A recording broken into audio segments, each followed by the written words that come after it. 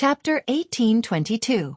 The next day, after completing his work in the Red Devil Mansion and feeding breakfast to Ramilia and Fran as usual, Wu Yan informs Wu Yi, left the Red Devil Mansion, and flew into the sky outside. Today, Wu Yan wanted to make a trip to the Bori Shrine. It wasn't that Wu Yan missed Ling Meng and wanted to see her, but he wanted to obtain a drop of blood from Ling Meng. A drop of blood essence that contains the power of fantasy. Now, Wu Yan had obtained blood essence that contains the power of time, and blood essence that contains the power of eternity. Of these two drops of blood essence, one was the blood of Zhua Yi, who had the ability to control time, and the other was the blood of Mount Penglai's Hui Yi, who had the ability to control eternity. It was precisely because Zhua Yi and Mount Penglai's Hui Yi had such abilities that their blood contained the so-called power of time and eternity. Then, there was a problem. If he wanted to obtain blood essence that contains the power of fantasy, he had to find an existence with an ability related to fantasy, and obtain a drop of blood from them. But in the fantasy village, who had the ability related to fantasy? Wu Yan filtered through the list of famous existences in the fantasy village in his mind and finally locked onto Ling Meng. What kind of ability does Ling Meng have? If this question was asked to the people and monsters in the fantasy village, they would definitely give Wu Yan a look of disdain and say such a sentence. Is there a need to say it? Of course it's an invincible ability.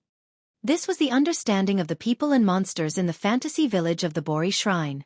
However, if one really wanted to talk about it, Ling Meng didn't have a representative ability like many famous existences in the fantasy village. Ling Meng had many abilities. For example, she had the invincible ability of opaque transparent person. There was also the ability of God's reliance, which could allow gods to possess her. She had the ability to display unimaginable combat strength. Other than that, there were all kinds of abilities big and small. For example, the ability to control spirit energy, the ability to fly autonomously, the ability to seal and purify, and so on. Of these abilities, some were useless in battle and could only be used to assist Ling Meng's actions.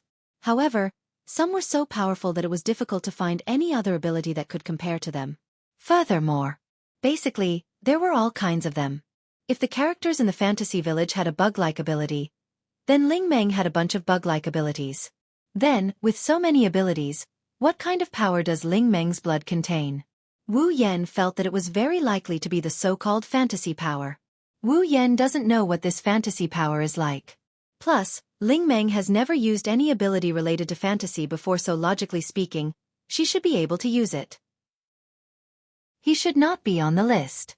However, most of Ling Meng's rune cards had fantasy or dream as prefixes or endings. Furthermore, Ling Meng was the manager of Fantasy Village on the surface. Thus, Wu Yan felt that the so-called blood essence with fantasy power should be Ling Meng's blood essence. Of course, this was just a guess. Whether it was true or not, it still needed to be verified. As for the method to verify it, it was simple. As long as he could obtain a drop of Ling Meng's blood. If Ling Meng's blood was really blood essence with fantasy power, then the system would automatically identify the item and feed back its information to Wu Yan. No matter what, this trip to the Boli Shrine was destined to be carried out. But will Ling Meng be willing to give me a drop of her blood? Wu Yan didn't feel confident. I have a feeling that Ling Meng will not be so easily convinced by me. Sighing faintly, Wu Yan did not use spatial teleportation. Instead, he thought of a way to convince Ling Meng while flying towards the Boli Shrine. In the end, Wu Yan could only think of a way. Give Ling Meng another bag of gold coins. To deal with those without integrity, the only way to deal with them is to use the same method. Wu Yan had already grasped the essence of this method. After a while, Wu Yan's field of vision began to widen. A shrine at the end of a long stone staircase appeared before his eyes. However, to Wu Yan's surprise, on the stone staircase below the Boli Shrine, a young girl riding a broom was flying at a low altitude. She was desperately chasing after a black shadow that was also flying at a low altitude. That is. Seeing this scene, Wu Yan was slightly surprised. Marissa and Paparazzi Wen? That's right. The young girl riding the broom could only be Marissa. In the entire fantasy village, only Marissa would be able to fly on a broom. The black shadow that Marissa was chasing after was the one Wu Yan had previously tied up in the magic forest. Floating in the air, Wu Yan could clearly hear Marissa's hysterical cries as she chased after Marissa. When? Stop right there. Facing Marissa's hysterical roar, Marksman Maru flew past her at a speed that would never allow Marissa to catch up to him. Moreover, he even turned his head and laughed heartily. It's useless. Marissa, you can't catch up to me. Who has the time to care about whether I can catch up or not? Marissa's expression was sinister. If I don't chase after you, then there will be a problem. Marissa, are you that anxious to see your own report? Saimaru shook his head as he spoke. Although I am very grateful that you are looking forward to Wen's daily newspaper, it will only be distributed tomorrow. Marissa, you should return home and wait. Who's going to wait? Marissa shouted. I am not looking forward to your paparazzi daily newspaper. Not only that, I will tear apart your broken camera. That's impossible. Sensei Maruan laughed out loud. I have already been tricked by that Yakumo Haku several times. This time I must write this report. Marissa, just give up. Don't even think about writing that nonsense. Marissa seemed to have ignited a small universe as her speed increased by several levels. Watch me shoot you and that stupid camera through with one shot. If you can do it, then try. Instantly, Marissa and Sensei Marifumi started playing cat and mouse on top of the Bori shrine. Wu Yan got a better idea of what's going on when he saw this. Marissa must be the paparazzi voyeur that Marissa caught some scandal material and took a crucial photo. And the main character of this photo is Marissa. Looking at Moise's hysterical appearance, Sensei Maru must have taken an incredible photo to make Moise so crazy. Thus, Wu Yan became curious. What kind of photo did the paparazzi take to make Marissa chase after it so desperately? Out of curiosity, Wu Yan teleported himself to the front of Kamikaze Maru. Before Sensei Maru could react, Wu Yan lifted him up like a chicken and dangled him in front of Wu Yan. I have to say, this paparazzi crow of yours is quite heavy. It's you. Marissa was startled when he saw the person who lifted him up. Then, as if meeting his natural enemy, he shrunk his head back. Why are you here? Marissa. At the same time, Marissa also flew over like the wind. She braked and stopped in front of Wu Yan and Marissa. She was riding a broom, but it looked like she had run a long distance. She was panting heavily. I caught you. I'm the one who caught this paparazzi crow, not you, Black-White Kuan. Wu Yan said with a grin. Marissa looked like she only just noticed him. She was stunned for a moment before shouting like a demon. It's you. At this moment, Marissa looked like a police detective who was chasing after the murderer of a murder case. Moreover, the person she was chasing was only an accomplice of the murder case. Only now did she find the real murderer. Wu Yan couldn't help but feel a bit confused. He wasn't the paparazzi's superior and he didn't send him to take pictures. How did he become the murderer and the paparazzi an accomplice? I. Marissa yelled as she pounced at Wu Yan. I'll kill you.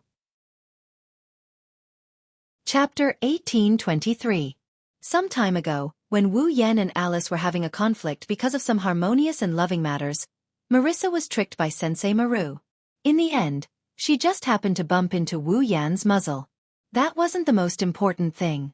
The key point was that Marissa didn't do anything at that time.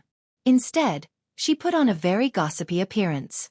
This made Wu Yan, who was worried about being interrogated, directly teleported Marissa away using space transfer. What the eye doesn't see, the heart doesn't grieve over. At that time, Wu Yan didn't have an exact location to teleport Marissa to. He only wanted her to leave quickly. Thus, he randomly found a relatively distant coordinate and teleported her there. Because of this, Marissa met with a tragedy. Marissa was teleported to the human realm.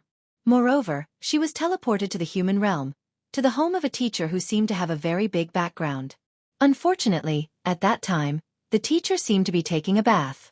While taking a bath, he seemed to have thought of something and directly walked out of the bathroom naked and ran around the living room of his home. As a result, Marissa, who happened to be transferred over, saw with her own eyes the scene of her teacher running naked in her own home. As the saying goes, when an ordinary man gets angry, blood splatters 5 steps away. The teacher flipped out on the spot. It was said that on that day, Marissa was punished to kneel in that teacher's home for an entire day. Moreover, That teacher's saliva flew everywhere as he preached. It was said that in order to block Marissa's big mouth, that teacher didn't calm down. The next day, not only did he not let Marissa leave, he even made her go to that teacher's place to take care of a group of brats. It was said that in order to take care of those brats, Marissa even had to personally clean up their urine and feces. She was miserable for an entire day. It was said that this morning, that teacher even made Marissa clean up the feces pit. He said that she could leave after cleaning up the feces pit. It was said that in order to not let those brats' stolen goods dirty her dashing black and white clothes, Marissa was overjoyed and stripped naked. Then. There was no then. Sensei Maru, who happened to go to the human realm to obtain materials, coincidentally saw this scene. He was extremely lucky to have witnessed this scene and was overjoyed at the unexpected good news, so he took a picture of it. Thus, the picture of Marissa naked and cleaning the place where a bunch of brats peed was fresh. Ha ha ha ha. Wu Yan burst into laughter after hearing the whole story from Sensei Maru. He laughed so hard that tears almost came out. The unfortunate black and white is indeed the unfortunate black and white. To think that he would encounter such a ridiculous situation. What should I say to you? Ha ha ha ha. You're laughing. How dare you laugh? Marissa was tightly bound by chains flickering with a faint purple light that extended from the surrounding space ripples. Hanging in midair, she struggled with all her might while shouting angrily. If it wasn't for you, I wouldn't have been punished by Huiyin to take care of a bunch of kids. It's all your fault. That's funny. Like I said, I didn't transfer you to that Kein sensei's house on purpose. I even did it while she was running around naked. Wu Yan couldn't help but laugh. At the end of the day, it's still your bad luck, black and white. If you had 1/10 of that red and white's luck, you definitely wouldn't be so unlucky to have bumped into this paparazzi crow. You must have been chosen by some god who controls misfortune. Marissa was stunned and couldn't find any words to refute. In the end, she could only hang her head dejectedly. I've already explained everything. On the other side, Sensei Maru carefully protected his camera and looked at Wu Yan with vigilance. Can I go now? Why are you in such a hurry to leave? Wu Yan asked suspiciously. Am I that scary? Ha ha. Sensei Maru laughed dryly. If you can promise me that you won't tamper with my camera in the future, I won't be afraid of you. Sensei Maru, who fell into Wu Yan's hands twice and had his important report material taken away by Wu Yan, was afraid that Wu Yan would target his negatives. That's why he was so wary of Wu Yan. Wu Yan couldn't help but feel annoyed. Don't worry, as long as it's not related to me, I won't touch your camera. Hearing this, Markumaru heaved a sigh of relief. Then, I'll go back to write the report first. Excuse me. After saying that, Saimai Maruan didn't even say goodbye and planned to fly away. Seeing this, Marissa became anxious. If Sensei Maru successfully escapes, then tomorrow, the news of Marissa cleaning a manure pit naked will spread throughout the entire utopia. At that time, Marissa felt that she simply didn't need to mingle in Fantasy Village, nor did she need to go out to meet people. She might as well just die. Before Marissa could react, Wu Yan grabbed Sensei Marifumi by his collar and dragged him towards Wu Yan, who was about to fly away. Wait! Don't leave in such a hurry. You're going back on your word. Sensei Maru thought Wu Yan was going to touch his negatives again and struggled desperately. This time, don't even think about taking away my important report material. Who cares about the unfortunate black and white scene of cleaning a cesspool naked? Wu Yan pursed his lips. I just want you to do me a favor. Favor. Shutamaru stopped struggling. Even Marissa forgot about the fact that she might lose her reputation. She looked at Wu Yan curiously. What favor? Before that, answer me a question. Wu Yan touched his chin and asked. As the strongest existence in Fantasy Village purely in terms of speed, paparazzi, can you take someone's blood before they can react at all? Take blood. Sensei Maru was stunned. Is the Scarlet Devil Mansion starving you so you have to come out to find blood to drink? I'm not taking blood to drink. Wu Yan rolled his eyes. Just tell me if you can do it or not. That depends on who it is. Sensei Maru answered honestly and puffed out his chest. Usually, as long as it's not someone much stronger than me, I should be able to secretly insert a needle into their body and take some blood. It shouldn't be difficult. Then, Wu Yan pondered for a moment. What if this person isn't very strong normally, but he can become stronger during a fight and is quite slow?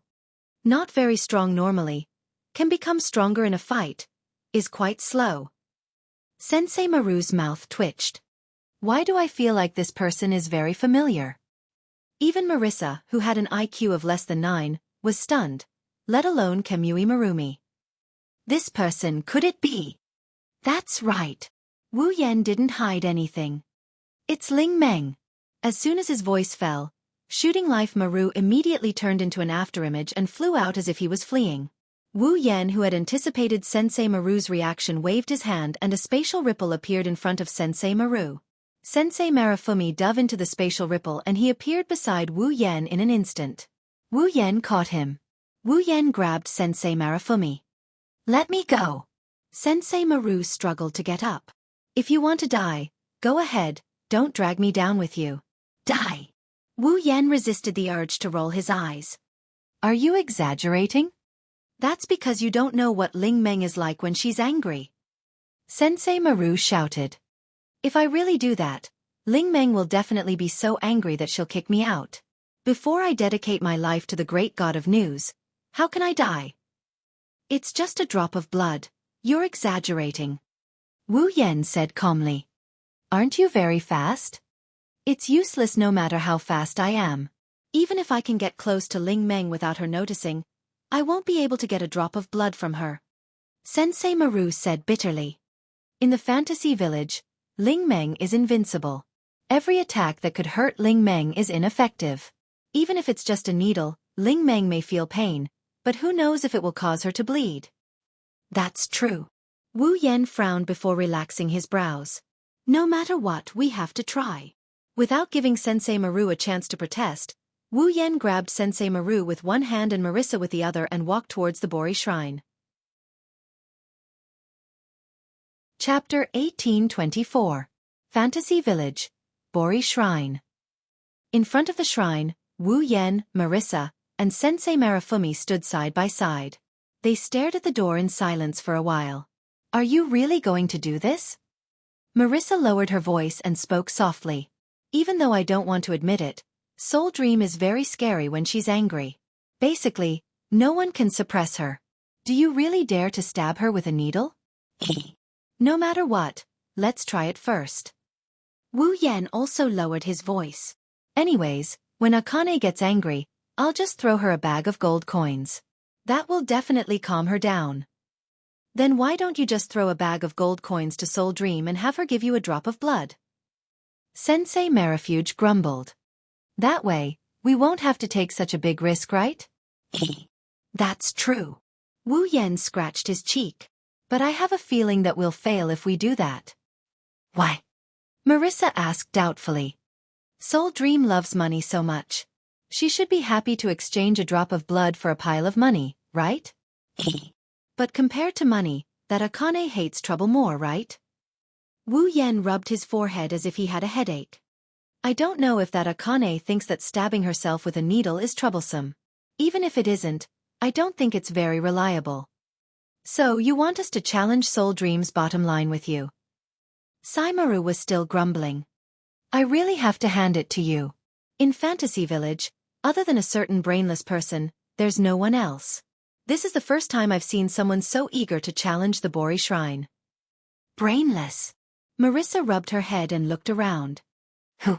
Which brainless fellow would be so eager to challenge Ling Meng? Wu Yan and Shutamaru are speechless. They ignored Marissa.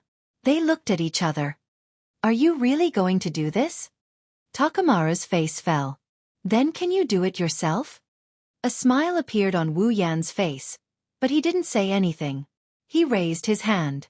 The camera, which was as important as his life, was placed on his hand, making him lose his temper on the spot. All right. At that moment, Seomaru decided to throw caution to the wind. I'm a diligent reporter. For my news material. Let's fight. Don't even think about it. Marissa immediately became spirited. Earlier, Wu Yan had said that the camera would belong to whoever could obtain a drop of blood from Ling Meng. Therefore, the Marissa was also burning. For my reputation. I'll do it too. The two girls immediately looked at each other, as if sparks had been ignited. Sizzling sounds that sounded like electric currents colliding rang out in the air. Immediately, Marissa and Sensei Maru tiptoed towards the entrance of the shrine. "Hey!" Sensei Maru cautiously beckoned to Wu Yan, who was standing behind them. "Later, go open the door and check the situation inside. Then, use your strength to open the door. The moment you open the door, I will rush in as fast as I can." Hee hee. Marissa giggled eagerly. "Feels like it's going to be fun." Hearing that, Wu Yan could not help but shake his head. Moving past the cautious figures of Sensei Maru and Marissa, he arrived before the door. Gently, he pulled the door open. Marissa was already seated on her broom. Sensei Maru was also floating in the air. The two of them had a serious expression and their bodies were tense, waiting for Wu Yan to open the door and rush in to give Ling Meng a taste of her own medicine. However, Marissa and Sensei Maru did not notice that and gently opened the door. Casting his gaze into the shrine, Wu Yan's mouth twitched. The shrine was completely silent. Not even the slightest sound could be heard. No, it should be said. It was so quiet that only an extremely faint sound could be heard. A snoring sound. Inside the kotatsu at the center of the shrine, Wu Yan, Marissa, and Sensei Marifumi are being very careful. The target they are planning to ambush is lying on the ground with his arms and legs spread out. He's sleeping so soundly that he didn't even notice that someone is trying to ambush him. Seeing this scene, Wu Yan was silent. At the same time, he sighed in his heart. He really felt like a fool. Why would he be so fearful of such a person? Why would he come up with so many tricks and get two helpers? On the other side, Moiza, who was completely oblivious to the situation inside the shrine, tensed up and prepared to rush into the shrine at any moment, nervously asked, "How is it? Did Ling Meng discover us?" "You need to be careful," Sensei Maru reminded. Under normal circumstances, Ling Meng's strength may not be high, but her intuition is frighteningly strong. Be careful, don't get discovered. Hearing Marissa and Sensei Maru's words, Wu Yan felt much better.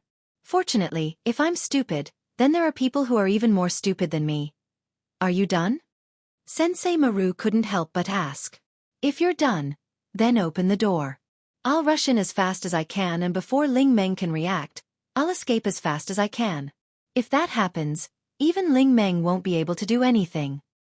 Although I also want to do it openly with Princess Ling Meng. The Mega-Sand grinned and laughed. But for the sake of my reputation, I'll let it go this time. Next time, I'll have a proper round with Ling Meng. Wu Yan was now certain. These two are really stupid. At that moment, Wu Yan ignored Marissa and Sensei Maru and walked into the shrine under the startled looks of the two girls. "Hey!" Sensei Maru didn't bother to lower his voice and called out. "Are you crazy?" "Oh!" Marissa also cried out. "Little brother from the Yakumo family, are you not planning to sneak around and face Ling Meng head-on? I have high hopes for you." The two girls noticed that Wu Yan had walked into the shrine, but there wasn't the slightest bit of commotion. Even if the sneak attack didn't start and Ling Meng didn't know that Wu Yan was planning to attack her, she should have made some noise when she saw Wu Yan, right? With that in mind, Marissa and Sensei Maruan both stepped forward with doubtful expressions and walked into the shrine. Then, both of their expressions turned awkward. Under the watchful eyes of Marissa and Sensei Marumi, Wu Yan squatted down and half-knelt in front of Ling Meng, who is snoring away in the kotatsu. He took out a small needle and stabbed it into Ling Meng's exposed smooth arm. That's it? He succeeded just like that? Marissa and Sensei Maru looked at each other in dismay. But reality proved that if he wanted to succeed, he still needed to put in some effort. The three of them clearly saw this scene. The small needle pierced into Ling Meng's smooth and slender arm. However, not only was there no blood, there was not even the slightest sound when the needle pierced into her arm. Only Wu Yan could feel that when the needle stabbed into Ling Meng's arm, it was as if he was stabbing air. Even though the needle stabbed into Ling Meng's arm, it didn't cause her any harm. In other words, it was as if Ling Meng's skin was immune to the damage caused by the small needle. In gaming terms, it was similar to a state of being unable to break through her defense. Even though the attack hit, the damage caused was zero. Thus, this needle didn't even cause her to feel pain, let alone see blood. At the very least, Ling Meng was still sleeping soundly with no signs of waking up. So it's like that. Sensei Maru sighed. This kind of action is already equivalent to attacking Ling Meng. There's no way to harm her at all. This is cheating. Marissa was indignant. I hate this ability of Ling Meng's the most. Every time, I can't hit her. Even if I hit her, she doesn't feel anything. This is too unfair. Why don't I, Ling Meng's destined opponent, have such a powerful ability? I won't complain about the destined opponent of Ling Meng that you speak of, Wu Yan said as if he was having a headache. Looks like we have to think of another way. Think of what other way? Of course, I'm going to give Princess a good whack. Wu Yan subconsciously replied to the question that came out of nowhere. Then, he noticed something. This voice didn't seem to belong to Marissa or Sensei Maru. Hee hee. Before Wu Yan could react, a figure slowly stood up from the ground and looked down at Wu Yan with a handful of imperial coins in his hand. You came to someone's house to disturb their sleep. So it's for a sneak attack. Wu Yan, Marissa, and Sensei Maru froze. Chapter 1825. In other words, standing on top of the kotatsu table in the middle of the shrine, Ling Meng crossed her arms in front of her chest and looked down at Wu Yan, Marissa, and Fumimaru standing side by side in front of the kotatsu. Her expression became increasingly unfriendly. In order to obtain a drop of my blood, you came to the shrine to ambush me? Hearing this, Wu Yan raised his head and looked at Ling Meng, who was standing on top of the kotatsu table. Although he wanted to ridicule her for standing on top of the kotatsu table, he still nodded obediently. That's right. That's all. I was forced to do it. Markumaru hurriedly said with a smile. I only did this to retrieve my camera, Ling Meng. Furthermore, my ambush did not succeed. That's right. Marissa placed her hands on her waist. Personally, I am very opposed to doing sneaky things.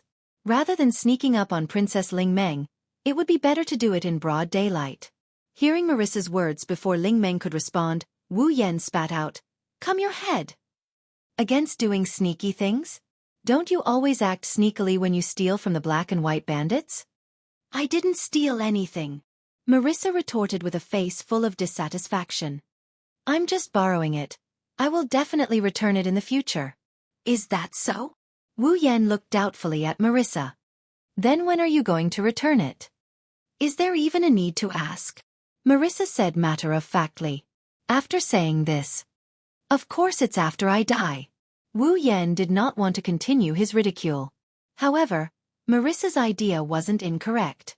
The most worthless things in Fantasy Village were the monsters, spirits, and spirits that could live for hundreds of years.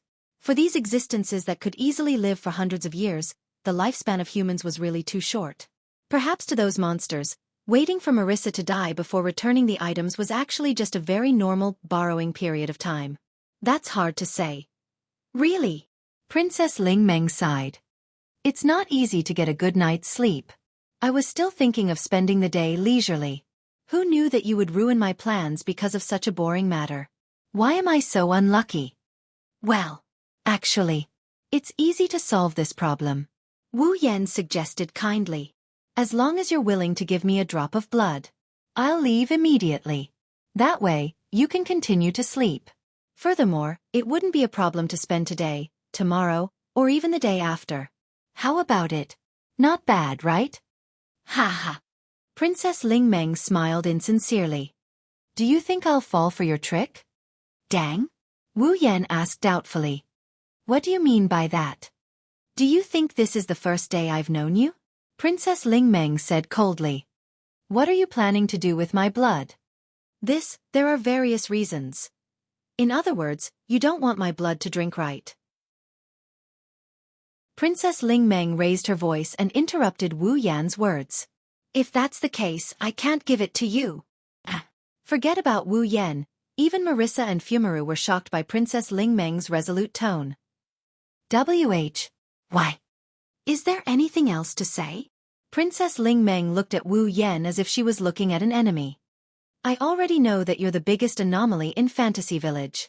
You're always causing trouble. Who knows what you're planning to do with my blood this time? Wu Yan was at a loss for words.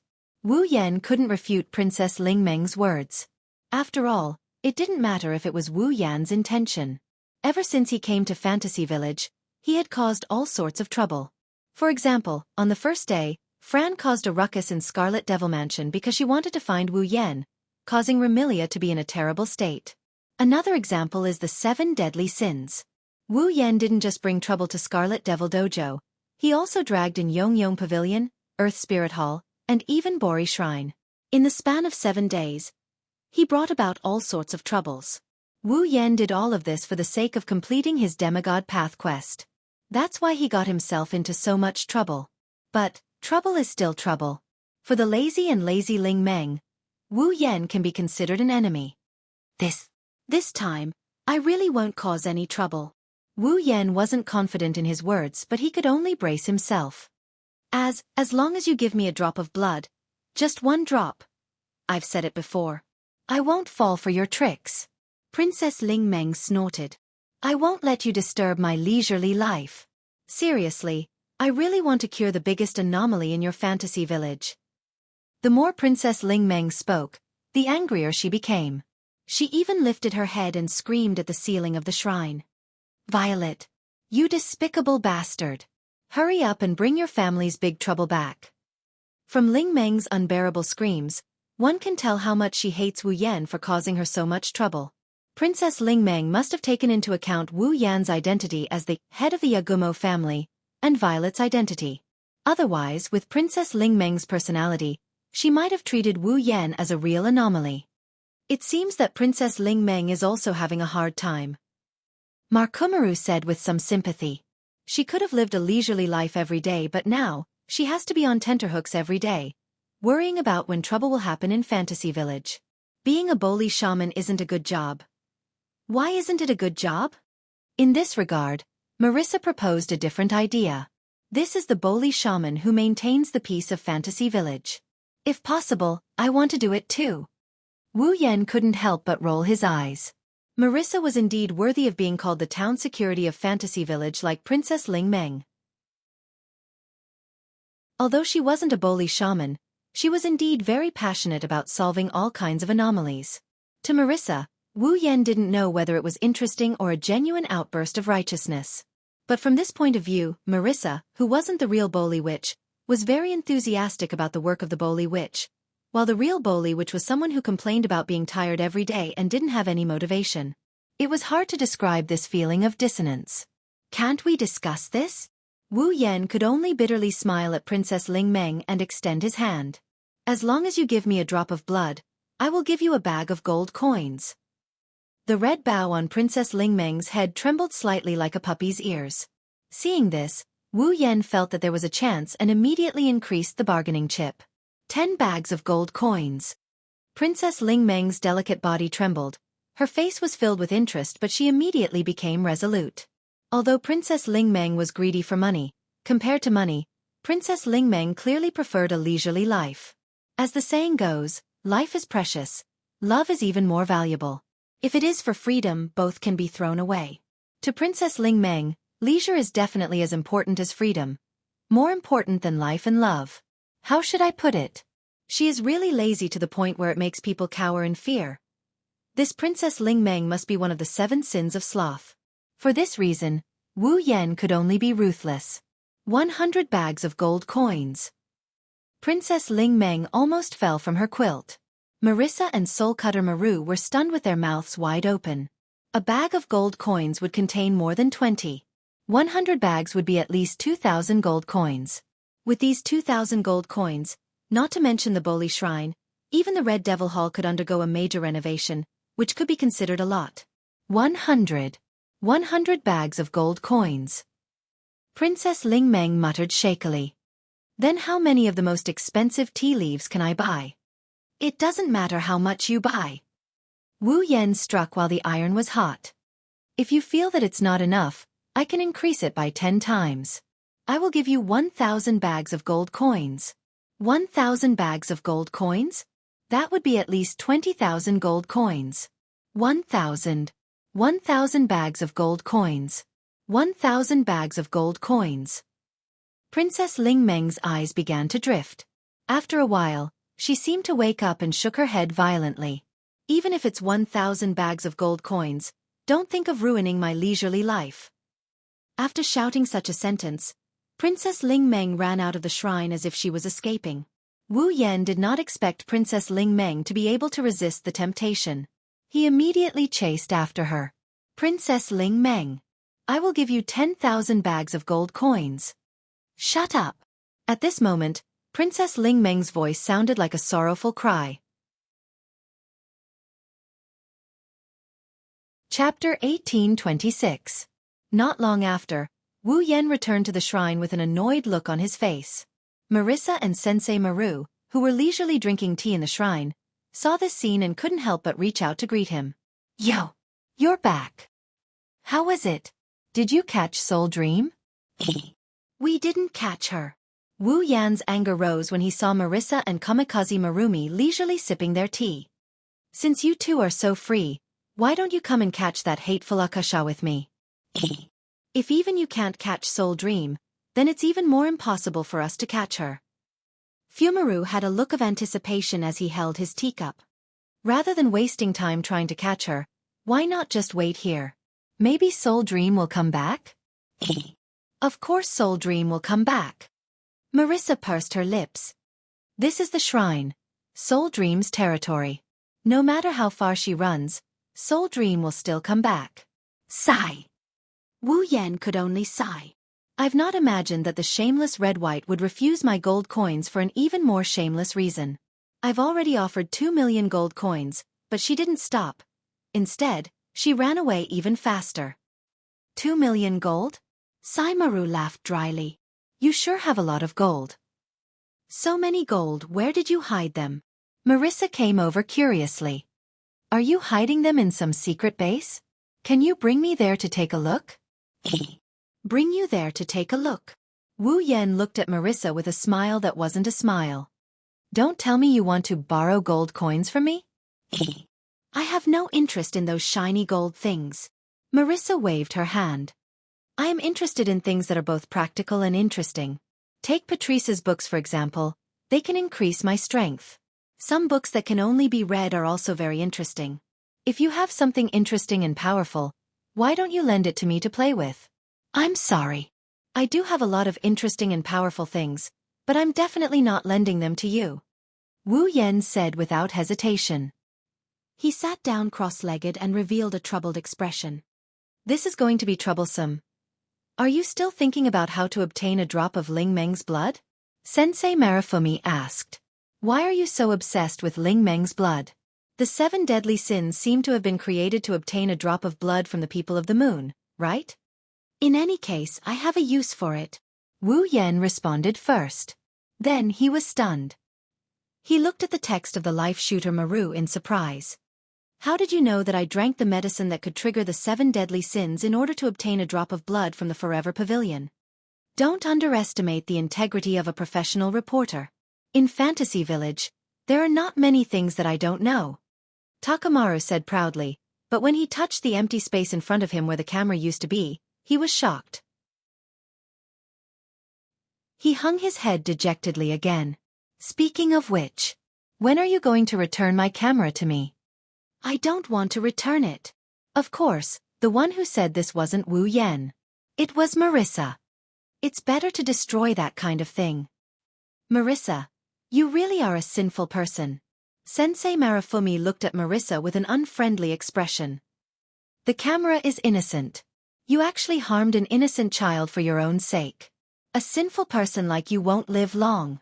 I'd rather live a few years less than have you write such a shameful report. Marissa gnashed her teeth.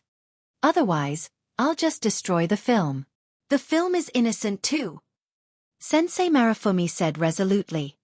Marissa, if you want to harm the innocent, you'll have to get through me first. It doesn't matter how many innocent people you hurt. Marissa pressed down on her witch-like hat and shouted. Moreover, I'll deal with them together with you. If you can do it, then come and try. Marissa and Sensei Marifumi glared at each other. Sparks seemed to fly as their gazes collided.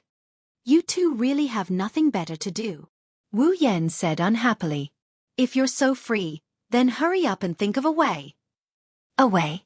Marissa and Sensei Marifumi looked at Wu Yan at the same time and said in surprise. You still haven't given up? What's so strange about that? Wu Yan raised an eyebrow. Generally speaking, it's strange to give up too early, right? But even 2 million gold coins can't move Soul Dream. What other way do you have to make her give you a drop of blood? Sensei Marifumi spread his hands helplessly. You must know she's Soul Dream.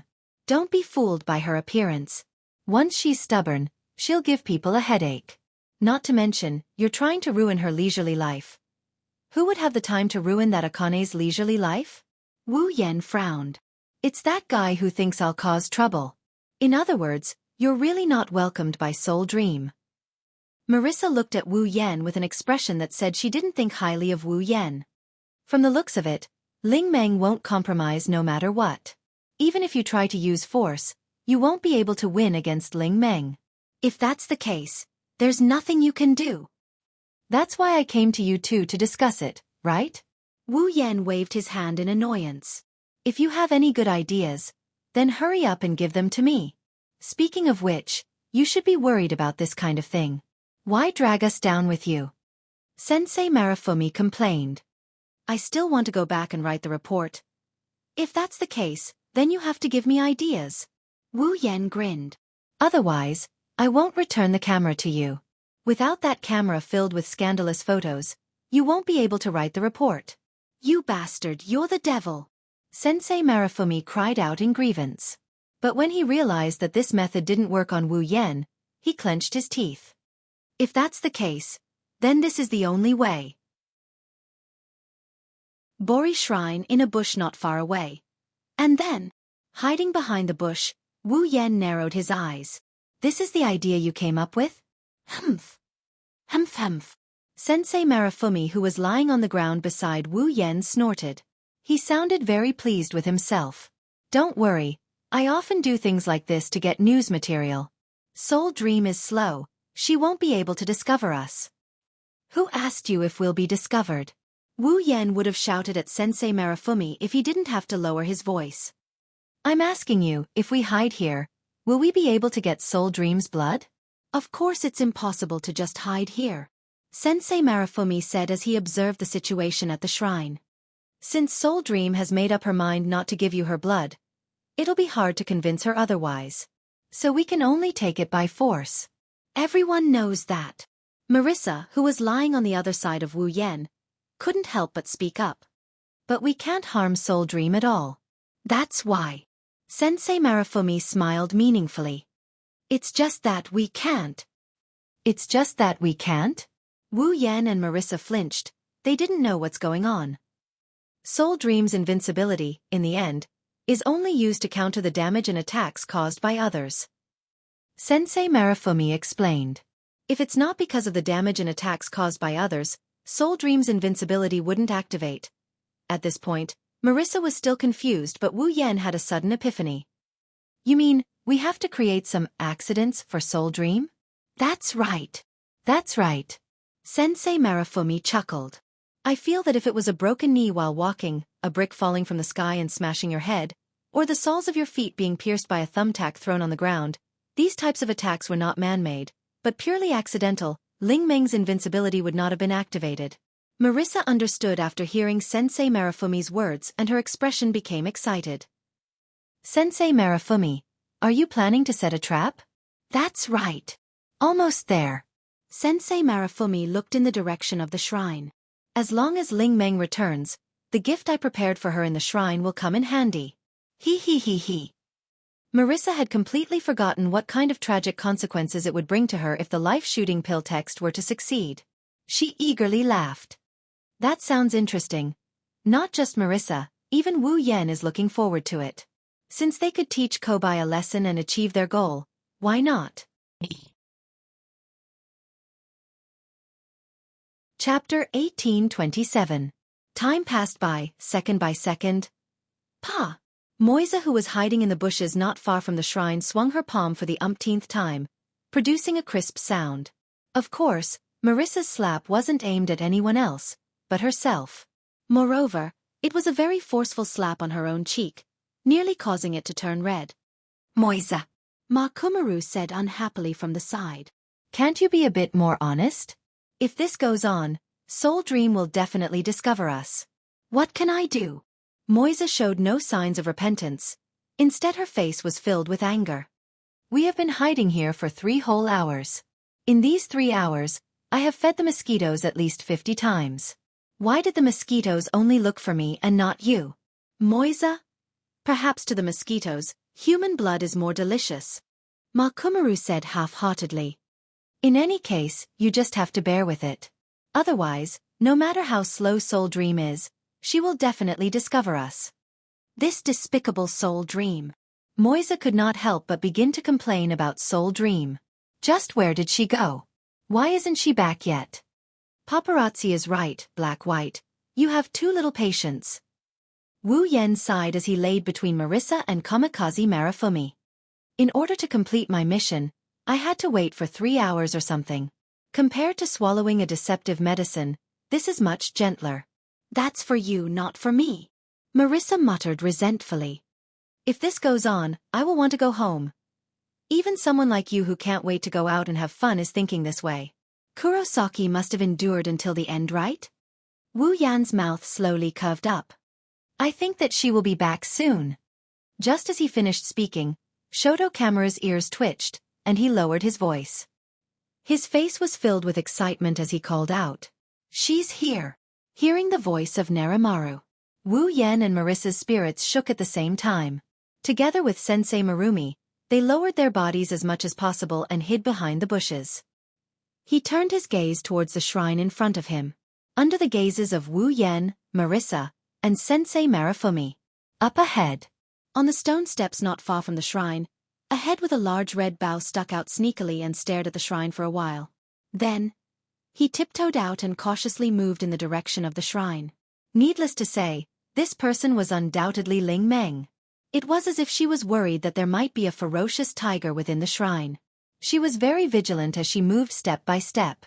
At the same time, she pricked up her ears as if she was trying to hear something from behind the closed doors of the shrine. Those guys should have left, right? As she muttered those words, Ling Meng's footsteps became lighter and lighter as she slowly approached the shrine. She passed by the money box that was as important as her life and arrived before the shrine's main door. She then leaned against the door. There's no sound, Ling Meng muttered. They should have left, right? After confirming that there were no strange sounds coming from the shrine, Ling Meng stood up straight and stared at the door in front of her. Those guys, could it be that they're lying in ambush inside? Ling Meng did not suspect for too long. After a while, she let out a sigh of relief. But I didn't sense the presence of a living person. They should have left already. Hiding behind the bushes, Wu Yan, Marissa, and Sensei Marumi saw Ling Meng let out a sigh of relief. They couldn't help but reveal a smirk. It should be said that Ling Meng was indeed worthy of being called Ling Meng. She would never maintain her vigilance for more than a minute. This was because Ling Meng would definitely not have the patience to continue doing something as tiring as maintaining her vigilance. Other than Sensei Marumi, no one knew what kind of trap there was inside the shrine. But seeing Ling Meng's relaxed state, it should not be long before they succeed. However, reality proved that Wu Yan and the rest were too naive. Just as Ling Meng was about to push open the door, she suddenly froze. Her eyebrows were tightly knitted together. Seeing this, Wu Yan, Marissa, and Sensei Marumi held their breaths. That. Marissa spoke up. Could it be that Ling Meng discovered us? That's impossible, Sensei Marumi said firmly. We've concealed our presence perfectly. We're also quite a distance away from Ling Meng. She can't possibly discover us. But that Akami did stop. Wu Yan frowned. Don't tell me they found out what you did in the shrine? That's also impossible, Sensei Marumi said firmly. That's Ling Meng we're talking about. She didn't even notice when you approached her while she was sleeping. My trap is flawless. It's impossible for her to discover it. Then what's going on?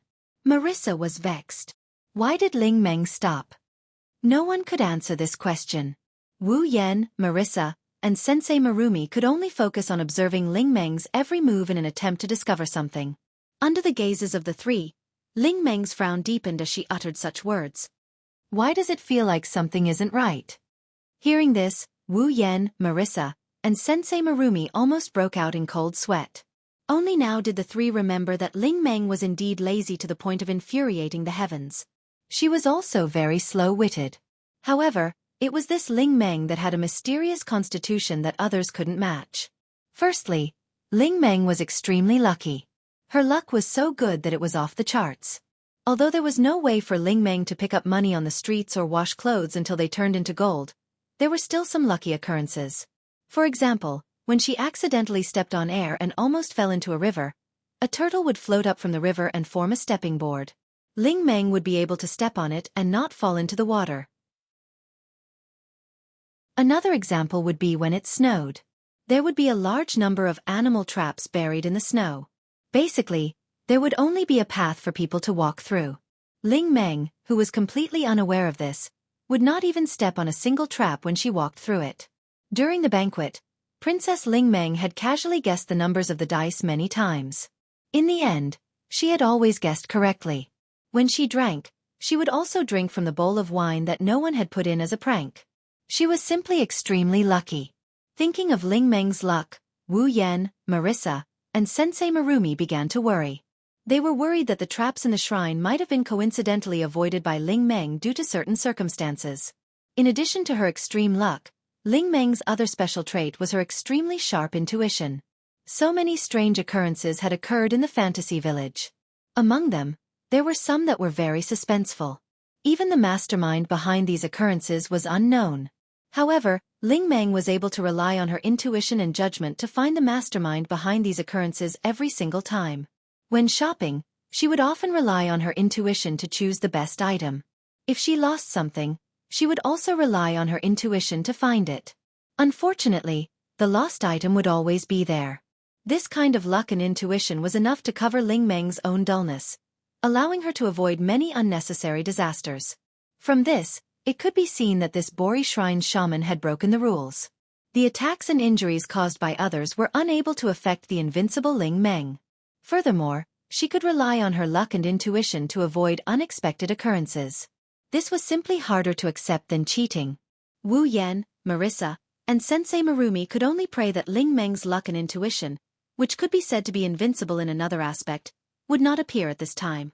It was unknown whether the gods had heard the prayers of Wu Yan, Marissa, and Ling Meng herself had doubts about her intuition. Gradually, Ling Meng's expression became impatient. "I'm actually afraid of my own shrine. If Marissa were to know, she would definitely laugh to death." After saying this, Ling Meng did not care about anything else and directly pulled open the door in front of her. At this moment, a bucket of water fell from above the door, pouring all the water on Ling Meng's body. Splash! Before Ling Meng could even react, her entire body was splashed with water. Turning pale with fright, she took a step forward. In the end, the floor was unbelievably slippery. Taking a closer look, she saw that there was a layer of lubricant on the floor. Being splashed with water, Ling Meng was unable to see such an obvious trap. She took a step forward and with a slurp sound, she fell forward. On the ground where Ling Meng fell, there was a sharp needle stuck in it. Chapter 1828. The long, sharp needle was stuck in the floor of the shrine in a very artificial manner. It stood upright, and the cold gleam of the needle's tip slid across the ground, leaving no doubt as to how sharp it was. Being splashed with water, Ling Meng could not even open her eyes. She could not see the oiled floor. Naturally, she also could not see the sharp needles protruding from the floor. She cried out in alarm and fell forward. Looking at the way things were going, Ling Meng would definitely hit her head on the sharp needle. Even if it did not pierce through her forehead, it would at least pierce a layer of skin. If that happened, it would definitely cause a bloody incident. Given how thin the needle was, it should only be able to pierce a small hole, causing Ling Meng to bleed a limited amount. But even so, as long as there was blood, it would be enough. Thus, seeing this scene, Wu Yan, Marissa and Fumaru, who were hiding in the grass, revealed looks of excitement. However, in the next instant, something unexpected happened. Everyone, including the person involved, Princess Ling Meng, and Wen Ming Wan, who had created this childish yet effective trap, did not expect it to happen. Dang! They saw the bucket of water that was stuck above the shrine's door, which had been splashing Ling Meng with water, fall to the ground. With the help of the lubricant, the bucket slid to the front of Ling Meng. When a person falls, they would subconsciously extend their hand to support themselves on the ground. It was the same for Ling Meng. Then, Ling Meng subconsciously extended her hand. Her hand pressed down on the bucket of water that was sliding in front of her, causing it to slip. This caused Ling Meng to fly over the sharp needles on the floor and fly out. Yuwa! Ling Meng could only let out a cry of alarm. In the next second, her entire body smashed into the shrine's wall. Bang! A very heavy muffled sound rang out. Ling Meng's cries of pain traveled out of the shrine and into Wu Yan, Marissa, and Sensei Marafumi's ears. This is possible? Although there was no way to see the situation inside the shrine from the grass not far from the shrine, it was still possible to see the situation at the entrance. Thus, even though Wu Yan, Marissa and Soul Cutter Marumi were unable to see Soul Dream smashing into the wall, they were able to clearly see the scene of Soul Dream flying out and the reason for it. They were instantly stunned. In a way, this could be considered lucky, right? After all, even if he fell into this trap, Wu Yan, Marissa and Soul Cutter Marumi were still unable to make Ling Meng bleed and obtain a single drop of her blood. If that was the case, even if they fell into the trap, what use would it be? In other words, the blood extraction plan had failed. No, he hasn't failed yet. After waiting for 3 whole hours and feeding the mosquitoes over 50 times, Marissa was absolutely unwilling to accept this failure. While shouting, she took out the 8 trigrams furnace from her Magus hat. What do you want? Wu Yan said in surprise. Do you want to attack Red-White directly? It's useless. Marissa! Fumaru hurriedly shouted. If we attack directly, we won't be able to harm Ling Meng. Who said I want to attack Ling Meng? Marissa pointed the 8 trigrams furnace at the shrine, causing Wu Yan and Fumaru to have a bad premonition. You can't be thinking of. Hee. Marissa's face revealed a fearless smile as a majestic magic emerged from her hands. The 8 trigrams furnace in her hands flashed with a dazzling magic light. Seeing this scene, Wu Yan and Fumaru more or less guessed what Marissa was planning to do and were scared out of their wits. Marissa! Stop! Unfortunately, it was all too late. Love talisman, Respark. Following Marissa's shout and Wu Yan and Fumaru's screams, a dazzling beam of light shot out from the grass. Like a meteor, it streaked across the sky and heavily landed on the Boli shrine. Boom! With a loud explosion, the violent beam of light exploded on the fragile shrine. Dense flames and smoke were stirred up. But the beam of light didn't fly directly towards the shrine. Instead, it fell below the shrine. Boom! Suddenly, the ground beneath the shrine caved in, and the shrine, which had lost its foundation, collapsed without any suspense. A cloud of dust was stirred up, as if his body was smashed to pieces and his bones scattered, and he fell down. Looking at the Boli shrine that turned into a pile of ruins in a short moment, Wu Yan and Fumaru were stunned. They didn't react for a long time. Only 2 words lingered in their minds. It's over. As for the instigator Marissa, she wiped away the cold sweat on her forehead. Not only did she not have a guilty conscience, but she instead looked as if she had done something amazing. She straightened her body, put her hands on her waist, and laughed out loud. How is it? Am I witty enough? Even Ling Meng can't guarantee that she won't bleed in such a situation, right? Witty? From a certain perspective, Marissa's method could indeed be considered witty. This was because if he were to directly attack Soul Dream, the attack or damage would be negated by Soul Dream's invincible state. That was why Sensei Maruin had thought of such a troublesome method to set up a trap to accidentally injure Soul Dream. For example, Ling Meng's invincible mode wouldn't work if she injured her knee while walking, or if a heavy object fell from the sky and smashed her head, or if she stepped on a nail. For Marissa to directly attack the shrine, she must have been inspired by Fumaru's words of a brick falling from the sky and smashing her head. Instead of attacking Ling Meng, she attacked the ground of the shrine, causing the shrine to collapse. This way, Ling Meng's head would be smashed by the falling ceiling, causing her to bleed. That was what Marissa thought. It has to be said that this idea wasn't wrong. But Wu Yan and Fumaru knew that no matter how correct this idea was, it couldn't be considered witty. Setting up some small traps would be fine as the danger is too low. For the person being tricked, it would be too insignificant.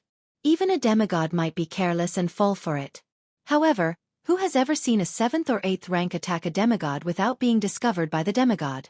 Even if the attack wasn't aimed at the demigod rank expert, the demigod rank expert would definitely be able to detect the attack that appeared around him. Marissa's magic cannon was so powerful, not to mention a demigod, even a Type 7 divine warrior would be able to sense it. Would Ling Meng not be able to sense Marissa's attack and defend herself? The answer was naturally no. Rumble. Suddenly, in the collapsed shrine in front of them, the ground in the middle of a pile of debris suddenly shook and exploded, blowing away all the debris in the middle of the collapsed shrine. Amidst the fragments of the shrine that had been blown up into the air, Ling Meng held onto the imperial coin in her hand. Droplets of water still remained on her body, but she was not injured in the slightest, let alone bleeding. Her head was lowered and her expression was indiscernible as she slowly floated up into the air. Wu Yan, Marksman Marumi, as well as the complacent Marissa froze on the spot, like statues, unable to move. Floating in the air, Ling Meng kept her head lowered. No one was able to see the expression on her face. However, the aura surrounding Ling Meng's body was even more valiant than Yonglin's. It was as though a heavy mountain was pressing down on everyone present. Marissa and Sensei Marifumi both revealed terrified expressions. Wu Yan's body stiffened as well. He's screaming inside. Ha ha ha ha ha. A low laughter like that of a devil, like the announcement of a death sentence, resounded. You are dead for sure. Without any hesitation, Wu Yan, Marissa, and Sensei Maru all had the same idea. They turned around and prepared to run. But would Ling Meng let them go? The answer was also no. Raising her head, Ling Meng's eyes were filled with murderous intent and anger. She formed a seal with one hand and waved the coin in her other hand. A frightening amount of spirit qi gushed out from her body. Dream Seal. In the sky above the Boli Shrine, a huge ball of light like the sun appeared without any warning, and like a meteor, it smashed down viciously. Dong! A thunderous sound resounded in the sky above the fantasy village. Chapter 1829. Remilia sat at the head of the round table in the Scarlet Devil Mansion's main hall. She crossed her arms and squinted her eyes. Her gaze was filled with annoyance. Patrice sat beside Remilia. It was rare for her to come out from her library. She sat there with a book in her hands. She lowered her head and read with her usual calm and intellectual expression. Aside from Remilia and Patrice, Zhuyi was also present.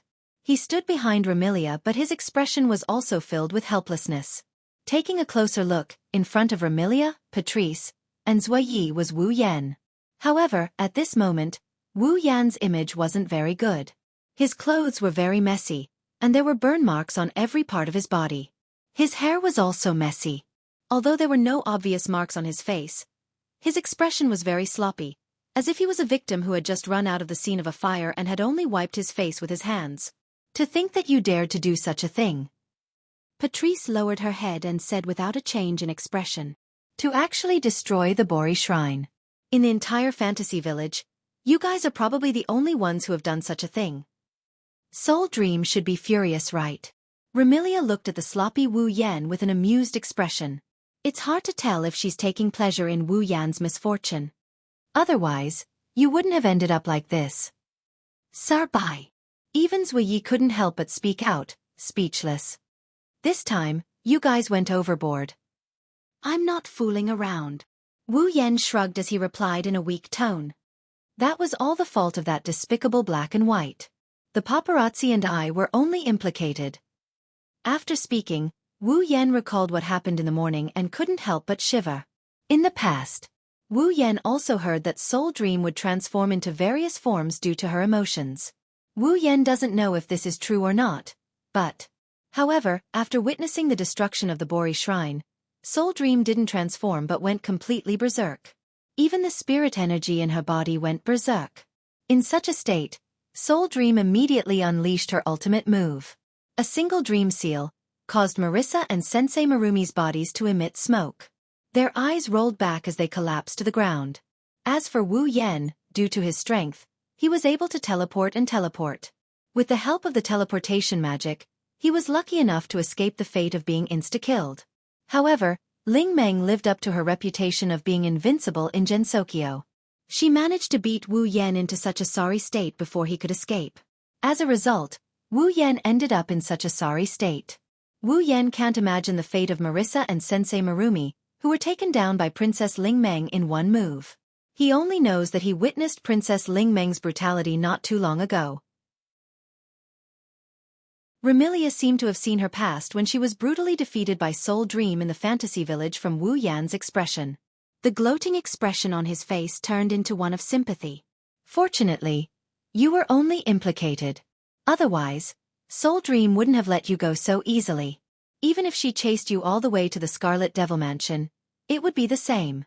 At that time, the Scarlet Devil Mansion would be destroyed. The more Remilia spoke, the more she felt that it was possible. She also shuddered and glared at Wu Yan. I say, of all the people you could provoke, you had to provoke Soul Dream. Even if you are strong, Soul Dream is invincible in the fantasy village. However, Princess Ling Meng is invincible in fantasy village. Do you think you can defeat Princess Ling Meng in fantasy village? No. As long as it's in the fantasy village, even if I use all my trump cards, I won't be able to defeat Soul Dream.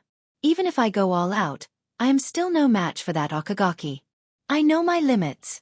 Wu Yan said with a headache. But I don't intend to fight Soul Dream. I only want to obtain a drop of her blood. Why do you want Soul Dream's blood? Patrice lifted her head from the book in her hand and looked at Wu Yan. Last time, for a drop of Soul Dream's blood from the Forever Pavilion, you swallowed a potion that could trigger the 7 sins. This time, for a drop of Soul Dream's blood, you actually destroyed Soul Dream's shrine. Is there a need to go to this extent? Who knew that things would turn out like this? Wu Yan looked like he's at his wit's end.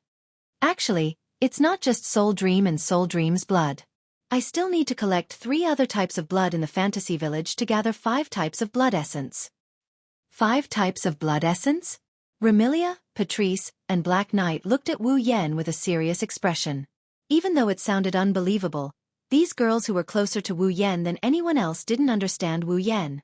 Whether it's Remilia who is his younger sister, Sakuya who is his confidant, or Patrice who is already in a relationship with Wu Yan, their understanding of Wu Yan is at a very limited level. Wu Yan seemed to have a close relationship with House Yakumo. He was also the ancestor of the vampires who had disappeared for a long time. Under unknown circumstances, he shared a life with Fran. It was only recently that he entered the sights of the demons and humans in the fantasy village. Remilia, Patrice, and Black Knight only had this level of understanding of Wu Yan's identity. Apart from Black Knight who knew Wu Yan's real name, they knew nothing else. Remilia, Patchouli, and Sakuya perked up when Wu Yan mentioned that he has a goal to accomplish in fantasy country. It'll be a little troublesome to explain. I'll explain it simply. Wu Yan deliberated over his next words and said to the 3 girls. I'll tell you everything else later. First, I'll tell you my purpose. I need 5 types of blood that contain unique powers. They are the blood essence that contains the power of imagination, blood essence that contains the power of realm, blood essence that contains the power of eternity, blood essence that contains the power of nature, and blood essence that contains the power of time. These 5 essences can help me complete an item. That item can increase my power by leaps and bounds, to a level where no one can match me. Wu Yan said in a serious tone. Therefore, I must obtain these 5 types of blood essence. Greatly increase your strength. Remilia frowned. So that's why you've stirred up so much trouble. Fantasy, realm, eternity, nature, time.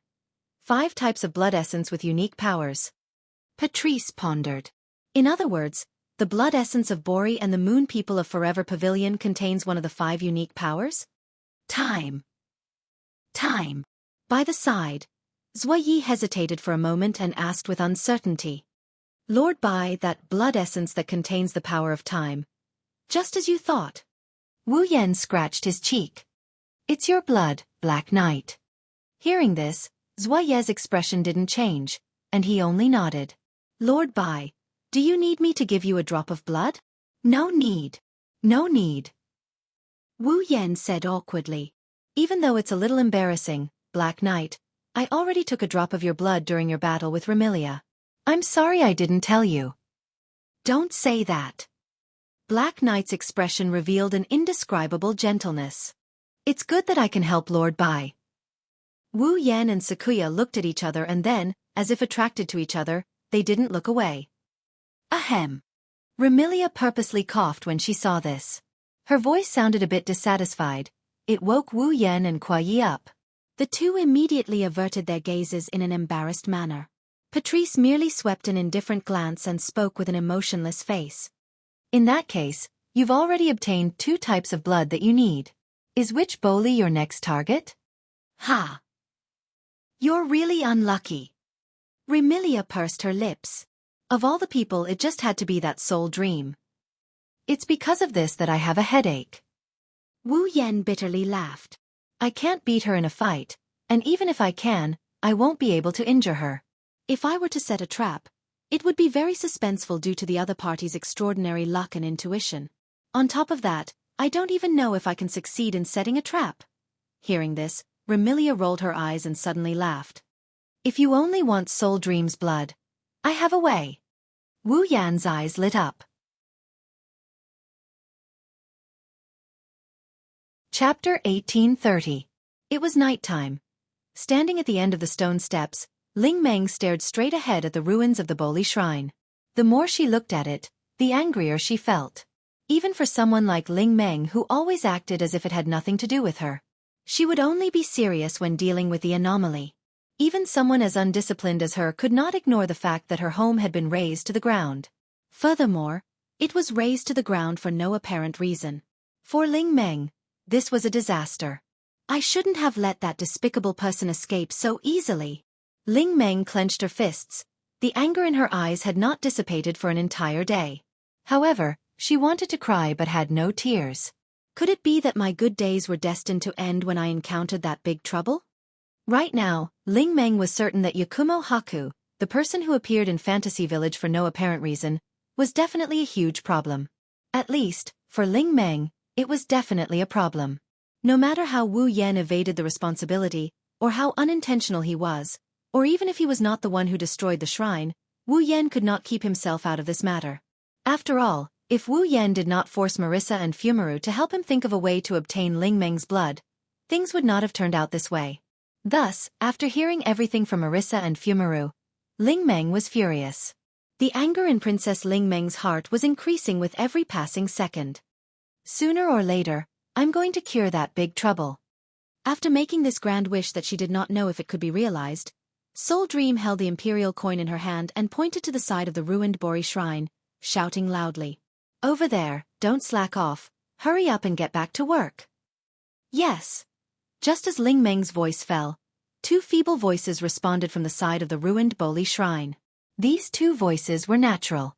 They were Marissa and Fumaru, who were defeated by Ling Meng's dream seal. He saw. Marissa and Sensei Marumi, who still had some charred marks on their bodies, were huddled next to the ruins of the Bori shrine. They were sweating profusely as they moved several huge trees with their bare hands. In addition, there were also stone strips and finished lumber. The Bori shrine was a vital existence in Fantasy Village. Although it was due to the fact that he often had many demons as guests. In fact, there weren't many humans who came to visit the Bori shrine. As a result, the Boli shrine was also very poor. However, no one ever thought of abandoning such an old shrine. Let's not talk about the fact that the manager of the Fantasy Village is actually the sorceress of the Bori shrine. He needed to solve all kinds of changes and disasters in the Fantasy Village. Aside from the importance of the Bori shaman, the existence of the Bori shrine was also very important. It couldn't be helped. No matter how unpopular it was with humans, how poor it was, and how old it was, the Bori shrine was the border between the outside world and the fantasy land. In the real world outside, there was also a Bori shrine that looked like a ruin. If there were no accidents, the people or things that got lost in the fantasy land would enter the fantasy land through the Bori shrine in the outside world. Therefore, the Bori shrine would sometimes have many things from the outside world appear out of thin air. Most of the people who got lost in the fantasy land from the outside world would also appear near the Bori shrine. Of course, the people who got lost in the fantasy land due to a certain demon sage were an exception. From this it could be seen how important the Bori shrine was. Ling Meng was even a little worried. Strictly speaking, the Bori Shrine in the fantasy land and the Bori Shrine in the outside world were actually the same. They were like two sides of a mirror.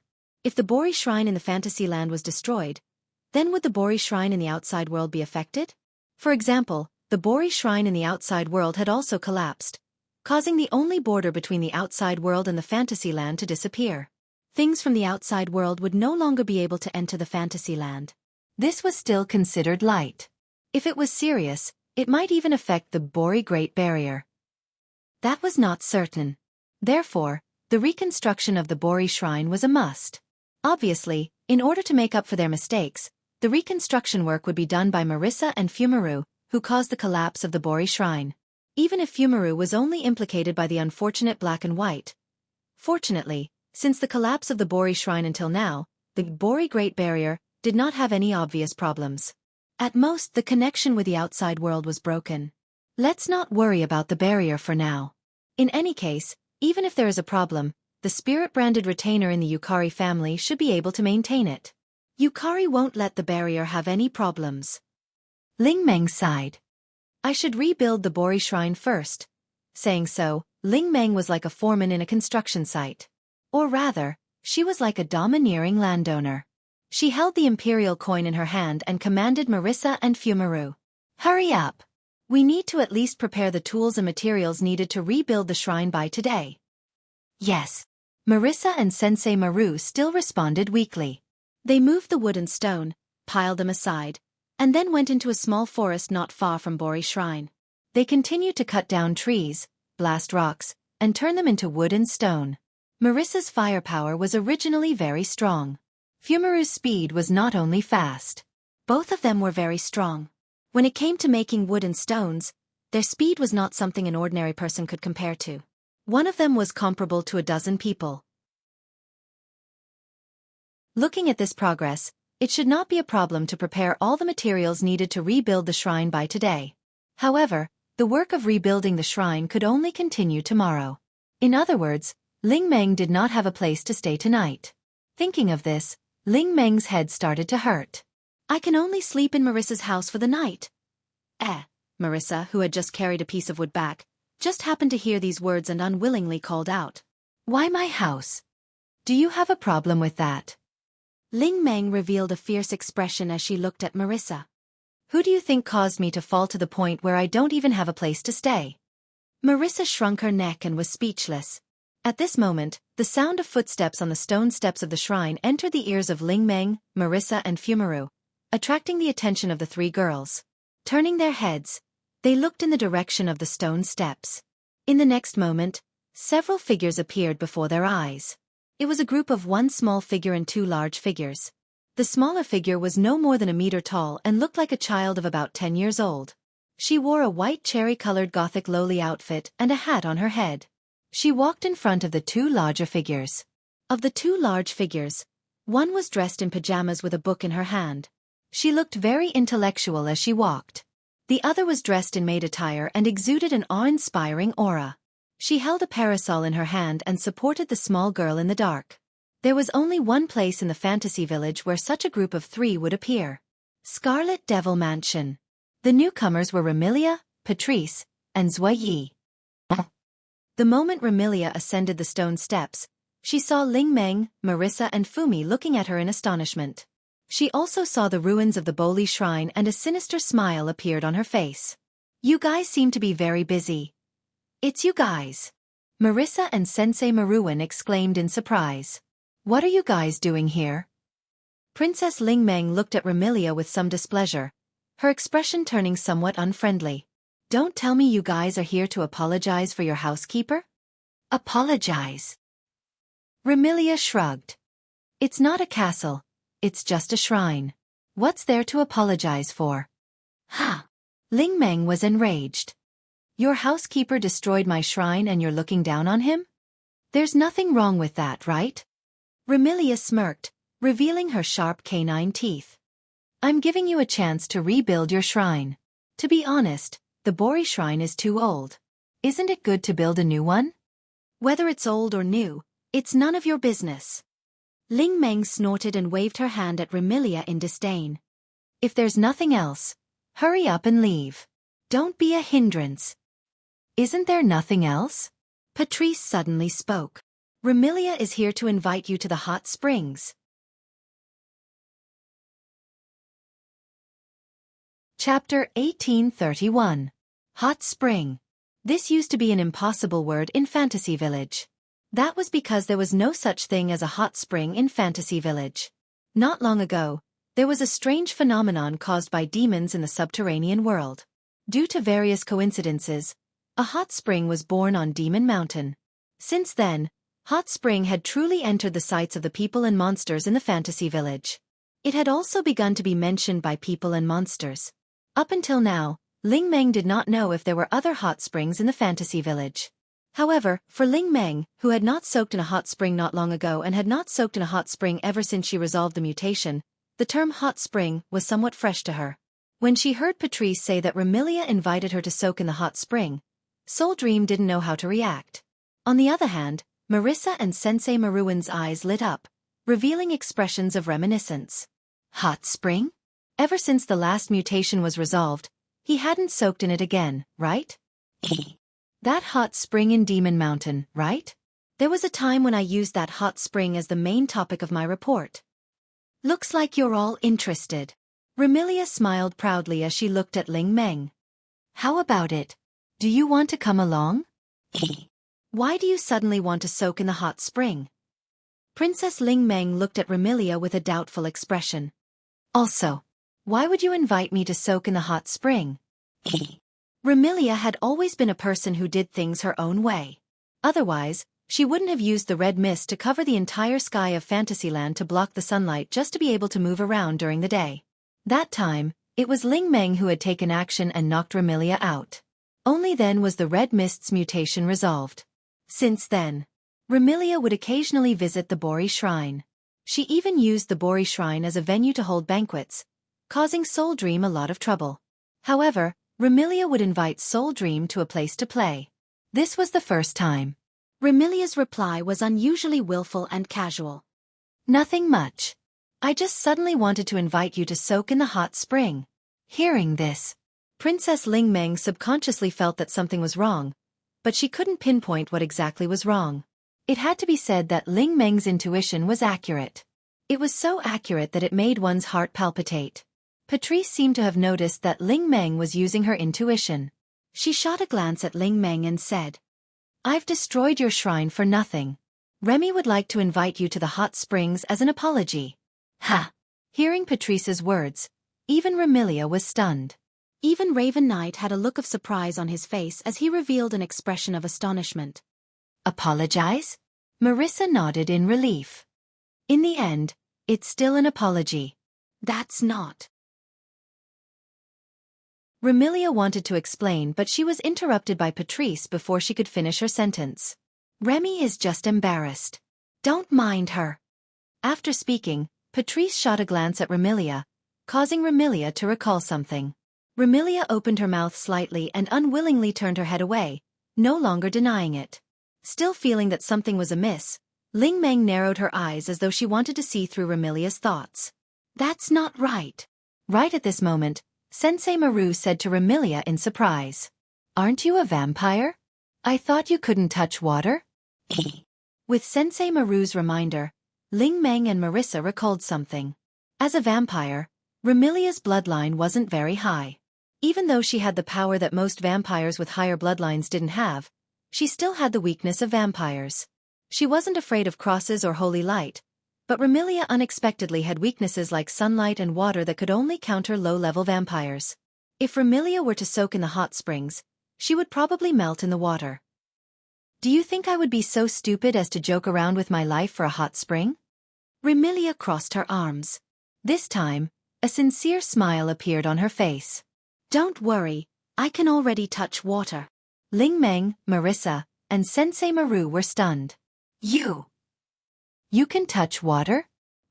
Isn't water your weakness? You've already suppressed your weakness. Well. Remilia didn't explain and waved her hand. You can say that. Seeing that Remilia didn't seem to have any intention of explaining, Ling Meng turned her gaze to Kuai Yi. Actually, I can't say that young Miss has suppressed her weakness. Kuai Yi hesitated for a moment before deciding not to hide it. It's just that Lord Bai has a tool that allows young Miss to touch water for a short period of time. That's right. The reason Remilia could touch water wasn't because she overcame her weakness. It was because Wu Yan had exchanged for a tool that targeted this weakness and gave it to Remilia. Wu Yan originally wanted to exchange for a tool that could eliminate Remilia's weakness like sunlight and water. However, after thinking about it, he gave up on that idea. With his relationship with Remilia, Remilia would definitely become his summon in the future. Once she becomes Wu Yan's summon, she would be cleansed by the system just like Flan and get rid of all her weaknesses. Rather than spending points to exchange for an expensive tool, it would be better to wait for the system to eliminate Remilia's weaknesses when he summons her in the future. Thus, Wu Yan didn't spend that many points to exchange for a tool. He simply exchanged for a cheap tool that could temporarily overcome her weakness and gave it to Remilia. Is it that guy again? Hearing the name she didn't want to hear the most from Zhu Ye's mouth, Ling Meng's expression darkened. Nothing that has anything to do with that guy is good. If you want to go to the hot spring, go ahead. Oh. Remilia didn't seem surprised at all. She had already guessed that Ling Meng would say that. Ling Meng, I didn't expect you to be so afraid of my housekeeper. Who's afraid of him? Ling Meng's eyebrows shot up. Why would I be afraid of him? Then why did you reject my invitation the moment you heard his name? Remilia smiled provocatively. Doesn't this prove that you're actually very afraid of him? I'm just afraid that he'll cause me trouble. Ling Meng shouted. If I wasn't afraid of him causing me trouble, I wouldn't be afraid no matter how many of them come. So I didn't bring him with me? Remilia shrugged her shoulders. If that's the case, if you're still afraid, then I really have no choice but to follow Pataki and Zhu Yi to the hot spring. Since we've reached this point. Ling Meng tightened her grip on the coin and closed her eyes. She couldn't help but laugh. All right, let's go to the hot spring then. Remilia revealed a victorious smile. Pataki and Zhu Yi secretly heaved a sigh of relief. Sensei Maru exclaimed in surprise. You two really want to go to the hot spring? I want to go too. Marissa shouted loudly. As she shouted, she pounced towards Ling Meng. I want to go to the hot spring too. However, before the Marissa could reach her, Ling Meng extended her hand and pressed it against the Marissa's head. She pushed the dancing Marissa away, keeping her at a distance from Ling Meng. You can't go. Why? With her head held down by Ling Meng, Marissa, who was unable to pounce on Ling Meng, could not help but dance about anxiously. Why won't you let me go? It's not just you. Ling Meng glanced at Sensei Maru, who was restless. You too, Marissa. You can't go either.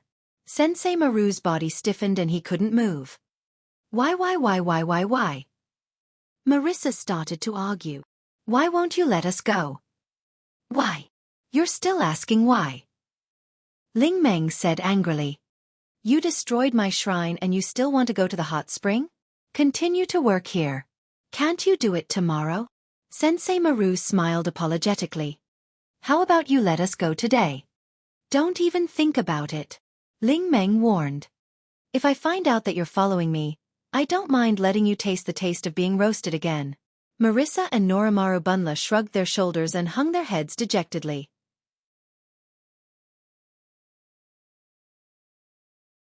Chapter 1832. In the Fantasyland, generally, whether it was humans or monsters, they would use a very simple word like mountain to call the monster mountain. That was to say, if someone mentioned a mountain, then most of them were referring to the monster mountain. On the monster mountain, there were many ancient monsters and gods. A cultural society that was different from other humans and monsters was also established here. In the monster mountain, in addition to those gods that are rarely seen on weekdays, the monsters that are active here are mainly Tengu and Kappa. Tengu and Kappa had high-tech means that were comparable to the outside world. This was a special society that was formed a long time ago, based on the society established by the ghosts and gods that led the Tengu. Therefore, since a long time ago, many monsters had lived in the Monster Mountain. The monsters that lived here had a longer history than the humans in the Fantasyland. It was precisely because the monsters in the Monster Mountain were different from the monsters at the foot of the mountain. They lived a corrupt society and served as an important balance point in the Fantasyland. In particular, Tengu and Kappa possessed technology that was comparable to or even more advanced than the outside world, which was why no monsters could invade this mountain.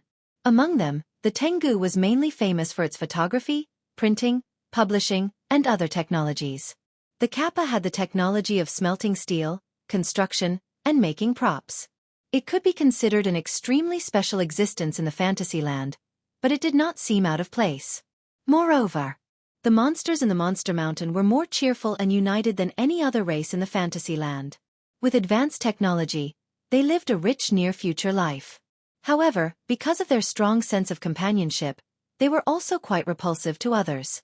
Especially the intruders in the mountain, no matter who the other party was, they would do their best to drive them away. Therefore, there were many mysteries in the Monster Mountain that had not been confirmed by the monsters and people in the fantasy land. For example, there was a rumor that inside the Monster Mountain, it was an incomparably huge hole. The monsters in the Monster Mountain secretly lived in this hole, living the same life as the outside world. For example, there was a rumor that in the Monster Mountain, there was a technology. It only needed the light energy of the sun for a day. It could automatically produce the necessities of modern life. The monsters in the Monster Mountain only needed to drink wine and read newspapers. Chatting was enough. There was no need for any labor. There was even a rumor that there was a barrier cave in the Demon Mountain that was supposed to be forbidden from connecting to the real world, the fantasy town's Great Bali Barrier. The monsters in Monster Mountain used this cave to disguise themselves as humans. They obtained modern technology in the real world and interacted with humans in the real world. Therefore, they did not have to interact with other monsters and humans in Fantasy Village. Of course, these were all just rumors. Whether or not such a thing was true, even Ling Meng, the manager of Fantasy Village, did not know. Most of them were just nonsense. After all, the monsters came to live in the Fantasy Village because they had no place to stay in the real world. Basically, it was impossible for them to have any contact with the real world. If the Boli Great Barrier really opened a hole that could lead to the outside world, Violet would not turn a blind eye to it. She would definitely do something. At the very least, she would not allow the monsters in the Monster Mountain to casually use the hole to enter and exit the outside world in Fantasy Village, so as not to expose the existence of Fantasy Village.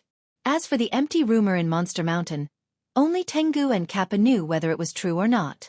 When it was almost midnight, in a certain corner of Monster Mountain, several figures visited a hot spring that was emitting steam. The newcomers were naturally Remilia, Patrice, Zuoyi, and Ling Meng. The monsters in Monster Mountain were very xenophobic. Usually, there were guards formed by monsters patrolling the mountain, even at night. Once they found an intruder, they would eliminate them. Even if the monsters in Fantasy Village came to Monster Mountain for some reason, they had to be interrogated by the guards.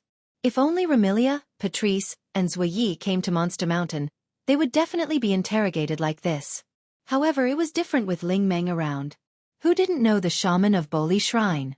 She was the manager of Fantasy Village, and Monster Mountain was also under her jurisdiction. Although Boli Shrine wouldn't interfere with Monster Mountain's matters, it didn't mean that they could exclude her unless they didn't want to stay in Fantasy Village. Therefore, as soon as they confirmed that Shaman Boli was among the newcomers, the guards tacitly retreated and continued their patrol. Ling Meng, your face is quite useful, Remilia said helplessly. If only we came, there would definitely be a dispute. That's why I said that you guys are a bunch of troublemakers, Ling Meng said with an expressionless face. She then extended her hand and slowly unbuttoned her clothes. Stop talking nonsense. Quickly soak in the water and go back to sleep. Remilia, Patrice, and Zuoyi could hear the annoyance and impatience in Ling Meng's words. This annoyance and impatience wasn't directed at Remilia and the others, but Ling Meng was still angry at the culprits who destroyed her shrine. Remilia didn't beat around the bush. She took out a bottle, poured out a pill, and swallowed it. This piqued Ling Meng's curiosity. Then what kind of item can allow you to touch water temporarily? It's said to be. Remilia frowned as she weighed the bottle in her hand. I just don't know if it's effective. Since Lord Bai said so, it must be true, Zuoyi hurriedly said. Lord Bai wouldn't joke around with young Miss Safety. That's true. Patrice looked at Remilia. Remilia, for the sake of caution, you should try it first and see if it's effective. I got it. Remilia started to feel nervous at this point. After living for 500 years, Remilia had never touched a source of water other than drinking it. No, it should be said that she didn't touch large amounts of water. A small amount of water naturally wouldn't affect Remilia. However, if she came into contact with large amounts of water, she would be affected. If Remilia were to touch the hot spring in front of her, she would probably feel pain. But if she were to soak herself in, she would probably melt right away. Thus, Remilia couldn't be blamed for being nervous. Remilia could only put on a brave front and pretend that she didn't care. She walked forward, squatted down, and looked at the steaming hot spring water in front of her with some struggle. Ling Meng had already stopped removing the clothes, while Patrice had also kept her book. A trace of nervousness appeared on Xianxia's face. The three of them simultaneously looked towards Remilia, who was squatting by the hot spring, with different expressions. While Ling Meng said that she didn't want to have anything to do with Wu Yan, she was curious as to whether Remilia could really touch water with the item he gave her. Patrice was also curious, but at the same time, she was also concerned for Remilia. Only Zhuyi didn't have any curiosity or concern, only worry and nervousness. Under the gazes of the three, Remilia couldn't help but swallow her saliva. She nervously extended her hand and paused on the surface of the hot spring for a moment. Then, she shut her eyes and threw caution to the wind as she stretched her hand in. Ling Meng, Patrice, and Zhuyi immediately took a step forward and shifted their gazes to Remilia's hand. Ag! Remilia let out a sound. Hearing this sound, Ling Meng, Patrice, and Zhuyi understood. Remilia could really touch water now. Because this sound didn't contain any pain, only satisfaction. So comfortable. Remilia opened her eyes. Her scarlet eyes were filled with joy. Also, it's so warm. Young miss, Zhuyi carefully asked. Is there anything strange about it? Don't worry, I don't feel anything strange. That medicine should be able to let me touch water. Remilia happily waved her hand in the water. I am clear about my body. You can rest assured. Later, let me study that medicine. Patrice nodded. Perhaps you can find a way to overcome your weakness. And Remilia gladly agreed. Since there's no problem, hurry up and get down. Ling Meng's tone was impatient as she continued undressing. I still have to find a place to stay later. Remilia and the other two exchanged glances and also started undressing.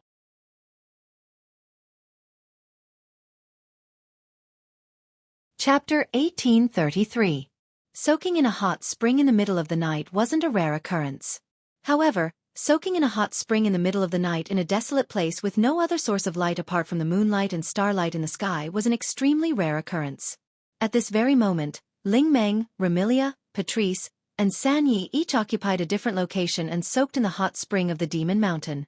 Only those with good eyesight and careful observation would be able to discover the situation in the hot spring. Ling Meng was alone in a corner of the hot spring. Not far from her side was Remilia, and Sanyi was beside Remilia. Opposite Remilia and Zai Yi, on the other side of Ling Meng, was Patrice. She was clearly here to soak in the hot spring, but for some reason, she had brought a book with her. She was doing her own thing, soaking in the hot spring while reading her book with an expressionless face. In this manner, Ling Meng, Remilia, Patrice, and Sanyi sat in the hot spring and leaned against the rock wall. Basically, everything below their shoulders was submerged in the water. Remilia, who was originally happy to be able to touch the water, was hesitant to share a bath with Remilia. Due to various reasons, Ling Meng was unhappy. But at this moment, all of them cast their gazes in the same direction and remained silent. The three of them cast their gazes in the direction of Patrice. No. More accurately speaking, it should be Patrice's half-exposed chest that was submerged in the water. Because they were in the hot spring, it was needless to say that everyone was completely naked. If one were to observe carefully. No. There was no need to observe carefully. As long as one's vision didn't have a problem, they would be able to clearly see the differences in the figures of the various young ladies that were originally not very good-looking due to the existence of the clothes. First it was Remilia. As for Remilia, one could only say that her figure was that of a proper young lady. She looked like she was only 10 years old. Her body hadn't fully matured and couldn't even be said to have grown a little. However, Remilia's figure was very slender. It was surprisingly watery, as if it was made of glass. Although it wasn't transparent, It was like a solidified white jelly. It gave people the feeling that if they pressed their fingers on it, they would be bounced back by the skin. It couldn't be said to be tempting, but it was quite easy to make people gasp in amazement. On the other hand, although Ling Meng's figure was more outstanding than Remilia's, she did not have the same feeling as Remilia. Instead, she appeared more refreshing and smooth. Even though she was soaked in water and surrounded by white steam, Ling Meng's fair skin could still be seen. If Remilia were to be compared to jelly, then Ling Meng would be a brightly colored candy. One could not help but lick her. Of course, Princess Ling Meng's figure could not be described as good. Her curves were very distinct, but it was still too early to say that she was impressive. She could only be described as cute. Then it was Night. In terms of the size of the part that needed to be protruded, Night was the same as Ling Meng. They were the type that could only be grasped with one hand. They couldn't be considered voluptuous or impressive. However, Zhe Yi had a delicate body that reminded people of ice, snow, and rivers. It was an extremely beautiful body. Her chest wasn't large, but the shape was beautiful. Her skin wasn't as smooth as Ling Meng's, but it was far more exquisite. It wasn't as watery as Remilia's, but it was soft and tender like a blooming cherry blossom. It gave people an indescribable sense of beauty. The water from the hot spring dripped down from her cherry blossom-like skin. It was a beautiful sight that could take one's breath away. It was very alluring. Remilia, Ling Meng, and Night. Out of the three of them, Night's figure should be the most suitable and the most attractive. However, compared to Patrice, it was still child's play. At first glance, the feeling that Patrice gave people could only be described with one word. Soft and velvety. Just by looking at it with the naked eye, one would feel that it was extremely soft. If one was lucky enough to hug Patrice, they would definitely feel as though they had thrown themselves into a bed. It would be extremely comfortable and blissful. Compared to this softness, Patrice's most prominent part was still the most eye-catching part. Even if the water flowed past, it wouldn't be able to find a gap to squeeze in. It was a pair of voluptuous breasts that were tightly pressed against each other. In addition to her soft and firm waist, slender thighs, and fully developed figure, this was undoubtedly the dream of all men. It was the most perfect figure in the world. It was the embodiment of both men's desires and women's longing. It could be said that it was a figure that was doted on by the creator. Needless to say, what caused Remilia, Ling Meng, and Raven Knight to ignore all their emotions and stare at the pair of perfectly round chests that could not be concealed. Of course, compared to Patrice's voluptuous figure, Remilia, Ling Meng, and Night looked like a child of about 10 years old, while the other two were only 16 or 17 years old. They still had a lot of room for growth. However, Remilia was a vampire. She wouldn't age or die and her body wouldn't grow any further. Ling Meng and Night had also reached the final stage of their development. Not long after, their figures would be fixed unless they were developed by their destined other halves. Even so, with Ling Meng and Night's current state, if they were to allow their bodies to grow freely, they would definitely not be able to reach Patrice's level. Furthermore, Patrice gave off a feeling of being too weak to stand up to a gust of wind. She also had an intelligent and steady appearance. Even if their bodies were to grow to Patrice's level, Ling Meng and Night didn't have the confidence to compete with Patrice in terms of attractiveness to men. Thus, Remilia, Ling Meng, and Night gazed at the enviable semicircle floating on the water surface. Their eyes were filled with unwillingness. Patrice, to think that I've always treated you as a good friend. I didn't expect you to betray me so early on. I'm displeased that my shrine was destroyed, and I'm also displeased that I didn't get rid of that super troublemaker. I'm displeased with Marissa, and I'm displeased with Wen as well. But, I'm most displeased with this moment, right? Lady Patrice, to think that you could hide so deeply. Patrice tilted her head and asked in bewilderment. She could faintly hear a few muttering voices. What's wrong? Facing Patrice's question, Remilia, Ling Meng, and Zui Yi responded with cold snorts, leaving Patrice somewhat stunned. Did I offend them? Ling Meng. As though trying to shake off her displeasure, Remilia turned to Ling Meng and spoke with a rather harsh tone. How about we compete and see who can soak in the hot spring the longest? Ling Meng frowned and waved her hand disinterestedly. How troublesome. You should look for your maid to compete with that big-breasted witch over there. Don't say that, there's a prize. Remilia revealed an unfathomable smile. If you can soak in the hot spring longer than me, after you rebuild the shrine, I'll pay for all the furniture and utensils.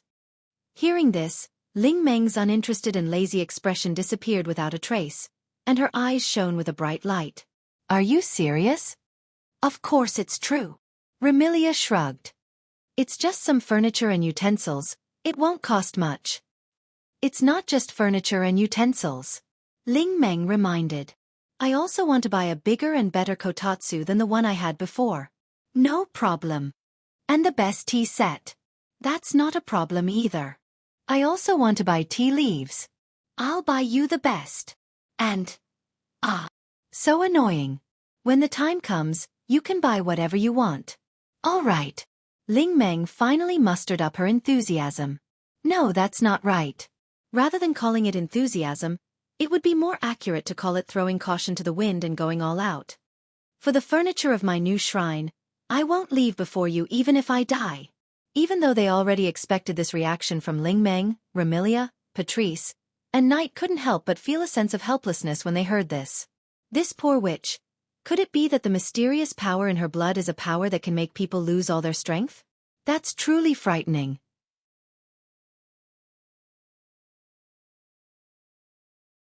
Chapter 1834. Generally speaking, hot springs aren't suitable for prolonged soaking. Otherwise, one would suffer from chest tightness, thirst, dizziness and other symptoms. Perhaps due to the lack of moisture, the skin would be dry. Therefore, it's generally unsuitable to soak in a hot spring for more than 20 minutes. Otherwise, there would be all sorts of side effects. Large amounts of moisture would be drained from the skin and cause discomfort. Originally, Ling Meng intended to soak in the hot spring for 10 minutes and return to her shrine to worry about it. However, after Remilia proposed the bet, Ling Meng decided to stake it all.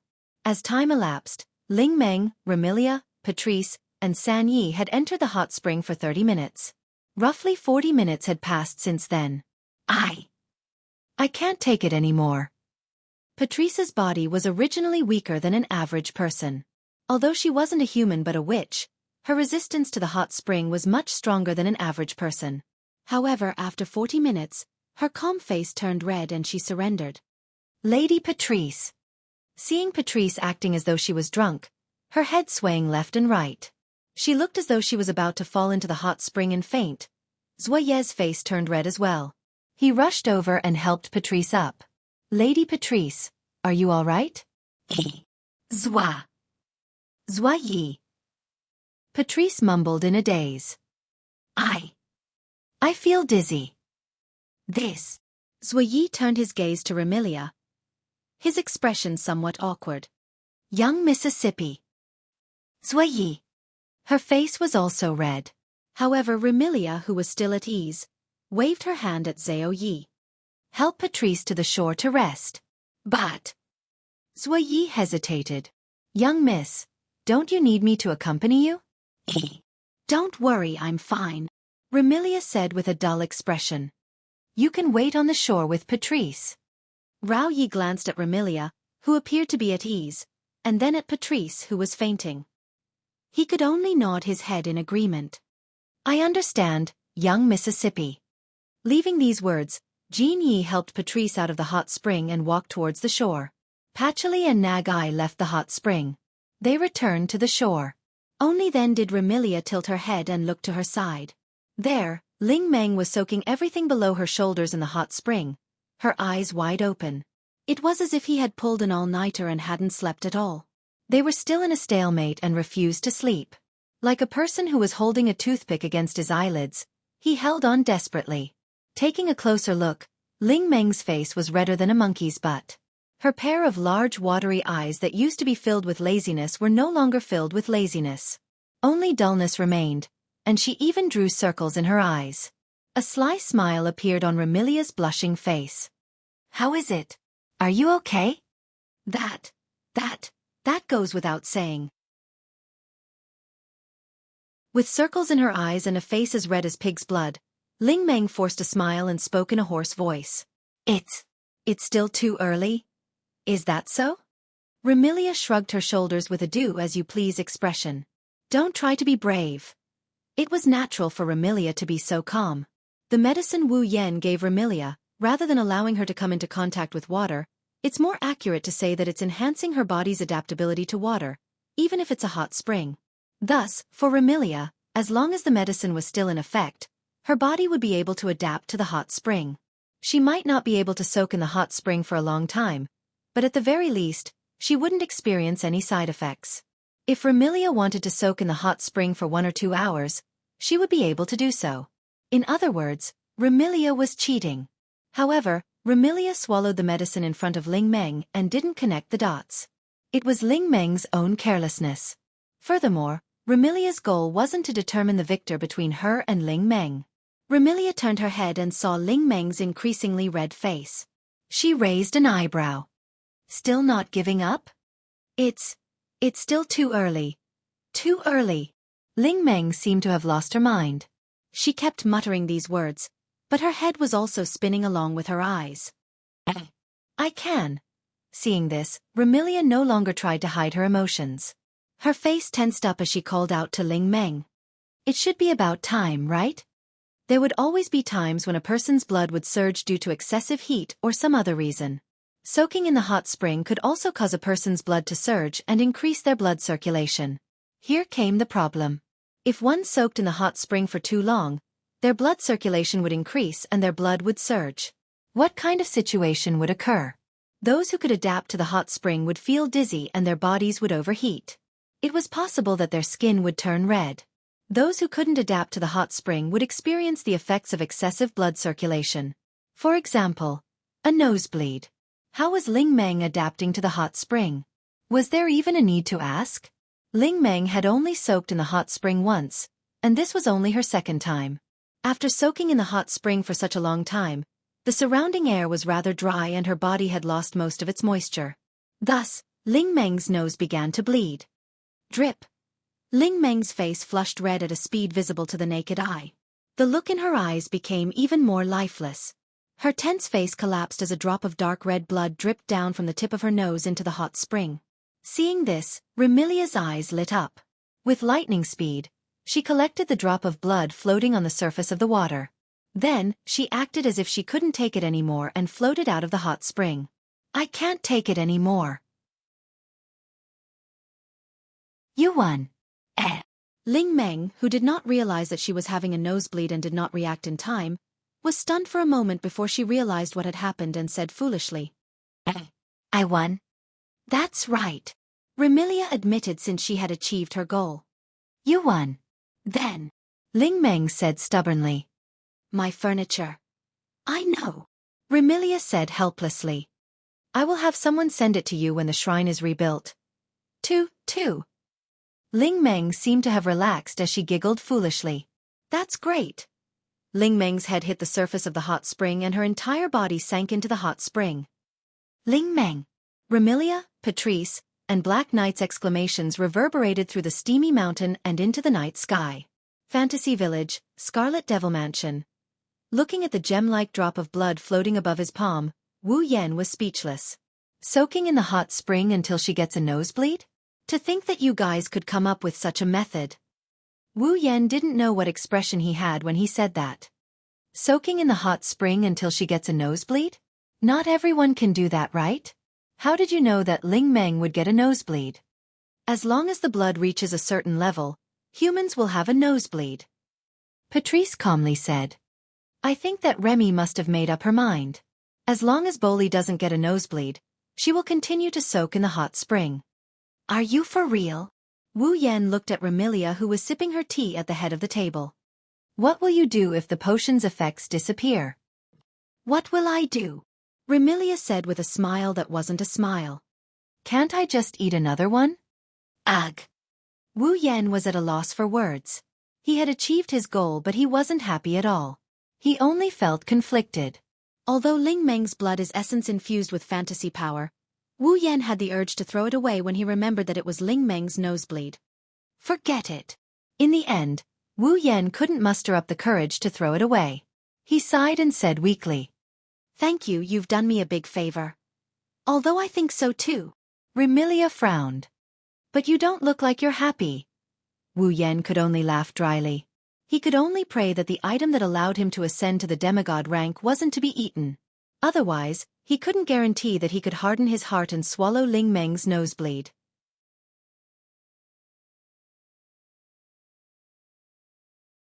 Chapter 1835. Today's weather was unusually clear. It couldn't be said that the sun was shining, but the sky was indeed blue, without a single wisp of cloud. In the cloudless sky, a streak of light, like a colorless shooting star, cut through the air as if it wanted to cut the sky in half. It flew past with a long tail of light and landed in a dense forest. From the very beginning, the owner of the flowing light already had its own destination. It did not slow down at all as it shuttled back and forth in the dense forest, passing by trees of different sizes that were equally lush, flying towards one of the directions in the forest. Not long after, a medium-sized manor house appeared in front of the streak of light. The streak of light didn't slow down until the manor house appeared. It landed in the open space in front of the manor house and showed its original form.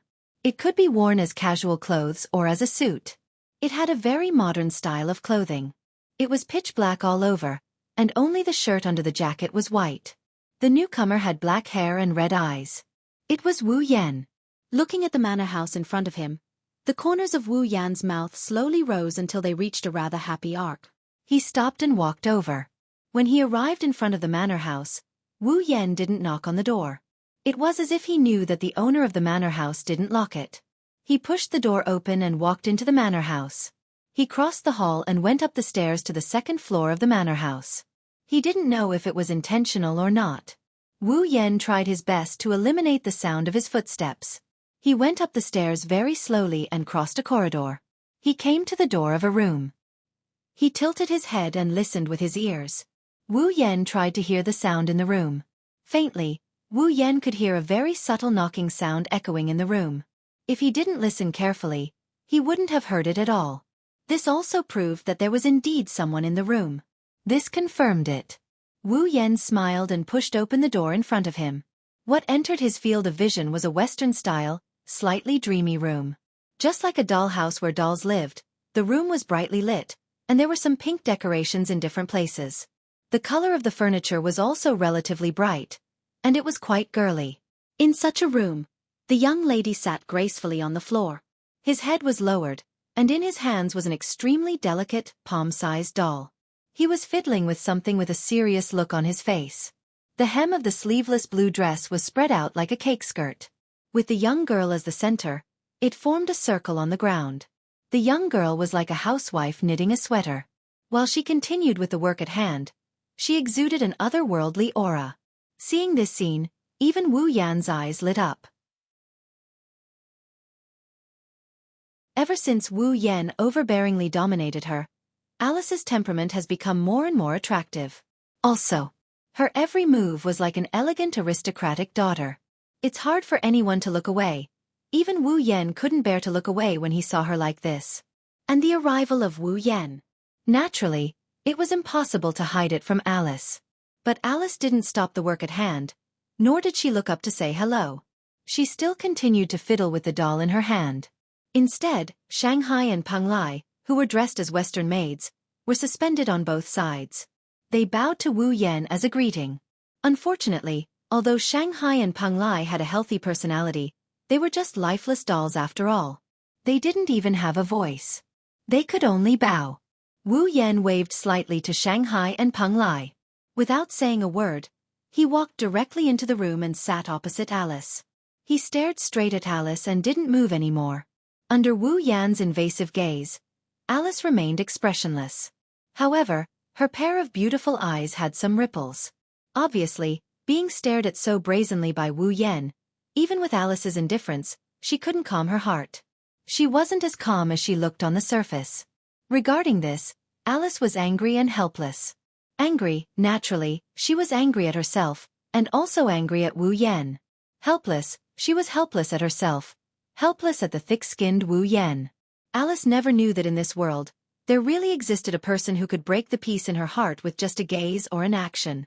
One must know that in the past, even Marissa and Patrice couldn't break the peace in Alice's heart so obviously. Ever since this man appeared, Alice realized that she was becoming more and more different from her past self. At least not in front of this man. Could it be that this guy was really her nemesis? With such a helpless thought, Alice stopped what she was doing and raised her head to meet Wu Yan's eyes. Is there something? Hearing this, Wu Yan smiled faintly as though he had won some sort of victory. Can't I visit you if there's nothing? It was the same conversation and answer as the last time they met, when he shamelessly begged for Alice's forgiveness. This made Alice's heart unable to calm down, and anger and helplessness surged up once again. If there's nothing, then don't disturb me while I'm making dolls. Am I disturbing you? Wu Yan purposely put on an innocent look. I remember that I didn't speak nor did I touch you. How could I disturb you? Are you doing this on purpose? Alice furrowed her brows. Since you don't intend to disturb me, then don't look at me like that. Wu Yan cried out in a pitiful tone. I can't even look at you? Isn't this too much of a bully? Bully? Who's the bully? Alice didn't know how she should react. She could only let out a faint sigh. What do you want? Wu Yan retracted his joking expression and stared straight at Alice. When he saw Alice's expression turning unnatural, he opened his mouth and said something like that. How long have you not been out? Alice was slightly stunned. She was puzzled. Why are you asking this? Well. Wu Yan didn't answer the first time. Instead, he said seriously. Answer me first. How long have you not been out? Noticing that Wu Yan isn't just chatting and that he's asking this question in a serious manner, Alice fell silent. How long have you not been out? Of course, no one knew this better than Alice. Sigh. Wu Yan sighed and said straightforwardly. As far as I know, you haven't been out since that day, right? Yes. Ever since the day she had sex with Wu Yan, Alice hasn't left the house. She didn't appear in front of anyone. It's as if she's sealed herself away from the world. She's been staying at home making dolls. Usually, Alice wouldn't run around everywhere, but she wouldn't stay at home for a few days. Alice might seem casual, but she was actually very afraid of loneliness. Otherwise, she wouldn't have attended Remilia's banquet. It was because of this that Wu Yan came to find Alice. Alice. Wu Yan looked at Alice and his tone became melancholy. Do you hate me that much? No. Alice quickly shook her head and lowered her head. It's not like that. Alice did have complicated feelings about Wu Yan. After all, this person took her by force, didn't he? But surprisingly, among these complex emotions, there were no negative emotions such as hate or hatred. At most, there were only emotions such as anger and anger that were neither painful nor itchy. Alice didn't go out since then because she felt a little lost about her current self. She wasn't mentally prepared, so she subconsciously lived a life of isolation. She didn't know if Wu Yan noticed this. He stared at Alice, who lowered her head and didn't dare to look at him. He reached out and held Alice's hand. Come with me for a walk. This time, Wu Yan took a rare forceful tone.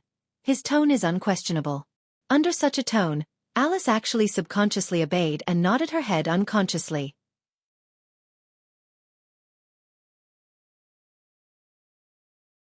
Chapter 1836. Fantasy Village, Bori Shrine. Wu Yan held Alice's hand as they walked up the stone steps in front of the Bori Shrine. Wu Yan held Alice's hand as they walked up the steps at a steady pace. At this moment, Alice was like a child who was afraid of strangers. She didn't object to Wu Yan holding her hand. She lowered her head and followed Wu Yan to Bori Shrine. Alice looked up and saw the end of the stone steps getting closer and closer. She whispered with a puzzled expression. Why did you bring me to the shrine? It was obvious that Alice didn't know that an earth-shattering event had happened at the Bori Shrine yesterday. That is, the collapse of Bori Shrine. Now, this matter was basically known to everyone in the illusory village. There is no other reason. As long as there is no problem with eyesight and perception, they should be able to see that yesterday, the dream seal released by Ling Meng fell from the sky like the sun. That dream seal move was indeed powerful. It was so powerful that no one in the entire fantasy village couldn't feel it. Even the ordinary humans in the human realm could see it even if they couldn't feel it. So, who wouldn't be curious after witnessing such a powerful attack? It was impossible to hide the collapse of the Boli shrine. Under such circumstances, Alice, on the other hand, had a puzzled look on her face. She probably didn't know about this matter that was known to everyone. One could only imagine what kind of isolated life Alice had been living for the past few days. If Alice was allowed to go on like this, perhaps Alice would completely become a reticent person who no longer saw people. That was hard to say. Wu Yan once again confirmed that his decision to drag Alice out of this mess was the right one. He scratched his cheek. Well, yesterday, I caused quite a bit of trouble. I have to go check it out, right? Trouble. Alice's face was still filled with confusion. What trouble? Wu Yan bitterly smiled and told Alice what happened yesterday in a concise manner, causing Alice to reveal an astonished expression. You destroyed the Bori shrine? Actually, that's not my fault. Wu Yan tried to shift the blame. It's that hateful black and white who attacked the shrine without permission. I didn't want to destroy the shrine at all. Marissa? Alice shook her head helplessly. Indeed. She's the only one who can cause such a big trouble. Alice tightened her grip on Wu Yan's hand as she continued with a complicated tone. Then, is Marissa at the shrine now? You can say so. Wu Yan looked at Alice with a smile. What? You don't dare to see Marissa? Alice opened her mouth slightly as if she wanted to refute, but she couldn't say anything. Dare to see Marissa? It wasn't that she didn't dare to see Marissa. It's just that Alice didn't know how she should react to Marissa. It couldn't be helped. Who asked Alice, who had a Yuri plot towards Marissa, to be eaten alive by a certain wolf? Who asked Alice to truly follow the harmony of yin and yang, and the great Tao of male and female pairing? That's why Alice was so conflicted. In this regard, Wu Yan only said one sentence. Marissa is your best friend in Fantasy Village. She's the closest person to you. I don't want you to be afraid to face her. Hearing this, Alice's heart calmed down. That's right. Marissa was Alice's best friend and the closest person to her in Fantasy Village. Even if she had a relationship with Wu Yan, her Yuri plot towards Marissa couldn't be realized. She couldn't stay away from Marissa because of this. This was the kind of friendship that only existed between women. It was far more intimate and delicate than the friendship between men. Following Wu Yan's footsteps, Alice followed behind Wu Yan and walked to the end of the stone steps. After the two of them walked down the stone steps, the current state of Bori Shrine was presented before their eyes. The wreckage of the original Boli Shrine, which was supposed to be in ruins, has been cleaned up, leaving only a vast open space. On the side of the open space, there were piles of wood and stone. Under the processing of two listless girls, they were turned into materials needed to rebuild the shrine. Needless to say, those two girls were Marissa and Soul-Shooting Maru. As for Soul Dream, she was still holding on to her imperial coin as she stood in front of Marissa and Soul-Shooting Maru. She had a hangover look on her face as she clutched her head. Faint whimpering sounds could be heard clearly by everyone present. Oh, my head is still a little dizzy and my body is still very hot. Very uncomfortable. But to be able to get a lot of furniture and tools for free, it is worth it. Such a sentence made Marissa and Soul-Shooting Maru feel even more powerless. Damn it, why can Soul Dream soak in the hot spring until she gets dizzy while we have to work here for so long and take care of the unconscious Soul Dream? Woo-woo, I really want to soak in the hot spring. I really want to write a report. There is no report today. I wonder if everyone will have a bad impression of Wen daily? Seeing this, Wu Yan and Alice looked at each other speechlessly. Soul Dream, who was still holding her head, inadvertently turned her head to look in the direction of the stone steps. She saw the man and woman standing at the end of the stone steps and was momentarily stunned. When she saw Wu Yan, her eyes widened and she shouted, "You actually dare to come?" The sudden shout startled everyone present. It also caused Marissa and Soul-Shooting Maru to notice Wu Yan and Alice. The two of them ignored Alice and shouted at the same time. "You absconding bastard! You finally appeared. What do you mean absconding?" Wu Yan retorted. "The one who destroyed the shrine was not me. Why should I abscond?" "You were the one who told me to destroy the shrine," Marissa shouted. "If you didn't want Soul Dream's blood, I wouldn't have become like this. It is all your fault." "I didn't destroy the shrine either." Soul-shooting Maru said indignantly. Then why do I have to be responsible for rebuilding the shrine? Marissa and soul-shooting Maru's resentment has been accumulating for a period of time. Now that they have an opportunity to vent, the two of them showed signs of not being able to stop. Don't just focus on talking. Soul Dream pointed at Marissa and soul-shooting Marabune as she issued an order. Hurry up and continue. Marissa and soul-shooting Maru wanted to say something, but under Soul Dream's imposing gaze, they immediately withered and obediently continued processing the wood and stone in their hands. Wu Yan could only bitterly smile at Alice before he looked at Ling Meng and awkwardly said, "Sorry, Ling Meng. Do you need my help?" "No need," Soul Dream said without hesitation. She even looked at him as though he was an unwelcome person and waved her hand disdainfully. "Nothing good will happen when you appear. Hurry up and leave. Don't hinder me from rebuilding the shrine and don't give me any trouble." After saying that, Soul Dream snorted coldly. "Of course, don't expect me to give you any blood and cause any trouble. Even if you are someone from Yukari's family, I will still treat you." It seems that Soul Dream still doesn't know that she was tricked by Remilia yesterday. She had already used some furniture and tools as bait to lure out the blood. Wu Yan didn't intend to expose her and shrugged his shoulders. "This time, I am not here to ask for blood." "Not here to ask for blood?"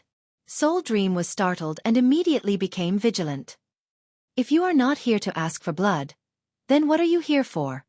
Looking at how Ling Meng is acting as if she's guarding against some dreadful beast, Wu Yan felt a bit depressed. "Can't I be here to make amends and to help?" "I already said that I don't need your help." Soul Dream was unmoved. "Just don't cause any trouble." All right. After being rejected by Soul Dream, Wu Yan could only compromise. "You really don't need help?" "No need." "You don't need to apologize?" "No need." "You can't even use gold coins as a gift?" "No." Just as Soul Dream was about to reject him, the word gold entered her ears. She suddenly choked and crossed her arms. With a thoughtful expression, she nodded her head. "That's fine." Wu Yan, Alice, Marissa, and Sensei Marumi were speechless.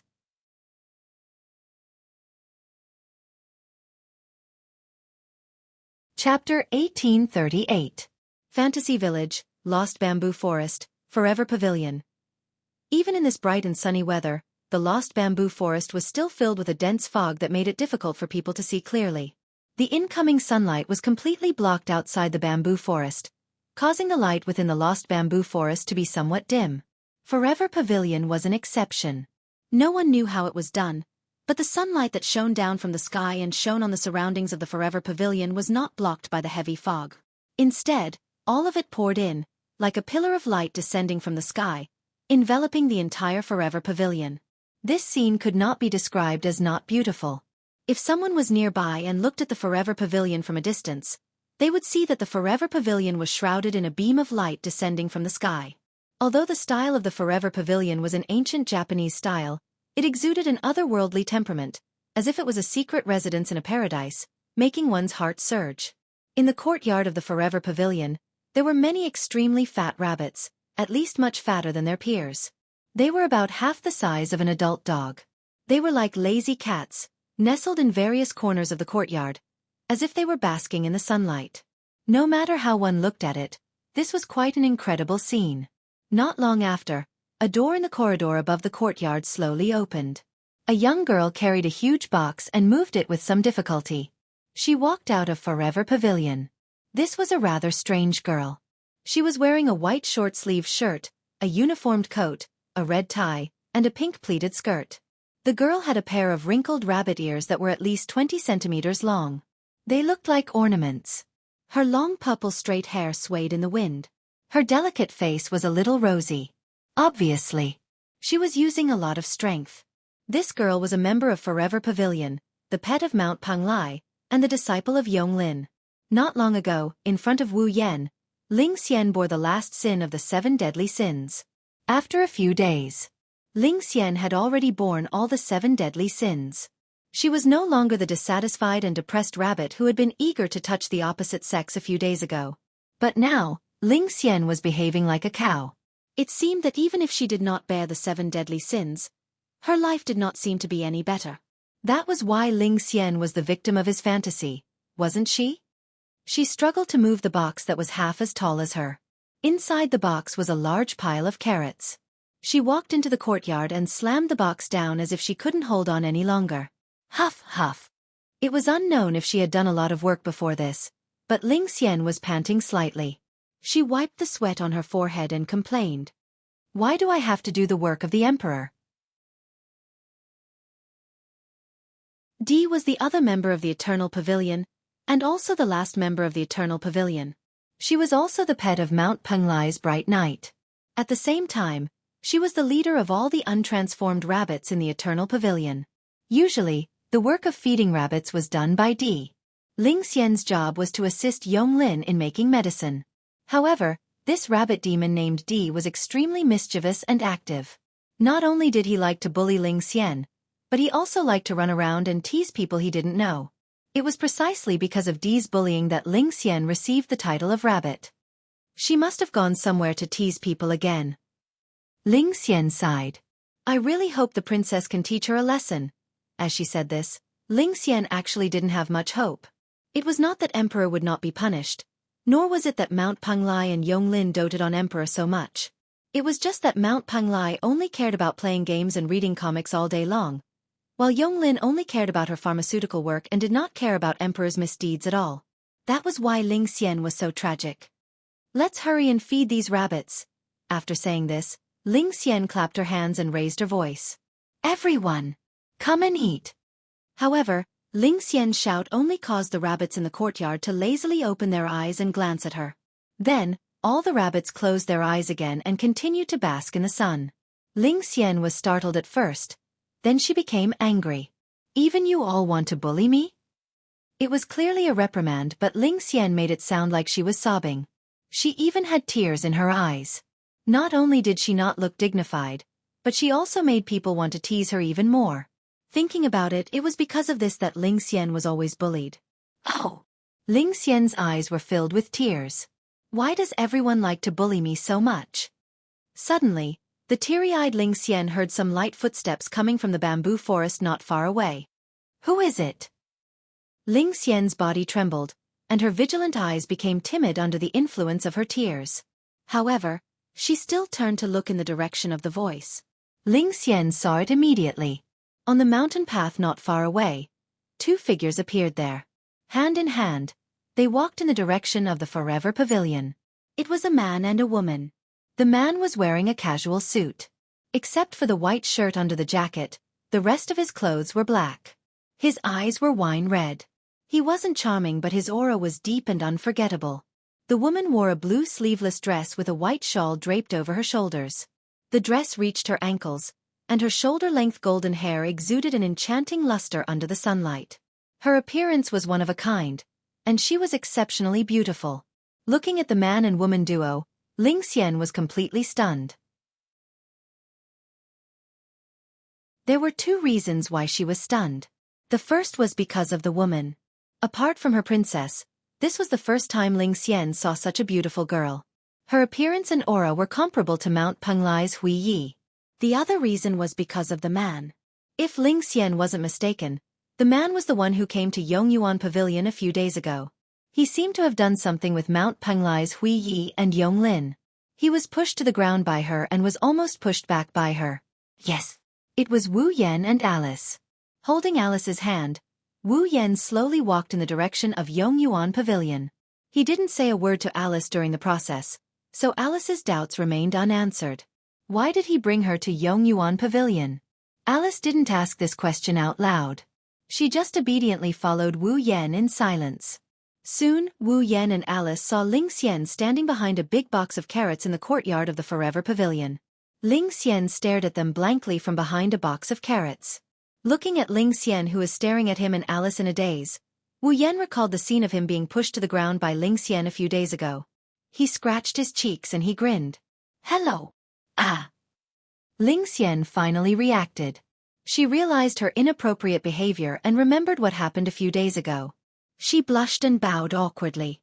Hello. Alice couldn't help but grin at Ling Xian.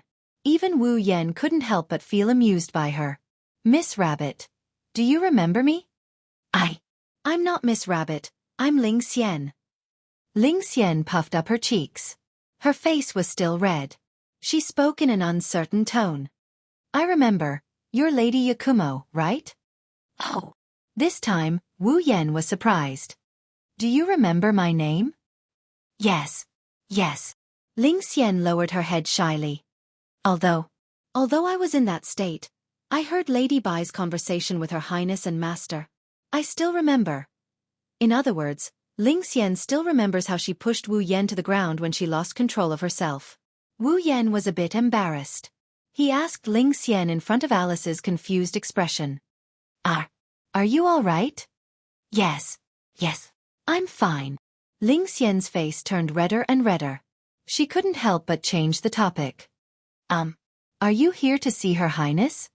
Wu Yan was about to nod in response to Ling Xian's question when a voice suddenly sounded in the Yongyuan pavilion. It's you again.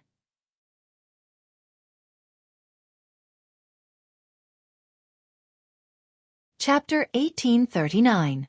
Sure enough, it's you again. As the voice echoed, a tall and plump figure walked out of the Yongyuan pavilion. She came to the wooden corridor and attracted everyone's attention. First, she looked at Wu Yan and Alice who are holding hands. Then, she waved her hand at Ling Xian who is standing beside her. Her expression is as mysterious as ever. She waved at Ling Xian who is standing beside her. Adumbra Courtyard. Go back to work. Yes, Master. Ling Xian answered in fear and trepidation. She didn't want to disturb Wu Yan and Yong Lin. She lifted the box full of carrots and staggered to the other side of the courtyard. Wu Yan, Alice, and Yong Lin looked at each other. No one spoke at once, which made the atmosphere a little weird. Just when Wu Yan thought Yong Lin was going to give him a hard time and send him away, Yong Lin sighed and waved her hand in a bored manner. You're here for the princess, right?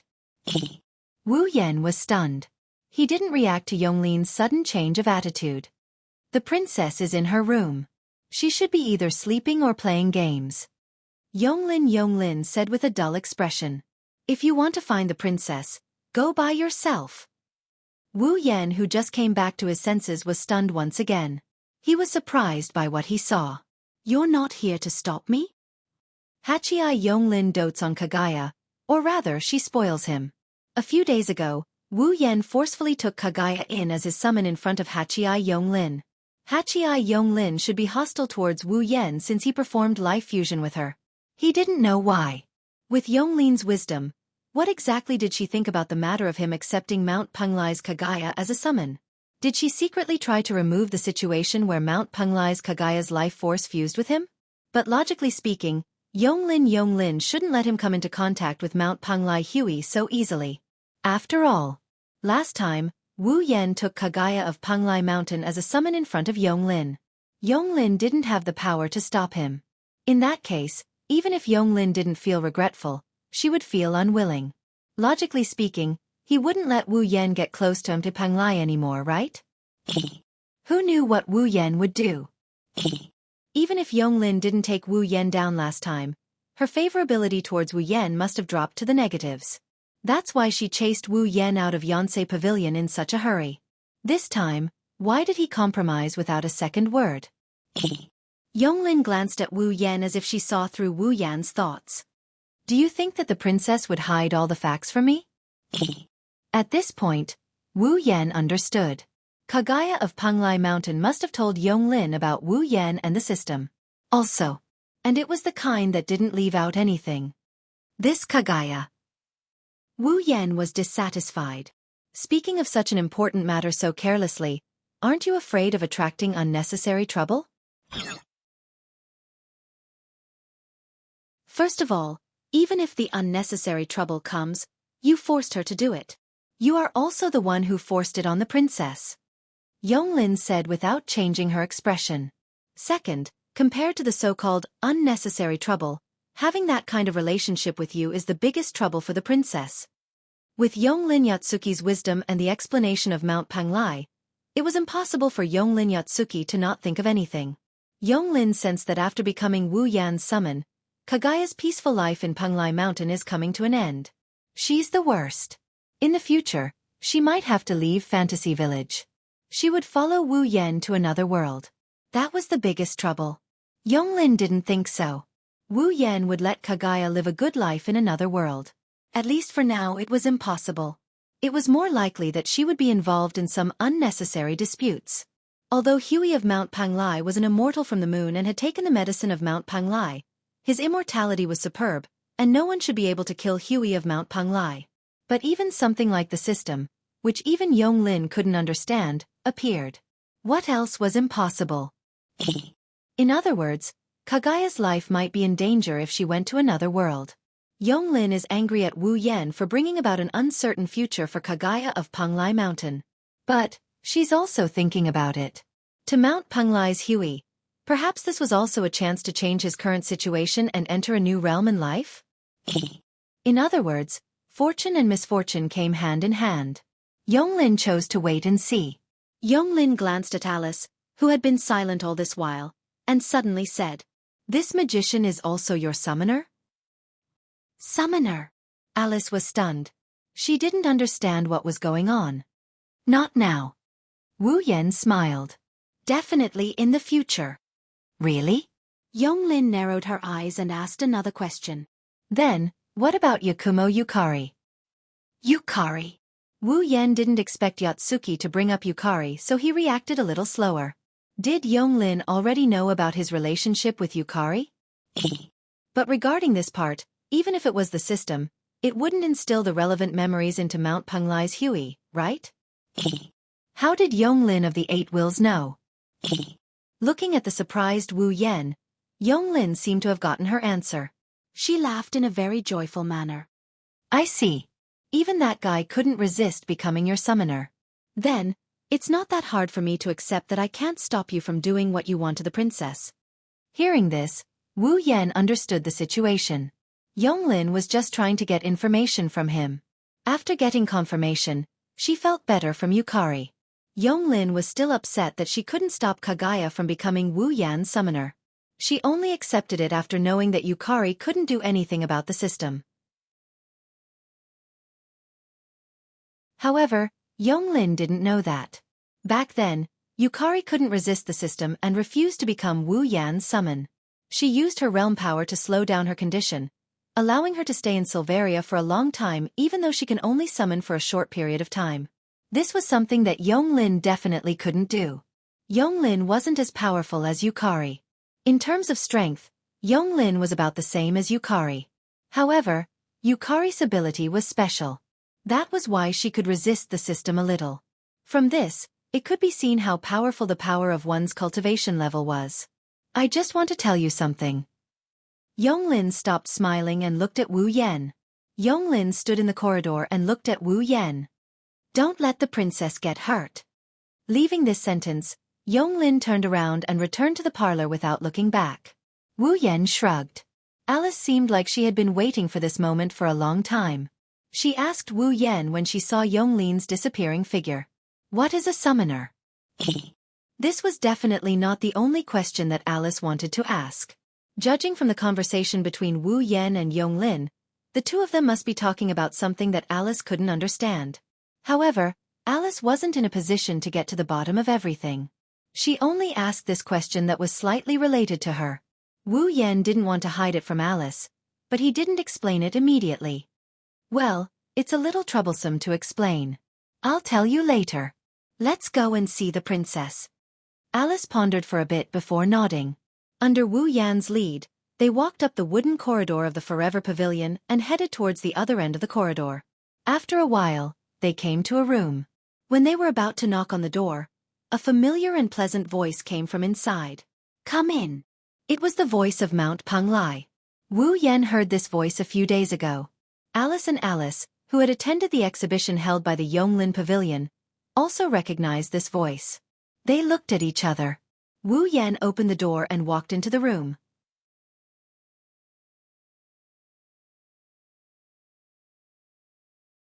Chapter 1840.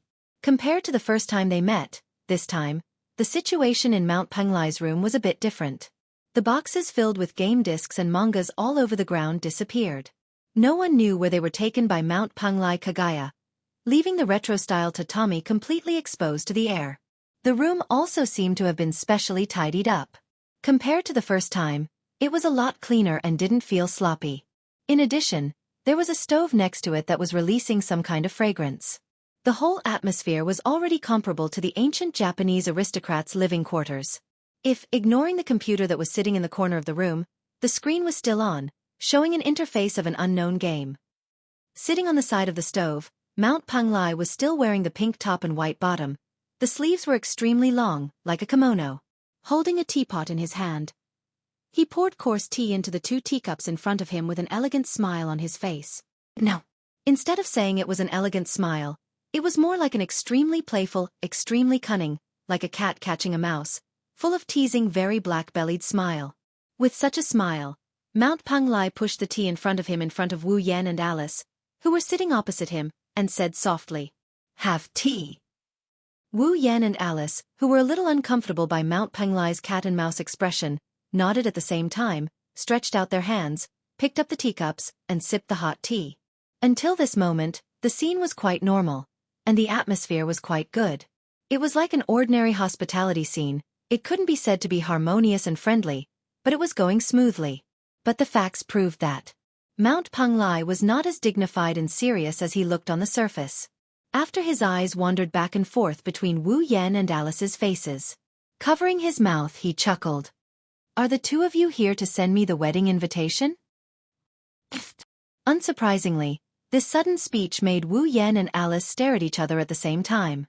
They spat out all the hot tea in their mouths and sprayed it toward Huey of Panglai Mountain. Era. Mount Panglai's Huey seemed to have expected this reaction.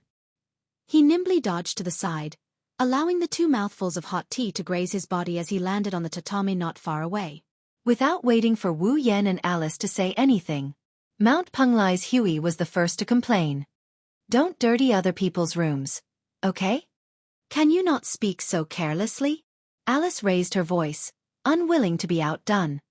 "What nonsense are you talking about all of a sudden? I knew it. You can't be so honest." Wu Yan picked up the handkerchief on the side, wiped his mouth and rolled his eyes. "How on earth did you think of that?" "Intuition," Mount Panglai Huey said with a smile.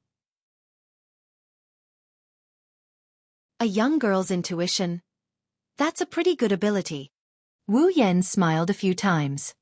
"Then did your young girl's intuition tell you that it's best not to speak carelessly about things that don't need to be said?" The things that don't need to be said that Wu Yan was talking about were naturally related to the system. That wasn't something that could be casually brought up and talked about. Don't look at how Wu Yan usually didn't seem to care much about it, and even said that many people knew about it. But of those who knew about the system, which one of them didn't eventually become his summons? Basically, except for his own summons or those who would be his summons in the future, Wu Yan wouldn't casually talk about the system. If something went wrong, it would attract a lot of people who coveted the system. They wanted to slice Wu Yan and the girls who summoned him into pieces for research. So, the system's matter could be big or small. "I'm not talking carelessly. I've only told Yonglin." Mount Panglai Huey retorted slightly and looked at Wu Yan with a smile that wasn't a smile. "Or, are you trying to tell me that Yonglin is not trustworthy?"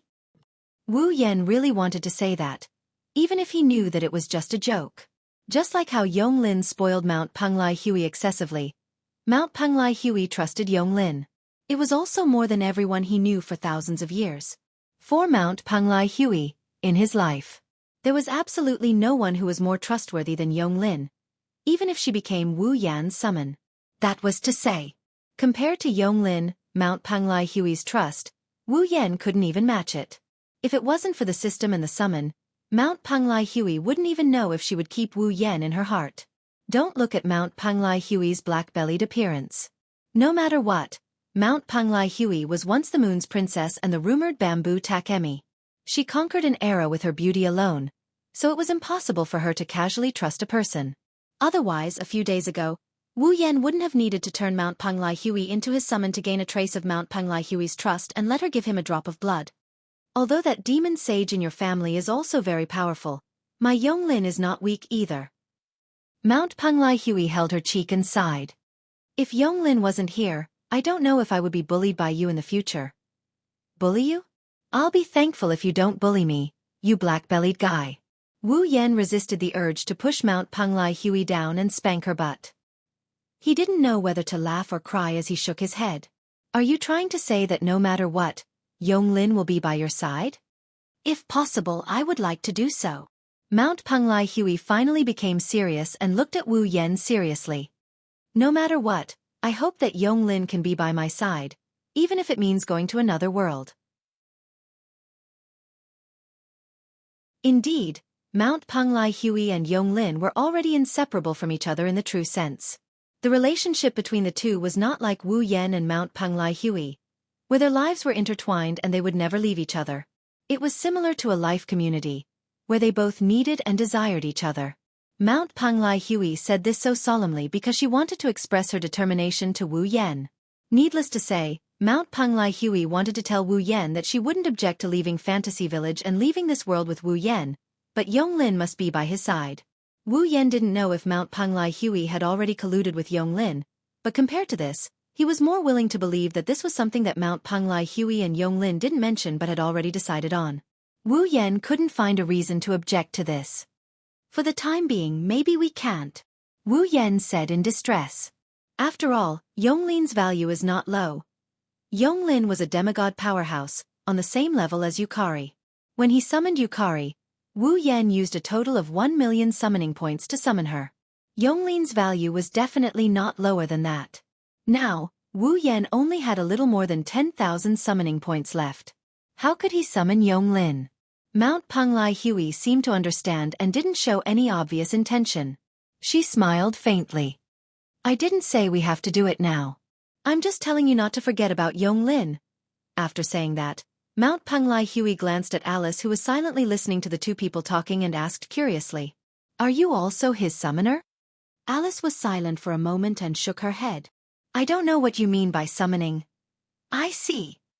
Mount Panglai Hui suddenly understood and looked at Wu Yan with disdain. In other words, you're going to abandon her after you've slept with her? Are all moon people so good at jumping around in the form of backflips? Wu Yan touched his forehead helplessly. I'm just adjusting my mood temporarily. I'll explain it to Alice sooner or later. Mount Panglai Hui smiled again, but this time, her smile was more or less cold. To her, you're going to talk about your feelings first and then explain later. To me, you're going to get on the bus first and then buy the ticket later? Wu Yan almost choked. Alice didn't know what Mount Panglai Hui was talking about, but she could tell what he meant. She looked at Wu Yan with a slightly cold gaze. Ahaha. Wu Yan could only laugh dryly. I brought Alice here to play a game with you. Come, let's play a game. Humph. Mount Panglai Hui snorted but didn't object. He stood up and went to prepare the game console. Alice didn't say anything else.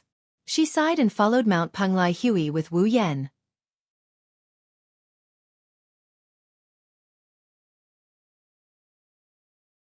Chapter 1841.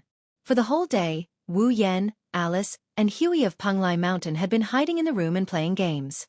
They were having so much fun that they completely forgot about the time. They didn't even eat lunch or dinner. After all, Hui of Panglai Mountain had the glorious title of Princess Neat. It should be said that she lived up to this title. Throughout the day, Hui of Panglai Mountain showed enthusiasm that she didn't show during their 2 meetings. Not only did she no longer maintain her dignified, elegant, and even black-bellied personality, but she was also immersed in the game. It was hard to imagine that such a person was actually a princess who had lived for thousands of years, or Princess Hui who once conquered an era with her beauty. However, it wasn't without reason. That's right, Hui of Panglai Mountain was indeed a homebody. She was very homebody and liked to play games very much. However, in the past, Hui of Panglai Mountain could only stay in the room and play games alone. It was rare for someone to play with her, so how could she not enjoy herself? Wu Yan, on the other hand, is having even more fun. Thinking back to the past, Wu Yan was also a homebody. Although he wasn't as homebody as Hui of Panglai Mountain, he still liked to play games. Ever since he obtained the Soul Fusion system and came to the Spalier world, Wu Yan had never played games again. Instead, he ran around the Spalier world and each dungeon world to improve his strength. Of course, there were many dungeon worlds that also had games. In fact, The theme of Sword and Saber Dominion World was games. However, Wu Yan had only lived in Sao for 3 years. He had played games before. Since then, he had never played games again. Under such circumstances, how could he not have a good time? Therefore, for the whole day, Wu Yan and Huey of Penglai Mountain were an unprecedented combination. They were immersed in the game. They couldn't extricate themselves. As for Alice, she was a little conflicted. Unlike Wu Yan and Huey of Penglai Mountain, who had not played games for a long time, Alice had been playing games since she was born. Until now, he hadn't played any games at all. At the end of the day, Alice was originally a monster who had cultivated from a human to become a magician. In the era when Alice was still a human, games were not popular at all. After becoming a magician, she came to the fantasy village and had no chance to come into contact with modern technology and games. Therefore, during the whole process, only Alice looked very uncomfortable, unable to keep up with Wu Yan and Mount Penglai's enthusiasm. Many times, Alice wanted to stay out of it and silently watch Wu Yan and Penglai Mountain Huey play games, but she didn't know why. Every time Alice wanted to quietly withdraw, Wu Yan could keenly feel it and pull her back. This also made Alice understand that Wu Yan was not really completely immersed in the game at all. At least, he definitely diverted a little attention to pay attention to her. It was also because of this that Alice could only be very conflicted. She was very unaccustomed to and played all kinds of games with Wu Yan and Mount Penglai Mountain Huey crazily. Gradually, she got a little better and evolved from a rookie to a newbie. Unfortunately, no matter how enthusiastic Wu Yan and Mount Penglai Mountain Huey were in the game, no matter how fast Alice gradually got used to it, time would still quietly pass by. Unknowingly, the sky was dark. Under the 8 Will Yonglin's reprimand, everyone could only regretfully leave. Then, standing in the courtyard of Forever Pavilion, Wu Yan took Alice's hand and waved to the Bell Fairy in the corridor. "We'll leave here." "Yes, yes." The Bell Fairy bowed with an embarrassed face. "I'm so sorry." The princess refused to end the game and came out of her room. "Master is teaching the princess a lesson and can't come out to see us off." "Well, I don't mind. I had a lot of fun today." Wu Yan shrugged. "So that's all for now. I'll disturb you next time." "Sorry to disturb you." Alice nodded slightly and said goodbye. Under the gaze of the Bell Fairy, the two walked out of Forever Pavilion hand in hand. They also walked out of the mountain path and walked into the misty lost bamboo forest. The surroundings were terrifyingly silent. In the lost bamboo forest, there seemed to be no birds, beasts, or insects. The surroundings were pitch black, and even the green bamboo trees seemed to be dyed with a layer of pitch black color. The entire scene gave people a strange feeling of horror. Walking in this bamboo forest where monsters could jump out at any time, Alice stared at the back of Wu Yan, who was holding her hand and walking in front of her in silence. At this moment, there was only one emotion in Alice's heart. That is, confusion. She is puzzled by Wu Yan's actions for the entire day. For the whole day, Wu Yan seemed to have gone to the Boli Shrine to apologize to Ling Meng. Then, he came to Forever Pavilion and said a lot of things that Alice didn't understand. Then, he said a lot of things that Alice also didn't understand. Then, he played the game until now and did a lot of things. However, there was one thing in common among these things. That is, Wu Yan has always allowed Alice to stay by his side. He didn't even try to hide anything from her. However, based on Wu Yan's deep conversation with Yonglin and Kagaya, it seems like the three of them are talking about something that can't be known to anyone else. It's a very secretive matter, isn't it? For such a secret matter, why did Wu Yan insist on bringing her along? In addition, Alice could see that today's itinerary basically had nothing to do with her. Why did Wu Yan want to bring her along? Her existence was not only unnecessary, but also redundant, wasn't it? With such confusion in her heart, Alice couldn't help but ask at a certain moment, "Why do you want to bring me along?" This was the most confusing thing for Alice. It was more confusing than the summoning figure. Alice's intuition told her that compared to the summoning figure, this was the most important thing to solve in today's itinerary. In response, Wu Yan didn't look back and didn't stop at all. Only his voice slowly drilled into Alice's ears. "If I say that I just want to play with you, would you believe me?" "Just want to play with me." Alice paused for a moment. Putting aside the question of whether she believed it or not, first of all, This answer was already beyond Alice's expectations. Alice thought of all kinds of reasons why Wu Yan would bring her along. For example, when they were at the Bori Shrine, Wu Yan wanted her to plead for him to come to the Forever Pavilion. It was also related to the summoning figure. After all, even if Alice didn't know what was going on, it didn't mean that she didn't hear anything. Wu Yan said that in the future, he would definitely let Alice become the summoning figure. Therefore, Alice thought that Wu Yan brought her to the Forever Pavilion to talk about the summoning figure. Who would have thought that in the end, it would be such an answer? Would she believe it? Alice's first thought was naturally not to believe it. Is this necessary? Alice furrowed her brows. I'm not good at games, and I'm not good at communicating with people too intimately. If you want to play, compared to me, it should be more suitable to bring along Marissa or life-shooting Maru, right? However, Alice once again received an unexpected answer. No. Wu Yan didn't even turn his head when he said that. His tone was firm. No one is more suitable than you to come out and play. This. Alice was at a loss. What do you mean? Wu Yan finally stopped, turned around and faced Alice. He held Alice's other hand, and his wine-red eyes met Alice's eyes. I have no choice, seeing you stay at home depressed, I can't help but worry, but I know that words won't make you feel better, so I can only bring you out to play. Alice looked straight into Wu Yan's wine-red eyes, and listened to Wu Yan's seemingly affectionate words, while at the same time, she felt slightly unnatural, and at the same time, slightly nervous. I won't ask you to accept me immediately, and I won't ask you to return to your previous state immediately. Wu Yan closed the distance between them, reached out, and slowly hugged Alice's slender waist. But at least, try to face all kinds of things with me. Alice leaned on Wu Yan's chest, her eyes flickered, and then she closed her eyes. Only Alice knew that her heart wasn't calm at all.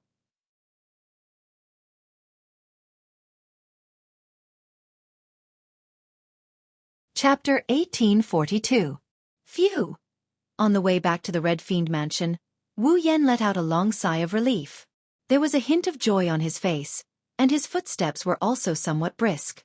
It was obvious that he was in a good mood. Just now, Wu Yan sent Alice home.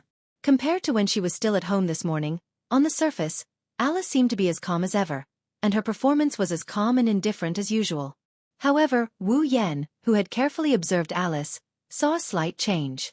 That was, the brilliance in Alice's beautiful eyes was much brighter than when she was still making dolls at home in the morning. Thinking of this, Wu Yan couldn't help but recall Alice's figure when he saw her at home this morning. How should he put it? She was as beautiful as ever.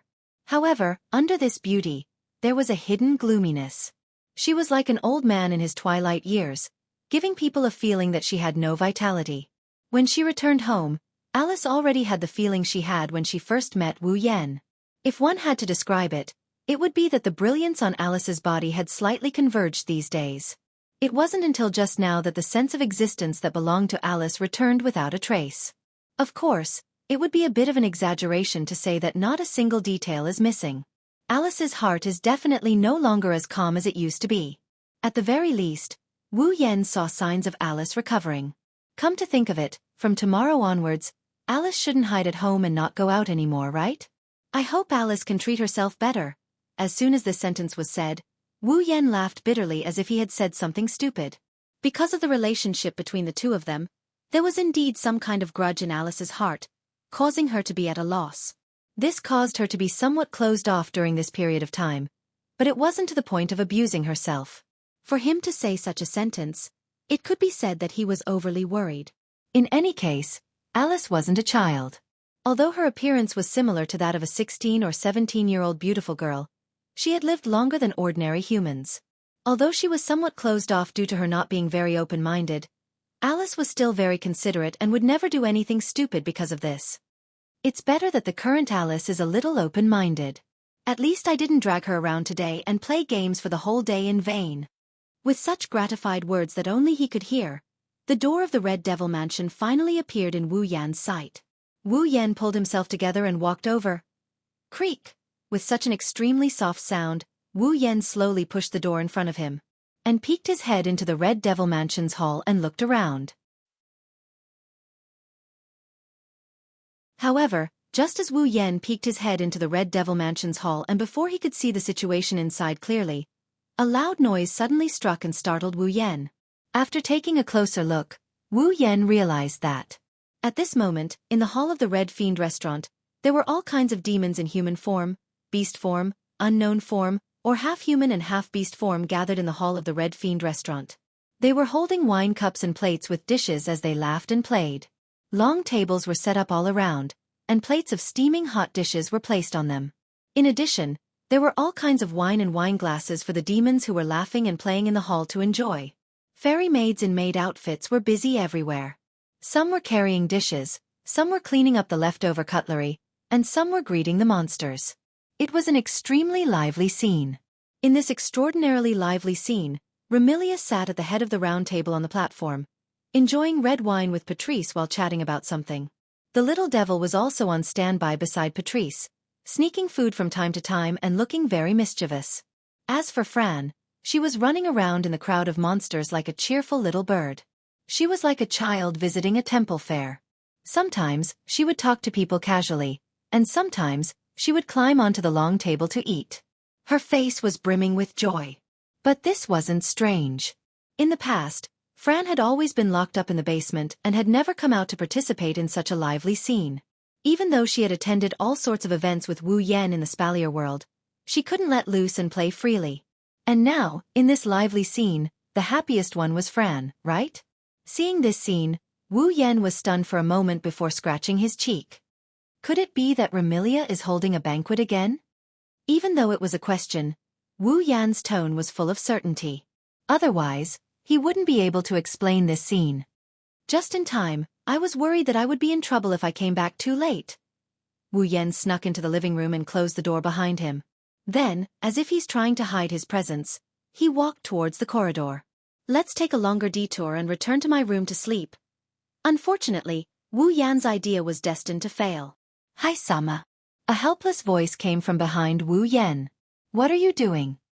Wu Yan, who was about to enter the corridor, froze. He laughed dryly and slowly turned around to look at Sakuya, who was standing there with a helpless expression on her face. Zhuyi. Lord Bai. Zhuyi looked at Wu Yan reproachfully. You came back a bit late. Before the banquet started, the young mistress and second young mistress were looking for you. Even Miss Patrice asked about your whereabouts. Many guests wanted to meet the butler of the Scarlet Devil Mansion. Where did you go? I was delayed by something. Wu Yan scratched his head in embarrassment. Since you planned to hold a banquet, you should have told me in advance. Wouldn't I have come back earlier? The young mistress decided to hold a banquet during dinner. Zhuyi shook his head. In the past, the young mistress would hold a banquet on the same day and have the fairy maids invite guests. That's why she didn't have time to tell Lord Bai. Did you decide to do it at dinner? That should have only been 4 or 5 hours ago, right? However, there were at least 300 to 400 demons participating in the banquet. In just 4 or 5 hours, they were able to invite 300 or 400 guests to the banquet. Should I say, as expected of the Scarlet Devil Mansion? All right. Wu Yan could only sigh. It's my fault that I didn't make it in time. I'll be careful next time. Hearing this, Zhuyi's face looked much better, and he reminded him. Right now, Lord Bai is a representative figure in the Scarlet Devil Mansion. In this kind of situation, the young mistress and second young mistress can't personally arrange the banquet. Miss Patrice also doesn't have the authority to order the fairy maids to do things. Only Lord Bai can come out and host. So, you have to be careful next time. I'll host. Wu Yan was startled.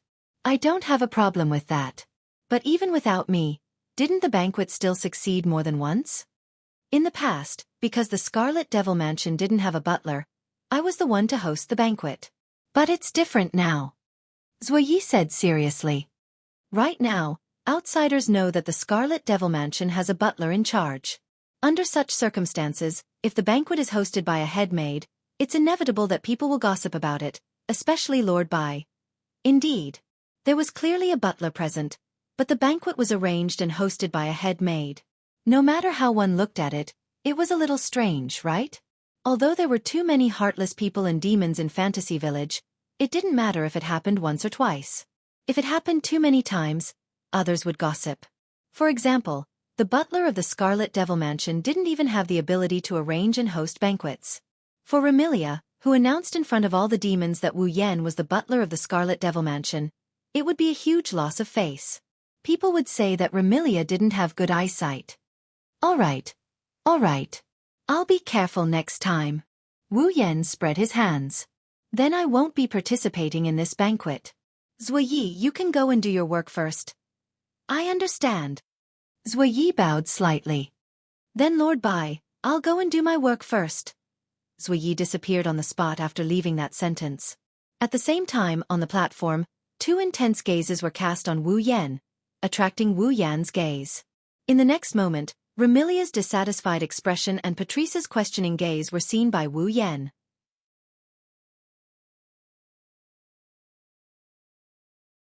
Wu Yan made an apologetic gesture, causing Remilia to snort coldly. Only then did it pass.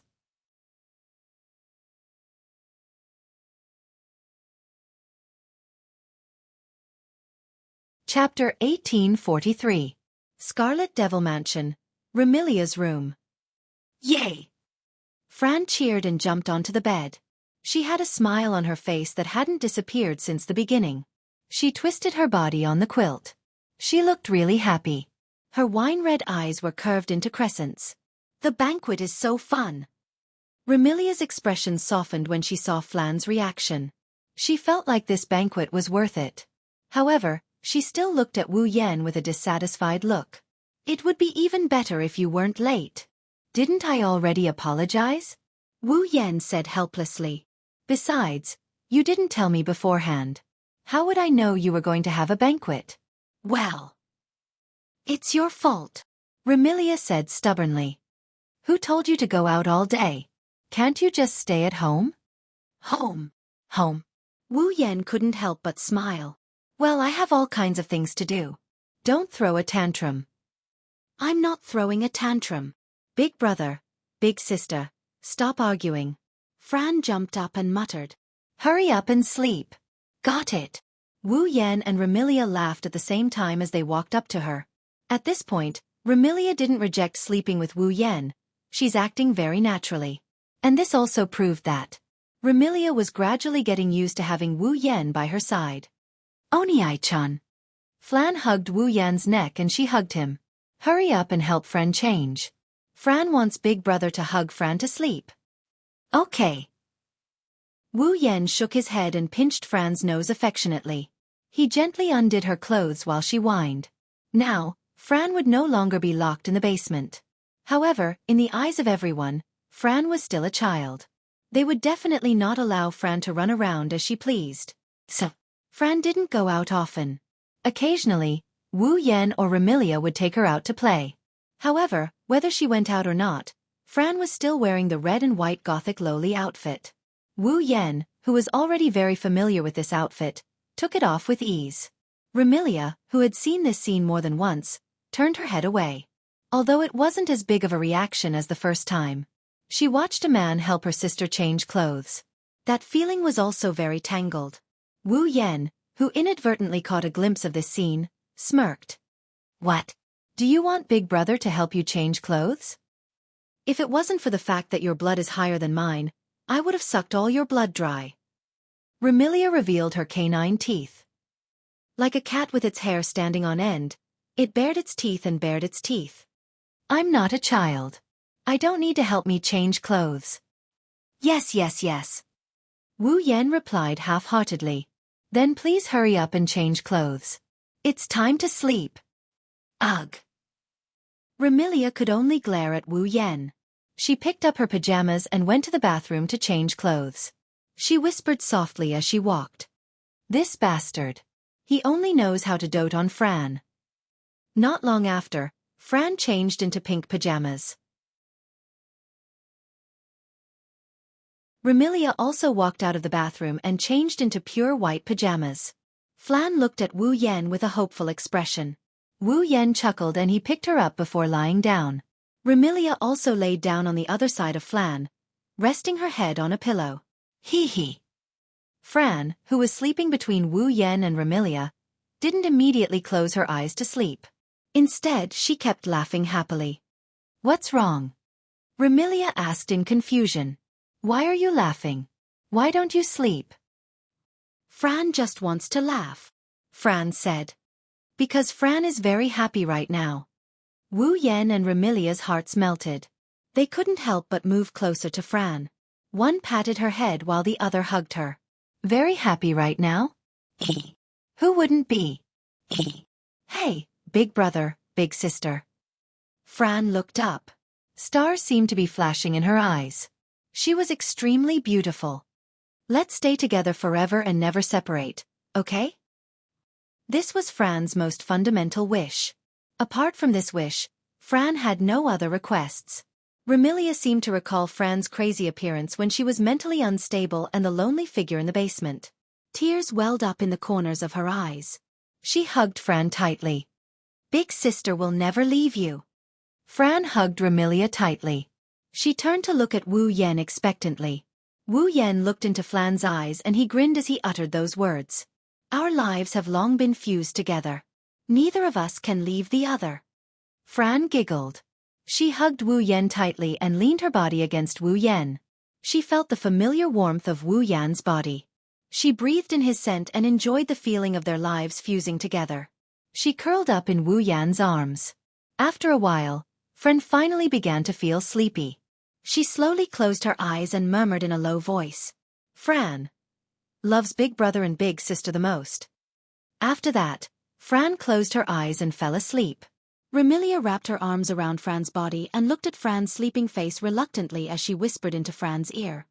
"Big sister also loves Fran the most." At this moment, Remilia's heart was filled with deep love and tenderness. Remilia would never forget the crazed look in Fran's eyes. She would never forget Fran's lonely figure. She would never forget Fran's words when she longed for freedom. She would never forget the various clashes between her and Fran. Now, the two sisters could finally admit that they were very happy. Remilia was very happy, very happy. She was happy that her sister was able to meet the man who brought her back from hell to heaven. In the future, Remilia only wanted her sister to stay in heaven forever. She wanted all the painful memories to turn into dust and disappear forever.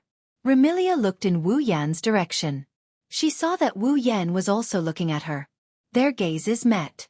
This time, Remilia didn't make any obvious reaction. She didn't look away either. She looked straight into Wu Yan's wine-red eyes. After a long while, she said this. "Although I don't know what kind of life-sharing contract you made with Fran, if possible, I hope to make the same contract with you." This was the first time Remilia expressed her inner thoughts without holding back. Not only for Fran's small wish, but for herself as well. Needless to say, Remilia wanted to make the same contract with Wu Yan to fulfill Fran's wish for the three of them to be together forever.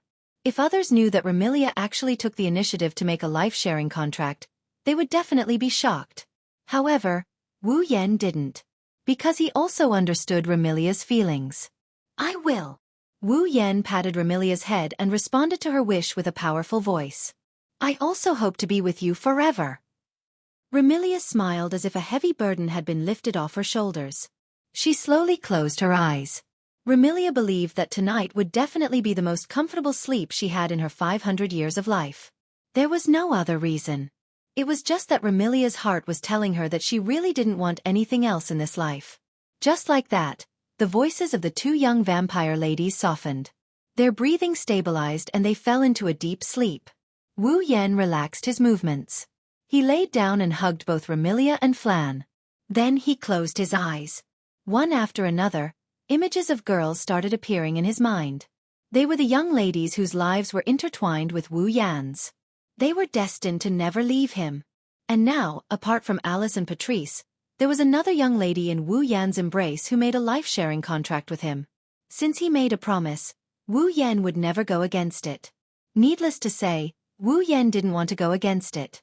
No matter if it was Alice, Patrice or Remilia, Wu Yan would make them his summons and stay with him forever. Lowering his head, he looked at the two vampire girls beside him who are so exquisite they don't look like they belong in this world. They have angelic beauty in their sleep. Wu Yan's heart gradually calmed down as the night deepened.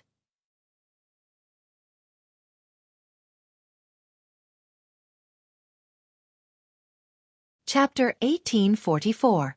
The next day, with no sunlight shining in, no lights pouring down, no alarm clock ringing, and no one waking him up loudly, Wu Yan woke up. Next to him, Remilia and Fran hugged each other tightly. They were still sleeping and showed no signs of waking up. Last night, although Wu Yan slept with Remilia and Fran at the same time, he only stayed in the room and did not participate in the banquet held in the Red Devil Mansion like Remilia and Fran. Remilia and Fran, one enjoyed a long time at the banquet, and the other played crazily for an entire night. Even if they were vampires, their physical strength was not as weak as that of ordinary people, and they were mentally exhausted. In addition, vampires were nocturnal creatures and could not adapt to daytime life, especially Remilia and Fran, whose bloodlines were not very high. Therefore, after sleeping for a while, they should not be able to wake up in a short period of time. Wu Yan yawned, pulled himself together, and straightened his body. He glanced at Remilia and Fran who were sleeping beside him. He first moved Fran's little feet away from his body, then helped the two little girls cover with the quilt, and then got up and put on his clothes. Originally, at this time, Wu Yan should go back to sleep. But today, Wu Yan still had something to do. Therefore, at this time, even if he continued to sleep, it was impossible for him to sleep. He might as well get up and finish his work as soon as possible. Of course, it was still unknown whether or not this matter could be carried out smoothly. Today's Red Devil Mansion was a little quiet. There was no other way. After all, last night's banquet, the fairy maids were busy until the morning before they finished cleaning up the mess. The fairy maids in the Red Devil Mansion were ordinary. They all worked during the day and at night. But because the owner of the Red Devil Mansion was a vampire, there were more fairy maids working at night. And this phenomenon was even more obvious when the banquet was held. Once Remilia decided to hold the banquet. That day, many of the fairy maids working during the day in the Red Devil Mansion would be transferred to work at night. In order to cooperate with the banquet, the number of fairy maids working during the day was greatly reduced the next day.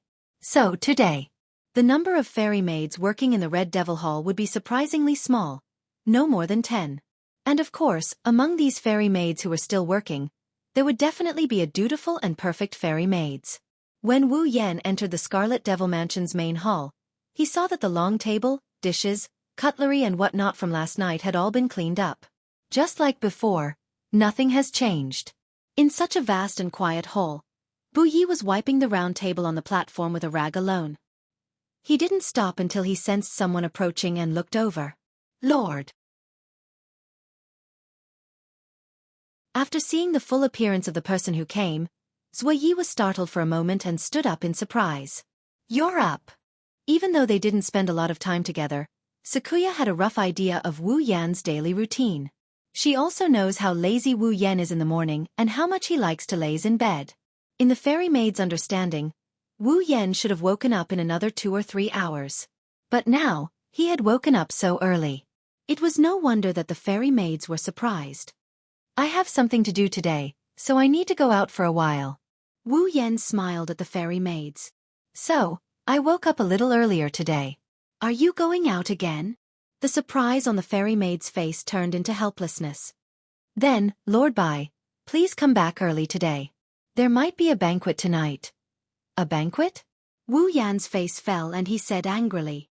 We already had one yesterday. Do you plan to have one today?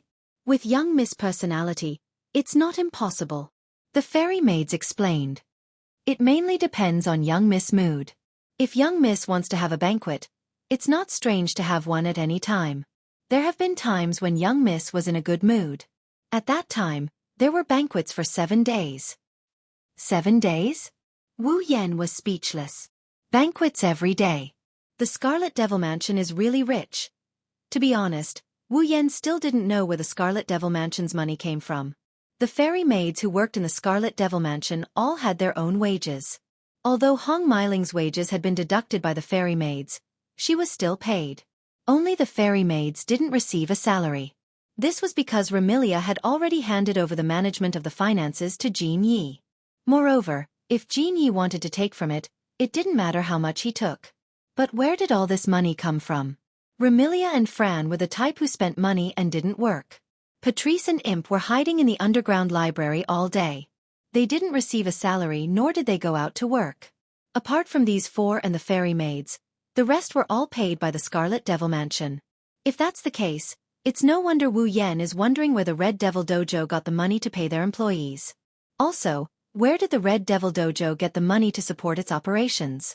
They even held banquets from time to time. If there was a chance, he must ask Remilia about it. After making up his mind, Wu Yan found a seat and sat down. "I'll go make breakfast for Lord Bai," the fairy maids immediately said after seeing Wu Yan sit down. "Please wait a moment, Lord Bai." Just as the fairy maids wanted to use his ability to stop time, Wu Yan spoke up. "No need." Wu Yan looked at the fairy maids and frowned. "You must have been busy from last night's banquet to the end, right?" "Yes." The fairy maids tilted his head and asked suspiciously. "Is there a problem?" "There is a big problem." Wu Yan's frown deepened. "Since you've been busy for so long, aren't you tired?" One must know that the fairy maids of the Scarlet Devil Mansion were busy until dawn to clean up the mess and go back to rest. The fairy maids must be the same. But even so, Zuyi still had to start work so early. This burden was not ordinary. Actually, Wu Yan wanted to say it a long time ago. "Sakuya, it seems like I can see you working whether it's day or night." Wu Yan looked at Sakuya with a serious look in his eyes. "Do you really have a good rest?" The fairy maids hesitated as if he didn't know if he should tell the truth. But after seeing the serious expression in Wu Yan's eyes, the fairy maids knew that if he concealed the truth, Wu Yan would be angry. So, the fairy maids hesitated and answered truthfully. "When I rest, I usually use time stop before I start to rest." "Use time stop to rest?" Wu Yan said with a faint smile. "In other words, you're still using your ability when you're sleeping?" The fairy maids nodded nervously, which made Wu Yan stare at him. "How can that be considered rest?" "When people sleep, they will enter a state of deep sleep. This is the best way to keep the body in good condition." The fairy maid said that he had been using time stop when he was sleeping. However, when he entered a state of deep sleep, it would be like relaxing the body and the ability would be unconsciously removed. In other words, the fairy maids could only sleep lightly when they slept. In that case, could it be considered a good rest? Even if he could, he would accumulate some invisible fatigue that he couldn't feel. One day, it would erupt all at once and crush his body. "You!" Wu Yan said reproachfully. "What do you want me to say about you?" "I can do it," the fairy maids hurriedly said. "Although I've always been in a light sleep, at least I can still subconsciously use my ability, but the fairy maids rest for a longer time when time stop. Using a long sleep to make up for it?" Wu Yan couldn't get over it. "But you don't have to do this, right? Can't you take a good rest?" Zuyi began to falter, and his voice became lower. "Without the fairy maids, a lot of work in the Red Devil Hall will be delayed. Work is work. Rest is rest." Wu Yan raised his voice. "No matter how busy you are with work, you can't always be like this. Why don't you take a good rest?" But, no buts.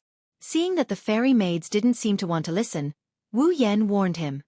"I didn't ask you to put down your work and rest every day, but at least, you have to take a good rest every once in a while. Otherwise, don't blame me for using force." Looking at Wu Yan's indisputable look, the fairy maids could only nod with a rare grievance.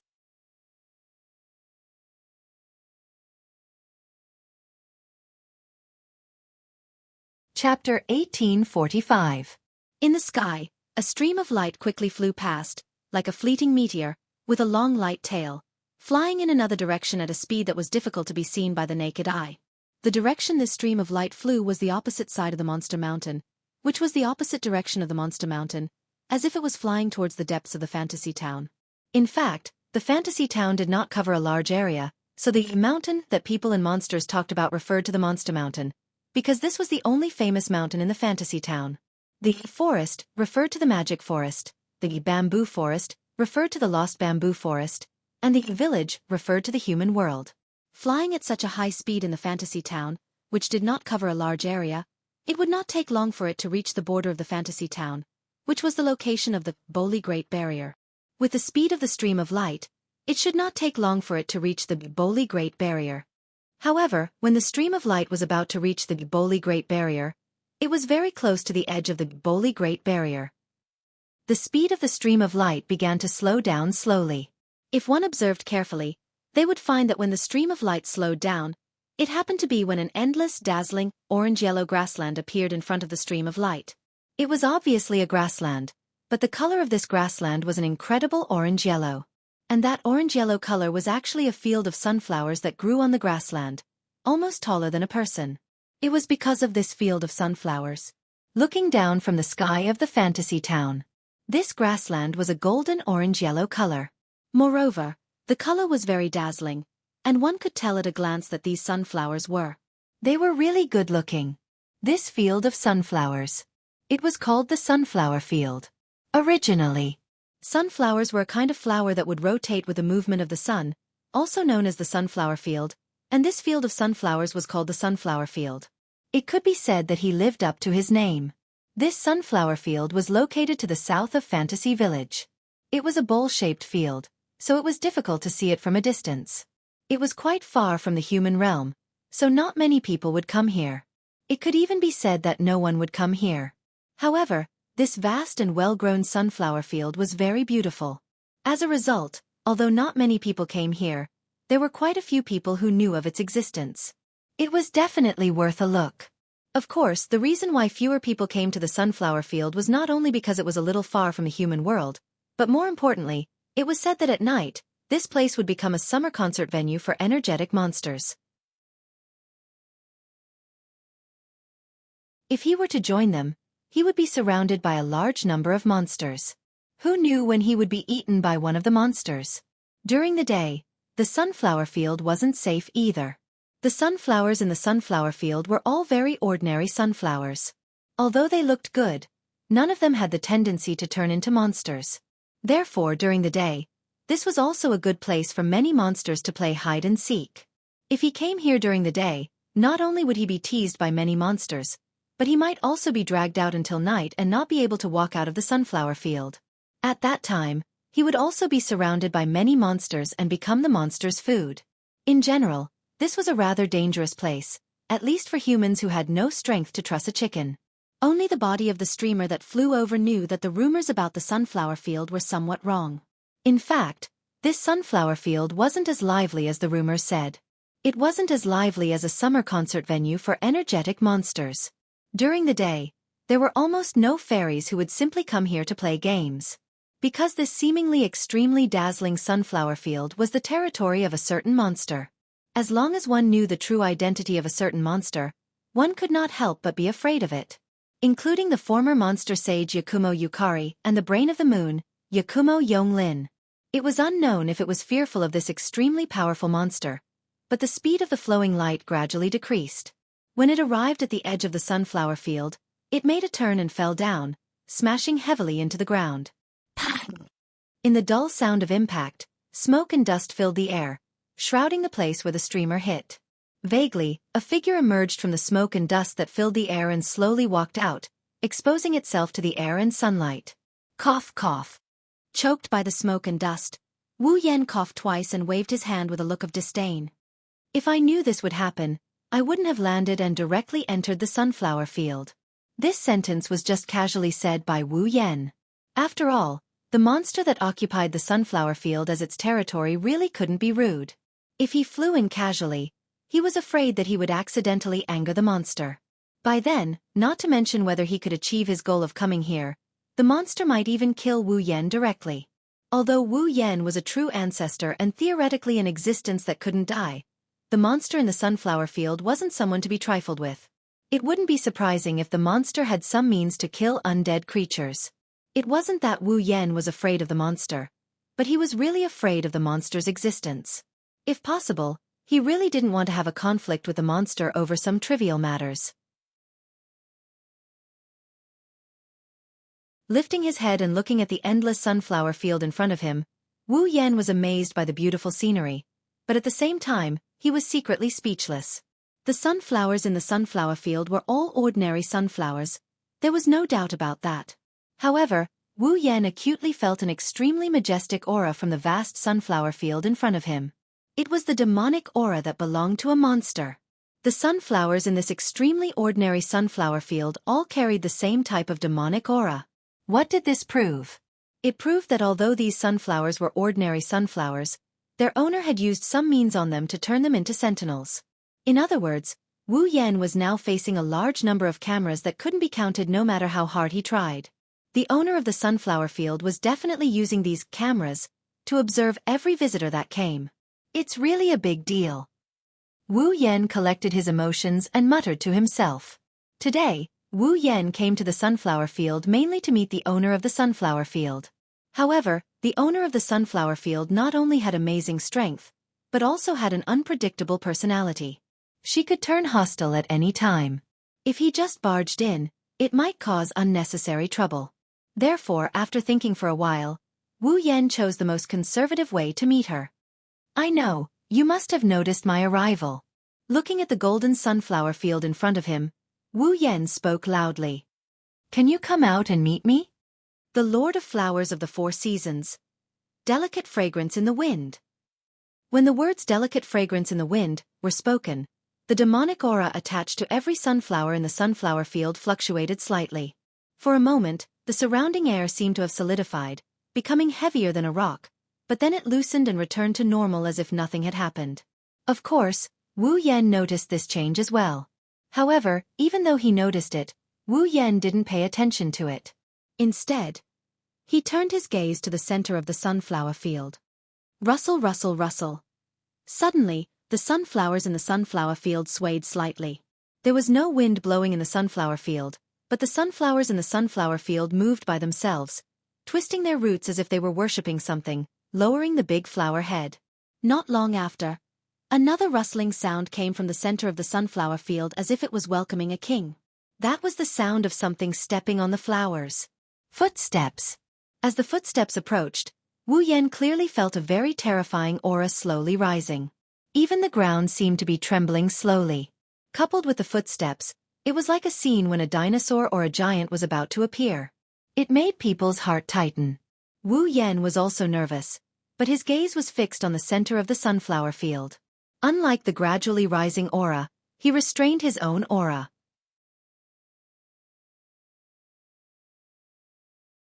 In the midst of this farce, the owner of the footsteps seemed to have lost his patience and appeared from the sunflower field.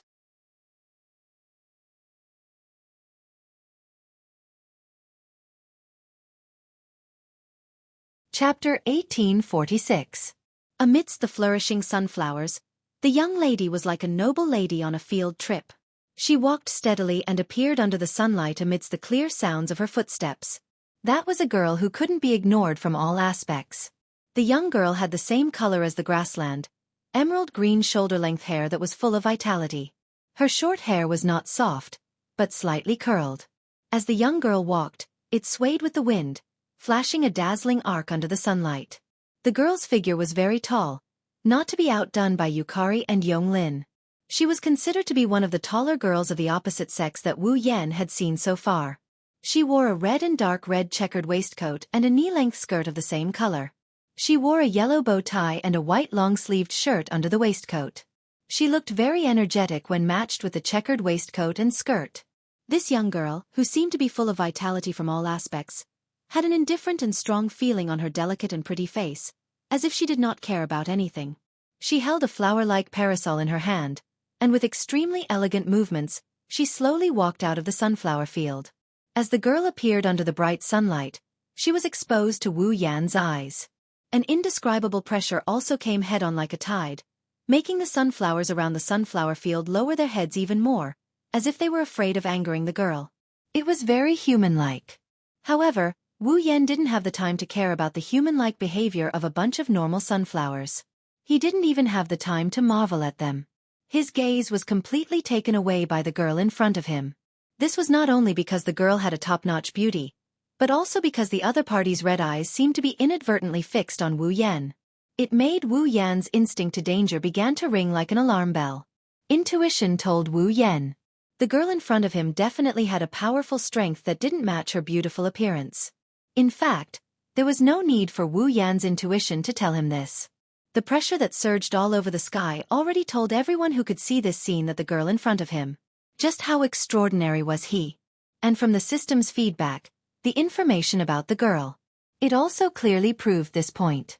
Delicate Fragrance Kazumi. Level 97. Level 97. Other than the guardian tree that Wu Yan had seen on the Emperor Island in the Spalier world, this was the guardian tree. The highest level existence. However, Wu Yan was not surprised at all. This was because Wu Yan clearly knew the identity of the young lady before him. The Lord of Flowers of the Four Seasons. Delicate Fragrance of the Wind. One had existed long before the establishment of the fantasy village. It was a monster that had lived for an unknown number of years. Her original form was a flower spirit.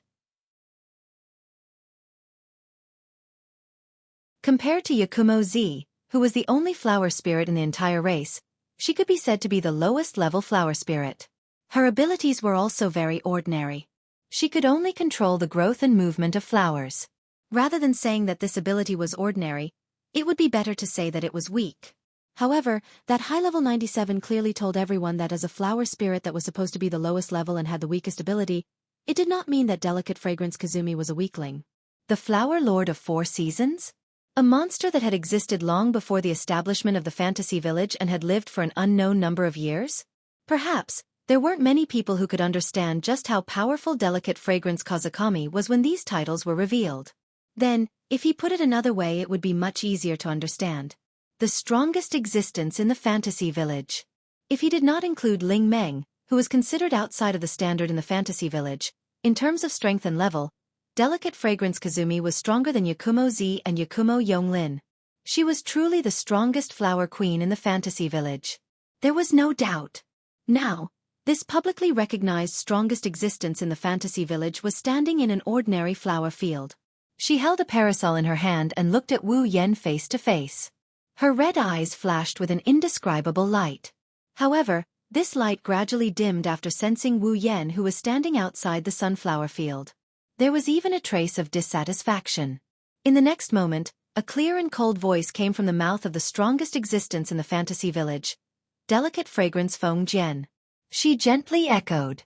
You are very boring. This was Delicate Fragrance Kazumi's impression of Wu Yan when she first met Wu Yan. It was because Delicate Fragrance Kazumi had deliberately used her powerful aura to suppress Wu Yan. Not only did Wu Yan not counterattack, but he also restrained his aura and did not collide with Delicate Fragrance Kazumi's provocation. Delicate Fragrance Kazumi was a very self-centered existence. Basically, other than paying attention to flowers, she was very indifferent to other things. In addition to flowers, the thing that could arouse Delicate Fragrance Kazumi's interest the most was fighting. Delicate Fragrance Kazumi was a battle maniac through and through. In this way, Delicate Fragrance Kazumi naturally felt bored that the other party did not resist her provocation. This was also one of Delicate Fragrance Kazumi's shortcomings. No matter who it was, even if it was the first time they met, Delicate Fragrance Kazumi would want to test the other party to see how strong they were.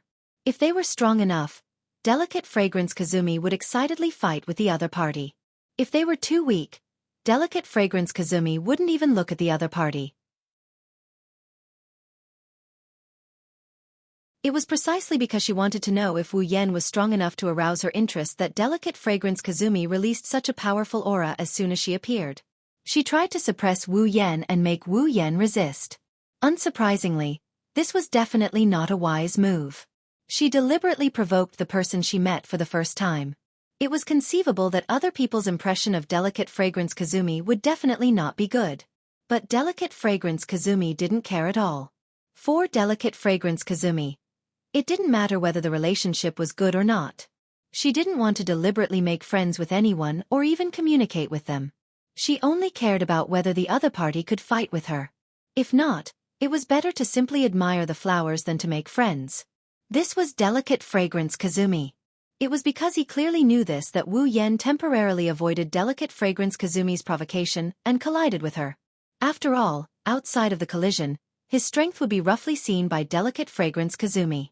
If he could arouse Delicate Fragrance Kazumi's interest, Delicate Fragrance Kazumi would fight with him without saying a word. If he couldn't arouse Delicate Fragrance Kazumi's interest, then Delicate Fragrance Kazumi would leave without saying a word. In that case, Wouldn't there be no way to talk? That's why Wu Yan used this method to prevent Yukari Fujimi from determining his strength. That way, before she can determine his strength, Yukari Fujimi wouldn't attack him recklessly or run away. That way they would have a chance to talk. Therefore, Wu Yan's face showed a smile as if he had everything under control and said such a sentence. I don't mind accompanying you to do those things that you think are interesting, but I came to you for some things that you think are quite boring. In that case, why don't you accompany me to talk about these boring things first, then do those things that you think are interesting? How about it? Getting a chance to talk didn't mean that Delicate Fragrance Kazumi was willing to talk to Wu Yan. Next, if he couldn't arouse Delicate Fragrance Kazumi's interest, he was afraid that she would leave without saying a word.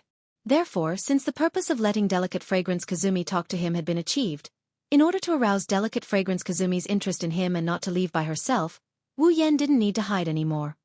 Buzz! In the next moment, a rich scarlet light burst out from Wu Yan's body with a suffocating blood aura. In the rich scarlet light, Wu Yan's deep black short hair gradually elongated until it reached his waist.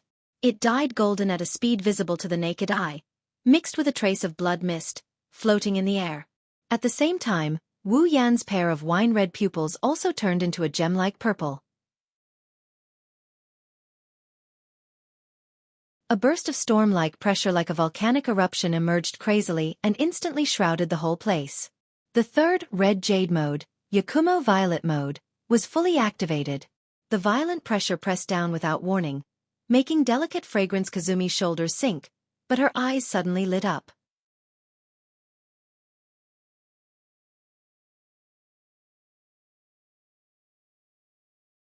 Chapter 1847. Fujimi Fragrance was indeed very strong, so strong that even Yukari, who had the ability to create and destroy everything, could not guarantee that she could defeat her. Yukari even admitted that if she were to fight Fujimi Fragrance head-on, she would most likely lose. But that was the old Yukari.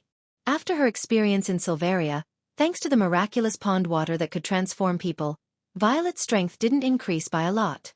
She even went from level 95 to level 96. In the demigod rank, the difference between each small level was huge.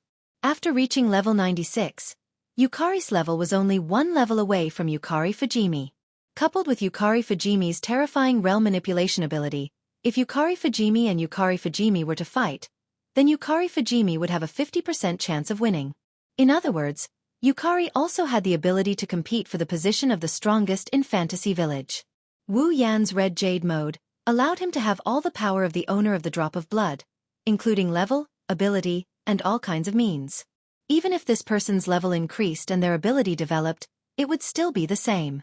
In other words, after entering Yukari's red jade mode, Wu Yan's power had increased to the point where he could compete with Fujimi Fragrance. Fujimi Fragrance could not have missed this point. At least. When Wu Yan used Yukari's third red jade mode, Fujimi Fragrance could not have missed it. Fujimi Fragrance's spirit was shaken. Her eyes flashed with excitement and fanaticism. Strong. So strong. Wu Yan, who entered Yukari's red jade mode, could not help but think that he was really strong. The thick scarlet light and blood mist on his body slowly dissipated. Wu Yan clenched his hand, feeling the power that belonged to Yukari that had not emerged in a long time, the corner of his mouth raised in a confident arc. He looked up and saw Fujimi Fragrance standing in the middle of the sunflower field, looking at him with excitement. Wu Yan turned his attention to the guy. I don't know. If this is the case, can I make you feel a little more interesting? Fujimi Fragrance did not answer, but the surging fighting spirit in her eyes and smiling very happily already told Wu Yan the answer. The aura on your body is very familiar. The facts proved. Wu Yan's plan worked very well. Fujimi Fragrance was already interested in him. Moreover, he didn't rush over to fight with him right away. Instead, he suppressed the fighting spirit in his heart. She looked at Wu Yan. I seem to have sensed the same aura as you on someone else's body. Furthermore, your aura has changed a lot compared to before. When she said this, Feng Jian Yu Xiang's tone was very hasty. Obviously, she had already guessed who the others she was talking about was. Wu Yan didn't point it out, he just nodded. You can call me to the clouds. Cloud. Fujimi Fragrance squinted her eyes. So that's how it is. Although I don't know why you have the same aura as her and why it has changed so much, it doesn't matter as long as you are strong enough. It is indeed as you said. Let's put the interesting things aside first. Fujimi Fragrance's expression returned to the initial indifference, gently glancing at Wu Yan. Why are you looking for me? It's very simple. Wu Yan didn't beat around the bush. If he beat around the bush, he might attract the disgust of someone like Yuka Fujimi who does things her own way. Thus, he directly stated his purpose. I want a drop of your blood. As a flower demon that was supposed to be the lowest level and did not have the ability to compete with Yukari, how did Fujimi Fragrance sit in the position of the strongest in Fantasy Town? The reason was very simple. Fujimi Fragrance's fighting ability had nothing to do with her own ability. The combat ability that delicate fragrance Feng Jian relied on to survive was her close combat ability that no one could compete with. In other words, Fujimi Fragrance's real strength was the terrifying physical ability hidden under that seemingly soft and tall body. Moreover, Feng Jian Xiang's demonic power was almost endless. As a flower demon, Fujimi Fragrance could obtain vitality and vitality from nature. Her existence itself was inseparable from nature. In addition, she had lived for a long time. Fujimi Fragrance was equivalent to the embodiment of nature. Therefore, Fujimi Fragrance's blood was definitely blood essence containing the power of nature. This was the purpose of Wu Yan coming to Fujimi Fragrance. Blood. Fujimi Fragrance's expression did not change at all. Even her tone did not fluctuate. Why? That's also very simple. Wu Yan smiled. His smile made Fujimi Fragrance's blood boil. Your blood can make me stronger. Stronger? Delicate fragrance Feng Jian also smiled. She smiled very happily. Are you also pursuing strength? No. Wu Yan suddenly opened his mouth and said such a sentence. I am pursuing invincibility. Invincibility? This time, Fujimi Fragrance was surprised. Looking straight at Wu Yan's eyes, there was a trace of change. You think you can do it? Of course. Of course. Wu Yan said this without any hesitation. He said it with a firm tone. Your blood is one of the factors that will help me embark on the path of invincibility. Is that so? Fujimi Fragrance was silent for a while, then she smiled again. But this time, the laughter was not full of happiness, but admiration.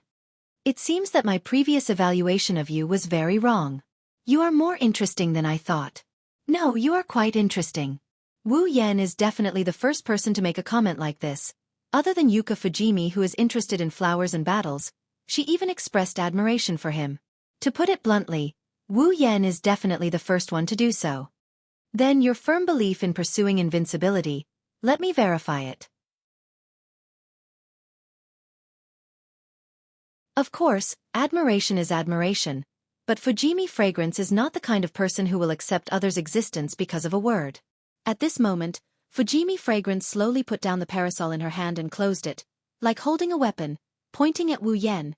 Her red eyes surged with fanatical fighting spirit. Defeat me. I will fulfill your request. For Yuka Fujimi, a drop of blood was nothing at all. With Yuka Fujimi's personality, she would not be like Mount Penglai Bright Night and Yonglin Hachiai. She would not worry that her blood would be used by others to perform evil means and harm herself. This is not because Fujimi Fragrance does not care about her safety, but because Fujimi Fragrance is confident that no one can put her in danger with just a drop of blood. Therefore, giving Wu Yan a drop of blood is nothing at all. However, delicate fragrance Feng Jian wasn't so generous that she would obediently hand over her blood just because a person came out and said a few words that she admired. But if he can defeat Fujimi Fragrance, then it is a different story. After all, Fujimi Fragrance is a battle maniac through and through. Feeling the powerful aura gradually rising from Fujimi Fragrance's body, Wu Yan closed his eyes, and when he opened them again, his eyes were calm. The defeat you mentioned shouldn't be referring to the rules of rune cards or bullet screen games, right? That's natural. Fujimi Fragrance nodded. If you are weak, then I don't mind playing a game with you. But now, there is no reason. Fujimi Fragrance recognizes Wu Yan's strength, and also recognizes that Wu Yan is a strong person. However, Fujimi Fragrance obviously did not consider it seriously.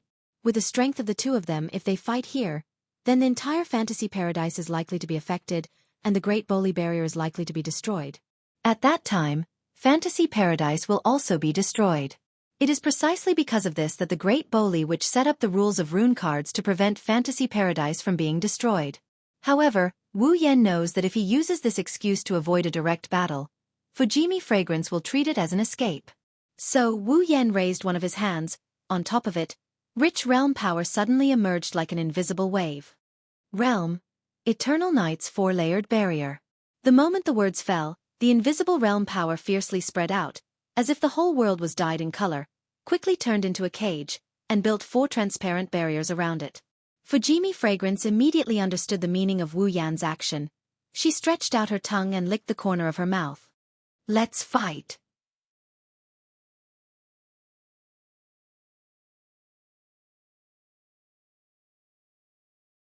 Chapter 1848. The transparent barrier enveloped the entire sunflower field, isolating it from the outside world. With this layer of Eternal Night's fourfold barrier as protection, when Wu Yan and Delicate Fragrance fought, if there was an impact to the surroundings, the first thing to be affected would be the Eternal Night's fourfold barrier. And if the Eternal Night's fourfold barrier was affected and destroyed, Wu Yan would stop. In that case, he wouldn't cause any damage to the fantasy village without knowing it. Of course, the plans certainly couldn't keep up with the changes. Even if the Eternal Night's fourfold barrier was affected and destroyed, Wu Yan wanted to stop, but it was still unknown whether Delicate Fragrance, who was fighting, would stop or not. However, with Delicate Fragrance's performance, it was impossible for her to stop now. Delicate Fragrance was a person who did things her own way. She wouldn't care whether Fantasy Village would be destroyed or not. Instead, it was better to set up this barrier in front of Delicate Fragrance. Wu Yan is sending a message to Yuka Fujimi. If you want to fight, I can accompany you. However, once the Eternal Night's fourfold barrier was destroyed, he would have to stop. Delicate Fragrance Feng Jian must have already received this information. But Delicate Fragrance didn't even say anything. She licked the corner of her mouth and suddenly smiled. Let's fight. This sentence. It became the opening statement of the highest standard battle in the fantasy village. Buzz. At the same time, the space around Feng Jian Yu Xiang trembled, and the sunflower field around her also shook slightly. The ordinary sunflowers actually secreted a force that was difficult for others to detect under this vibration. Like a stream of air, it poured into Feng Jian Yu Xiang's tall and delicate body. After a long time, Delicate Fragrance, the flower demon, had become the embodiment of nature. Her existence was equivalent to the entire nature. At this moment, Feng Jian Yu blended into the surrounding nature. Extracting power from nature, she used it to transform herself into the real nature. In such a state, Delicate Fragrance Feng Jian was able to obtain endless demonic power in the truest sense, and used it extravagantly to strengthen her body, improve her physical ability, and the effect of the delicate fragrance in the wind. It was through his body that had turned into nature. He was able to display all of his terrifying physical abilities without missing a single bit. Under Wu Yan's attentive gaze, Feng Jian's fragrant hair fluttered without wind, and a terrifying aura suddenly erupted from her tall and slender body. It pressed down in all directions like an avalanche. Under the influence of Feng Jian Yu Xiang's terrifying aura, the sunflowers in the sunflower field all grew crazily. Not long after, they grew to a height that humans couldn't compare to. This was the ability of Delicate Fragrance Fujimi itself, the ability to control flowers. Now the Delicate Fragrance Feng Jian had completely integrated into nature, allowing this ability to be used along with his own aura, affecting the sunflowers in the sunflower field. As for the earth-shattering aura, it swept in all directions like a gust of wind. The cold demonic aura was like sharp blades that suddenly scattered in all directions, scraping Wu Yan's cheeks painfully. With this aura alone, Delicate Fragrance Feng Jian Yu Xiang was worthy of the title of the strongest in the fantasy village. While Wu Yan was feeling this in his heart, Delicate Fragrance Feng Jian Yu Xiang raised his head, a cold light flashed in his eyes, and suddenly, he took a fierce step forward. Chi! With a thunderous sound, in the blink of an eye, Delicate Fragrance Feng Jian Yu Xiang appeared in front of Wu Yan. The parasol with demonic aura in his hand carried a suffocating aura. In front of Wu Yan's narrowed expression, he fiercely chopped down on Wu Yan's head.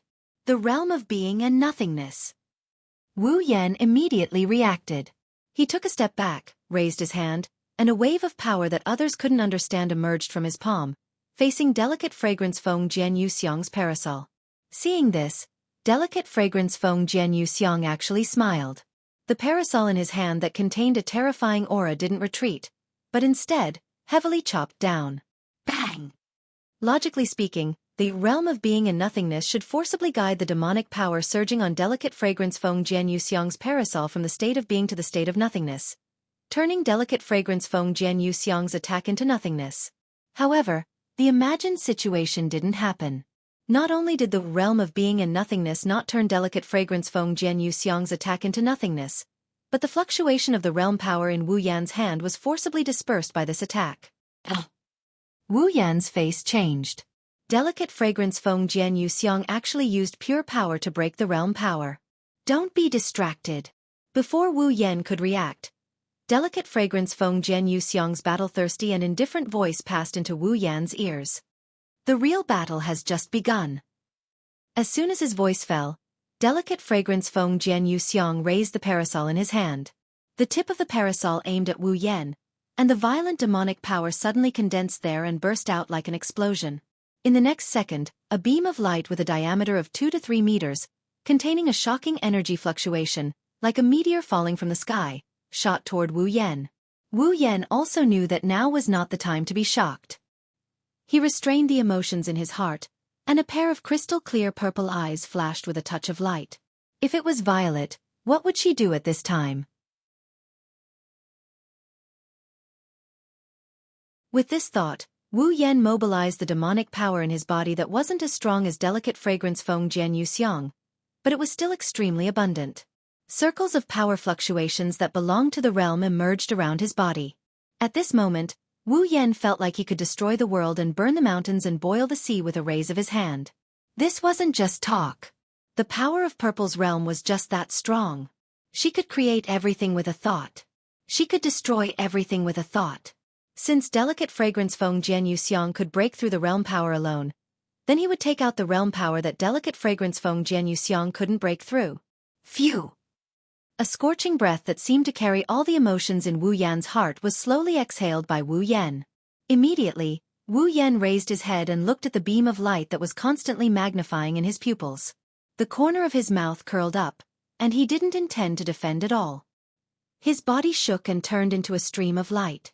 Under delicate fragrance Feng Jianyu Xiang's surprised gaze, he directly rushed toward the incoming beam of light. Whoosh! In the extreme sound of breaking through the air, Wu Yan rushed toward the incoming beam of light violently. The realm power surging around his body violently erupted. The realm of being and nothingness. With such a voice, the figure that turned into a stream of light collided with a fatal beam of light. Boom! Above the sunflower field, a thunderous sound burst out, and a violent gale blew out all of a sudden, blowing all the sunflowers below in one direction. This time it was the same level of power, but the result was completely different. The beam of light that was filled with a power that was more terrifying than the one that easily defeated Wu Yan's realm of being and nothingness. This time, when it collided with Wu Yan's figure that was wrapped in the realm of being and nothingness, it quickly dimmed at the moment of collision. From delicate fragrance Feng Jianyu Xiang's perspective, she saw that the moment the beam of light that traversed the void collided with the stream of light that Wu Yan transformed into, it suddenly began to melt rapidly from the point of collision. Moreover, the melting speed was still spreading to the other side of the beam of light at an alarming rate. During this period, a figure that was like a meteor swept across like lightning, and a part of the beam of light that came into contact with it collapsed upon contact. And it was the kind that destroyed everything in its path. Boom! In the end, the beam of light that was 2 to 3 meters in diameter disappeared completely, but the figure that turned into a stream of light didn't lose its momentum. It streaked across the space and rushed toward delicate fragrance Feng Jianyu Xiang. Facing such a violent and direct collision, delicate fragrance Feng Jianyu Xiang's eyes surged with crazy battle intent. Come on! Delicate fragrance Feng Jianyu Xiang raised the parasol in her hand. Violent demonic powers surged out from her body and gathered at the tip of the parasol at an astonishing speed. In the end, the demonic powers condensed into a half-meter-sized light ball at the tip of the parasol. This time it's double. As soon as she finished speaking, the light ball condensed from demonic powers exploded, turning into 2 extreme light beams that blasted toward Wu Yan's face. In the trembling space, the light beams crashed down fiercely. Double magic cannon. This was a move unique to delicate fragrance Feng Jianyu Xiang. Moreover, each magic cannon was much stronger than the previous one, which proved that delicate fragrance Feng Jianyu Xiang had brought out her full strength. In response, Wu Yan let out a loud roar. The realm power around his body once again became more violent, and he collided with the light beams without dodging. Boom! The sound of an explosion resounded in the air.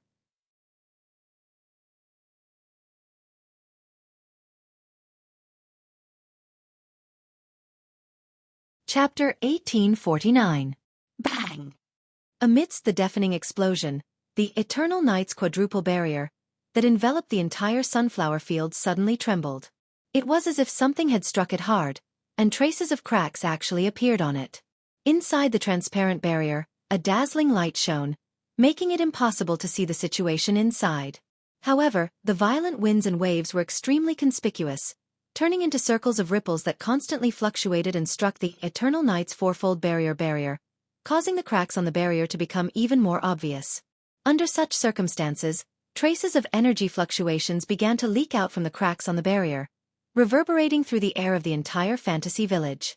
Holding on to her imperial coin, Ling Meng, who was gesturing at Marissa and Kamikaze Marumi, who were busy rebuilding the shrine, suddenly turned her head. She turned her head to look in a certain direction, an expression of shock and anger appearing on her face. Who is causing trouble for me again? As the overseer of the fantasy village, Ling Meng not only possessed invincible strength within the fantasy village, she was also keenly aware of any abnormalities that occurred within the fantasy village. Otherwise, how could she be the first to notice any abnormalities? Earlier, due to the Eternal Night's fourfold barrier, providing a certain degree of resistance, Ling Meng did not pay much attention to it. Even a lazy person like Princess Ling Meng would not be able to detect any abnormalities. However, it was impossible for Princess Ling Meng to not detect the energy leaking out from the Yongye's quadruple barrier. Originally, Ling Meng was already vexed by the destruction of the Bori shrine. Now that someone else was causing trouble, it was no doubt akin to pouring a bucket of oil onto Ling Meng's head, causing Ling Meng to be thoroughly enraged. At some point in time, Marissa and Fumimaru had stopped what they were doing and walked over to Soul Dream's side with surprised expressions on their faces. Of course. The reason why they were surprised was completely different. Ling Meng. What's wrong? Looking at Ling Meng's expression that seemed to be on the verge of burning with rage, Marissa shrunk her neck and timidly asked, "Your expression is so ugly. Who provoked you?" Ling Meng did not notice anything strange. Marissa only noticed that Ling Meng's behavior was different. As the Crow Tengu, the life shooter Maru had a keen sense of perception. After frowning slightly, he exclaimed in surprise. Something seems to have happened. Things. Marissa was slightly taken aback. What is it? I don't know. Markumaru shook his head. But something must have happened in fantasy country. Hearing this, Marissa no longer had any doubts.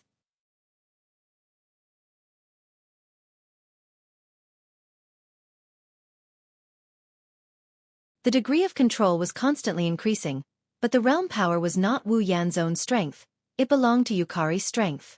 Even with the red jade mode and infinite armory, Wu Yan could perfectly control the realm power, but in terms of using it, he was definitely not as good as Yukari. After all, Yukari had used the realm power for at least 1,000 years, while Wu Yan had only used it a few times in battle. Compared to Yukari, who usually used the realm power in daily life, he was no match for Yukari.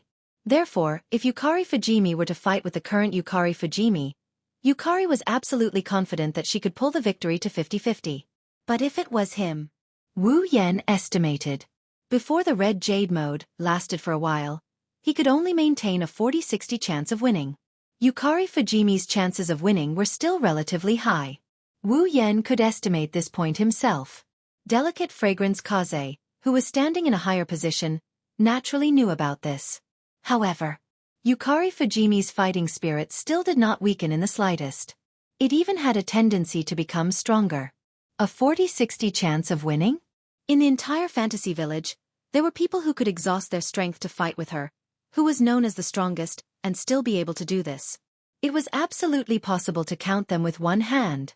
Yukari Fujimi couldn't remember how many years it had been since she used her full strength to fight with an expert of the same realm. A year? 10 years? Or 100 years? Perhaps not that long, but for the battle-thirsty Yukari Fujimi, even a year was a long time. Now, there was finally an opponent who could make her use all her strength to gain the upper hand.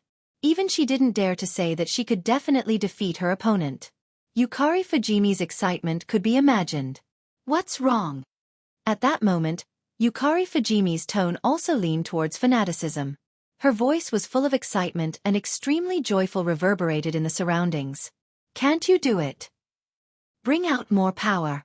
Pursue the existence of invincibility. After saying that, Yukari Fujimi spread her arms as if she wanted to embrace the whole world. Nature responded to Yukari Fujimi's excitement by extracting vitality from nature and turning it into pure monster power that flowed into Yukari Fujimi's body. Buzz! At the next moment, a dazzling flower suddenly bloomed behind Feng Jianyu Xiang's back. Terrifying demonic powers surged on it, gathering together and shooting out flower-shaped barrage that had a diameter of 1 meter as if they were shooting arrows. Let me have some more fun.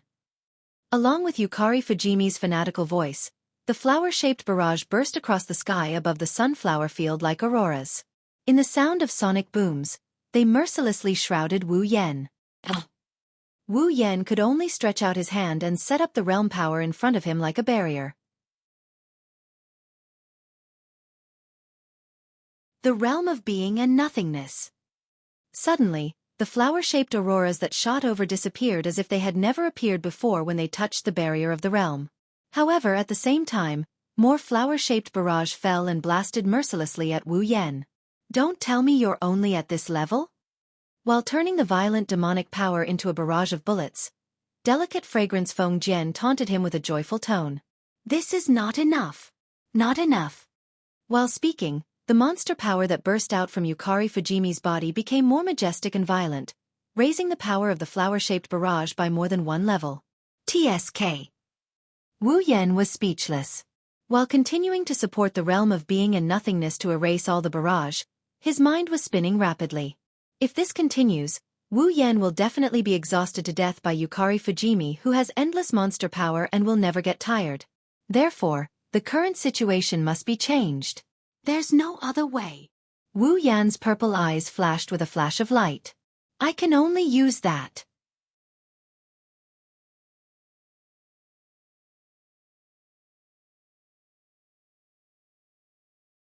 Chapter 1850. TSK. The flower-shaped bullet screen fell one after another as if they were scrambling to be the first to fall. Amidst the TSK, sound like water extinguishing flames, they were wiped out by the barrier formed by the realm of being and nothingness. Come on! Come on! Let's fight! Yoxiang Fujian's joyful voice echoed in the flower-shaped bullet screen. Every time it echoed, it was accompanied by an extremely terrifying explosion of demonic power. The rain-like bullet screen that fell like raindrops had a terrifying increase in power and quantity. As the embodiment of nature, the current delicate fragrance Feng Jian seemed to have received the assistance of the entire natural world. Her monster power was endless. Therefore, as long as delicate fragrance Feng Jian didn't want to, the flower-shaped bullet screen would never stop. In fact, its power and number would continue to increase. If it went on like this, the attack made up of the dazzling flower-shaped barrage would sooner or later reach an unparalleled level in terms of power and quantity, and the boundary between being and non-being would be broken sooner or later. By then, Wu Yan would also be defeated. In fact, Wu Yan was already feeling a little burdened. The power of the realm surging around his body was already a little lax. The barrier formed by the realm of being and nothingness in front of him was like a heavy mountain, slowly becoming heavier and heavier. Wu Yan's outstretched hand was unable to bear the burden, and it made cracking sounds similar to the friction of bones.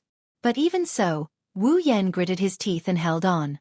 After taking a deep breath, he closed his eyes. After reaching the peak of the 9th rank, the duration of Violet's red jade mode had increased to an hour. An hour was enough for a high-level battle where hundreds of rounds could be exchanged in minutes. Not only was it enough to determine the winner, but it could also continue for at least a dozen more battles. Therefore, Wu Yan didn't need to pay special attention to the duration of the red jade mode. Naturally, He didn't need to worry about whether it would be cancelled midway. But in terms of strength alone, the current Wu Yan, compared to Yu Xiang, still had a small gap. Although it wasn't to say that it was impossible for him to win, his chances of winning were definitely lower than Delicate Fragrance Fujimi. Coupled with Delicate Fragrance Feng Jian's extravagant fighting style and the support of her endless demonic power.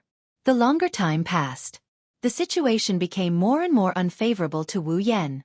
However, this was not Wu Yan's strongest state. Yukari's Red Jade mode is the strongest out of the 3 Red Jade modes he has. However, apart from the Red Jade mode, Wu Yan had another trump card that could increase his overall strength.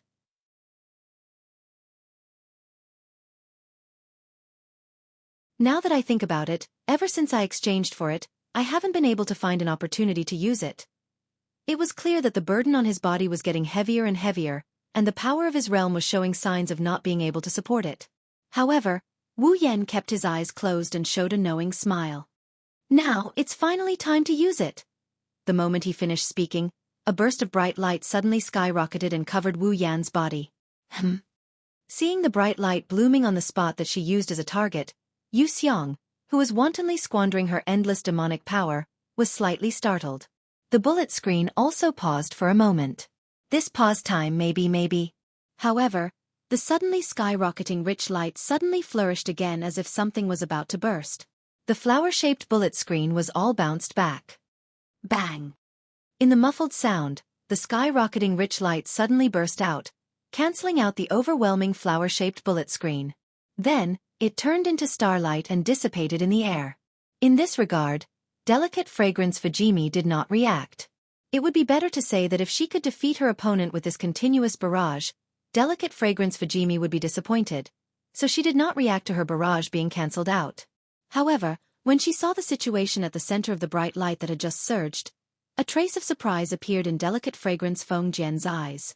That is, she saw that in the center of the bright light that gradually turned into starlight and dissipated in the air, a figure was suspended in the air. The waist-length golden hair was still dazzling, and the purple eyes were as crystal clear as ever. Such a figure, compared to just now, had changed a lot. Because an extremely strange thing appeared on the figure's body. It was a garment that looked like a windbreaker and a knight's suit. The hem was long enough to reach the ankles, and the entire body was pitch black. The wrist portion was covered with an armor-like object that extended to the back of the owner's hand. On the back of the hand, there were 2 sparkling and translucent oval-shaped gemstones that were embellished there, flashing with a dazzling arc of light. Of course, such an additional garment couldn't be considered a strange thing at all. The reason why this luxurious garment that looked like a windbreaker and a knight's suit was called a strange thing was that this garment was slowly rolling like a liquid, like a burning flame. It looked extremely magical. Wu Yan lowered his head and stretched out his hand in front of himself. He looked at the 2 crystal-clear oval-shaped gems and the knight's suit that was burning like a flame on the back of his hand. He curled the corner of his mouth and clenched his fist fiercely. Is this my holy knight's suit? Once upon a time, in the world of a star-carved dragon knight, Wu Yan received a revelation about the holy knight's suit that could increase the owner's strength. He spent a total of 1 million equipment points, item points, ability points, and summoning points to ask the system to forge him a piece of equipment that could increase his strength in all aspects. The equipment's grade was as high as A. It was a genuine legendary armament. This legendary armament that could increase the user's strength in all aspects was none other than this knight's uniform that was burning like a flame. The armor extended from the wrist to the back of the hand, and the back of the hand was adorned with sparkling and translucent oval-shaped gems. Because of the revelation he received from the Holy Knight's suit, Wu Yan decided to forge this legendary armament for a living. Therefore, he named it the Holy Knight's suit. With this legendary armament, Wu Yan's abilities in all aspects would be greatly enhanced.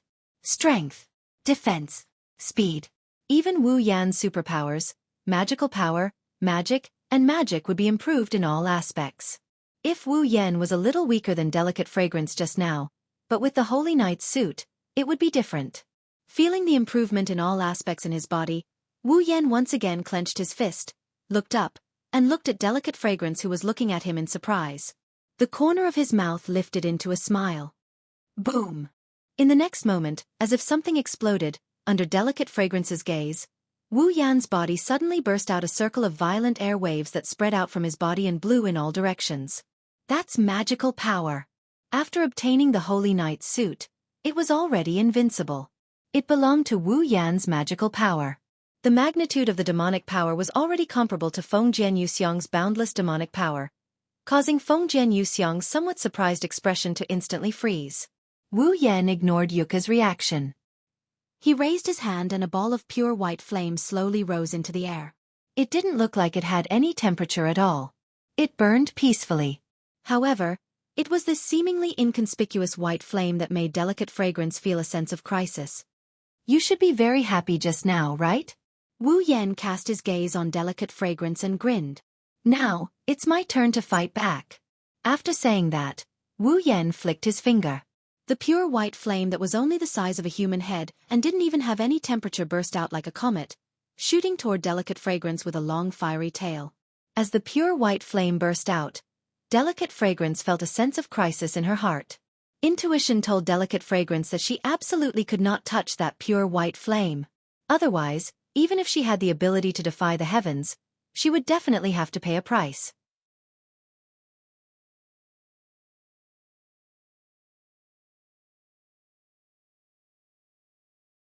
Chapter 1851. Whoosh! Watching the pure white flame turn into a comet and burst toward her, Delicate Fragrance Cause's cold and delicate face revealed a dignified expression. But in addition to the dignified expression, there was another emotion. Joy. There was no doubt that Delicate Fragrance Cause was the kind of person who would be happier when the opponent was stronger.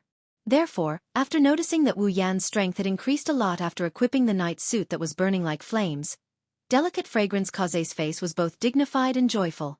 Of course, joy was joy, but the pure white flame brought a sense of crisis to Delicate Fragrance Cause. Delicate Fragrance Cause wasn't a reckless person who only knew how to charge forward recklessly. So without saying a word, Delicate Fragrance Cause retreated for the first time since this battle. Her figure turned into an afterimage and retreated at an extremely fast speed. Whoosh! Although Feng Jianyu you retreated at an extremely fast speed, the pure white flame was even more ferocious. At the same time, the flame seemed to expand with the wind, suddenly expanding in size, and soon turned into a huge pure white fireball. Like a white sun, the pure white fireball suddenly flashed in the air, and its speed also increased sharply. Delicate Fragrance Cause's expression changed slightly. In a moment, Delicate Fragrance Cause, who was chasing after her, suddenly exploded in her narrowed pupils. Boom! The terrifying fire wave swept wildly from the place where the pure white sun exploded. Waves of wind and waves with terrifying temperature raged in the air, scattering nearly half of the sunflowers below. After the explosion of the pure white fire wave raged for a while, a rather embarrassed figure flew out from the other side of the fire wave. After tapping a few times in the air, he stopped. It entered Wu Yan's field of vision. Seeing this, even Wu Yan was amazed. She was directly attacked by the white dragon's flame, but she wasn't injured? Yes. Feng Jian Yuxiang, who flew out of the pure white fire wave, looked extremely disheveled. The bright clothes on her body also had traces of scorch marks and damage. Delicate Fragrance Cause's white skin was exposed to the air. But Delicate Fragrance Cause's aura still didn't weaken at all. The expression on her face didn't show the slightest pain. Instead, her fighting spirit was awe-inspiring. How long has it been since I fell to this point? Delicate Fragrance Cause glanced at the damaged and scorched clothes on her body. Her face was full of joy. You can make me so embarrassed, you're really strong. But Delicate Fragrance Cause's hand slowly grasped the parasol handle. With a sudden pull, the black shadow formed by the parasol tore through the air. The strong wind blew away the surrounding pure white fire waves. The tip of the parasol tilted down, and a terrifying monster power emerged from Feng Jian Yuxiang's body. The real battle begins now. Delicate Fragrance Cause clenched the parasol handle and stomped her foot. Dense Fragrance Cause's demonic power exploded under her foot. The turbulent force caused Delicate Fragrance Cause to turn into a black shadow and shoot straight at Wu Yan. Whoosh! Listening to the wind-whistling sound of Yuka Fujiwara's shadow charging towards him, Wu Yan instantly raised his guard. He stared at the incoming shadow and with a grasp of his hand, a nimble long sword appeared out of thin air and fell into his hand. It was the Nin Temple Shana. Grabbing the Nigata no Shana, he tensed up his body and waited in place. When the shadow was about to reach him, he raised the Nigata no Shana and chopped it down with all his might. Suddenly, the power of the realm covered the Nin Temple Shana like a sharp blade. The light and heavy realm. The Nin Temple Shana was originally light and agile. Under the influence of the realm, the moment it slashed down, it was like a meteorite falling from the sky. Wherever it passed, sparks flew in the air and an ear-piercing screech erupted. At this moment, the Nin Temple Shana was at least as heavy as a real mountain. Delicate Fragrance Kaze's face was still indifferent in the face of the Nin Temple Shana. Her hand trembled slightly as she clenched the parasol and stabbed out. Feng Jian Yuxiang had clearly only stabbed once, yet a stretch of umbrella shadows continuously appeared in front of him like a curtain of rain. All of them solidly pierced the blade of Nijian Shana that was chopping down with the force of a mountain. Clang! After a shrill sound that could pierce one's eardrums, the umbrella shadow that contained a powerful force shattered the light and heavy realm's power on the Nijian Shana blade, and at the same time, it easily knocked away the Nijian Shana that came attacking. As expected of the strongest in the fantasy village, Delicate Fragrance Kaze's attack made Wu Yan's expression change slightly. He smiled bitterly in his heart. Again and again, she used pure strength to disperse the power of the realm. Just how strong was this Delicate Fragrance Feng Jian's fighting ability? With this thought in mind, Wu Yan could only follow the force of the Nin Temple Shana that was pushed away. He rotated his body and carried the Nin Temple Shana with Delicate Fragrance Kaze's support. Borrowing the force of the Nin Temple Shana, he rotated on the spot with a tearing sound. Instantly, the Nin Temple Shana turned into a blade of light. With an oppressive sound, it ruthlessly slashed towards Delicate Fragrance Kaze from bottom to top. Come on! Delicate Fragrance Kaze also moved almost at the same time. She tightly held the parasol in her hand. Wisps of demonic power curled out of the parasol like mist, emitting a low vibrating sound.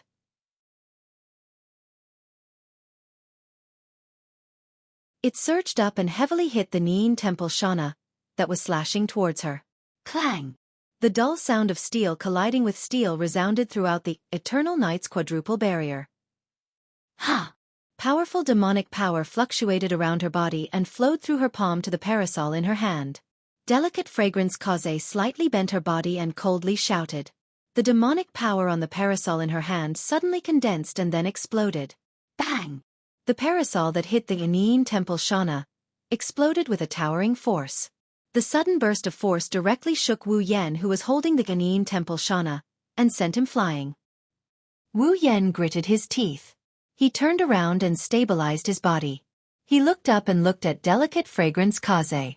Sure enough, it's impossible to win against this flower queen in terms of close combat ability. Delicate Fragrance Kaze didn't have any powerful abilities. Her combat ability was almost entirely focused on close combat.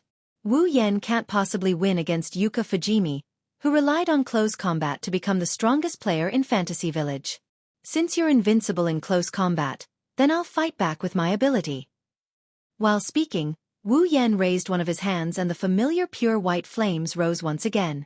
However, although the white dragon's flames were powerful, they didn't hurt Delicate Fragrance Kaze. That was why Wu Yan raised his other hand. A burst of pitch-black electric light flashed amidst the crackling sound of electricity. Holding the pure white flames in his left hand and the pitch-black electric light in his right hand, Wu Yan stared at the powers of the white dragon and black dragon respectively. Then, he actually brought the pure white flames and pitch-black electric light in the middle. Buzz! The moment the pure white flames and pitch-black electric light came into contact, wisps of white flames and black electric light burst out from the point of contact. The space was torn apart and distorted.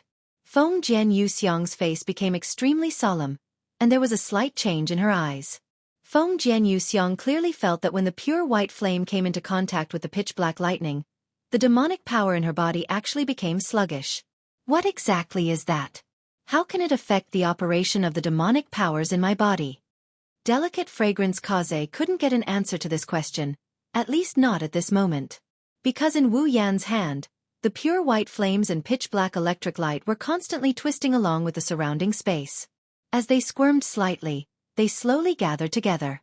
Not long after, a ball of golden electric light flickered on its surface and its color turned into a dazzling golden flame that floated before Wu Yan.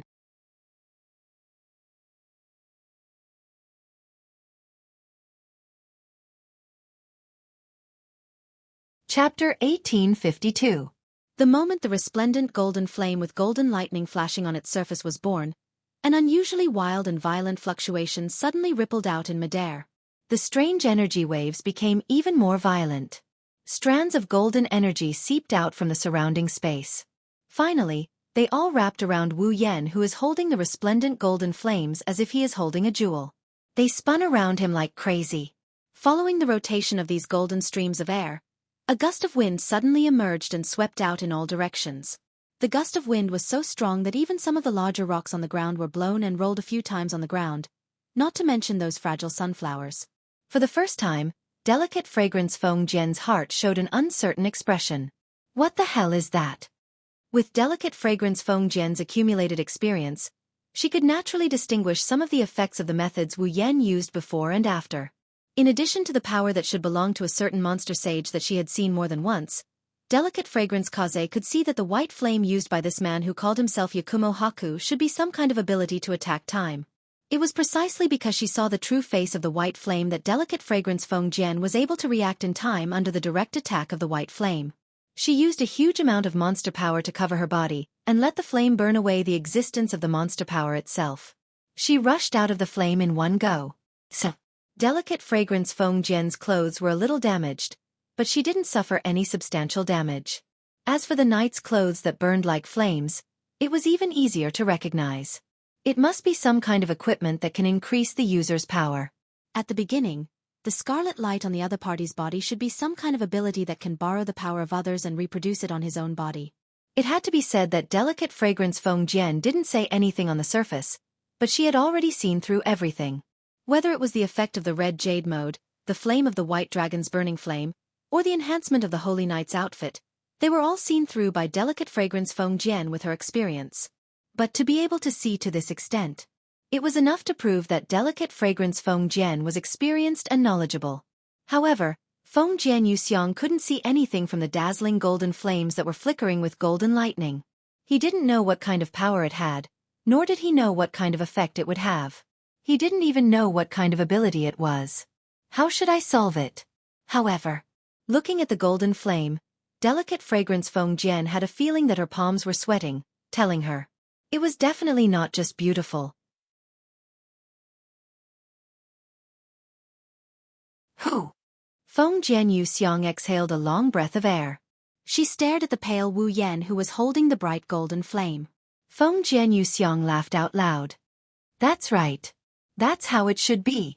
A violent demonic power surged out from Feng Jian Yuxiang's body, causing her to emit a dazzling light. She was like a sun, making people unable to look at her directly. In that case, I will also use my strongest attack to determine the winner with you. Who is the strongest in the fantasy village? Let us have a good fight.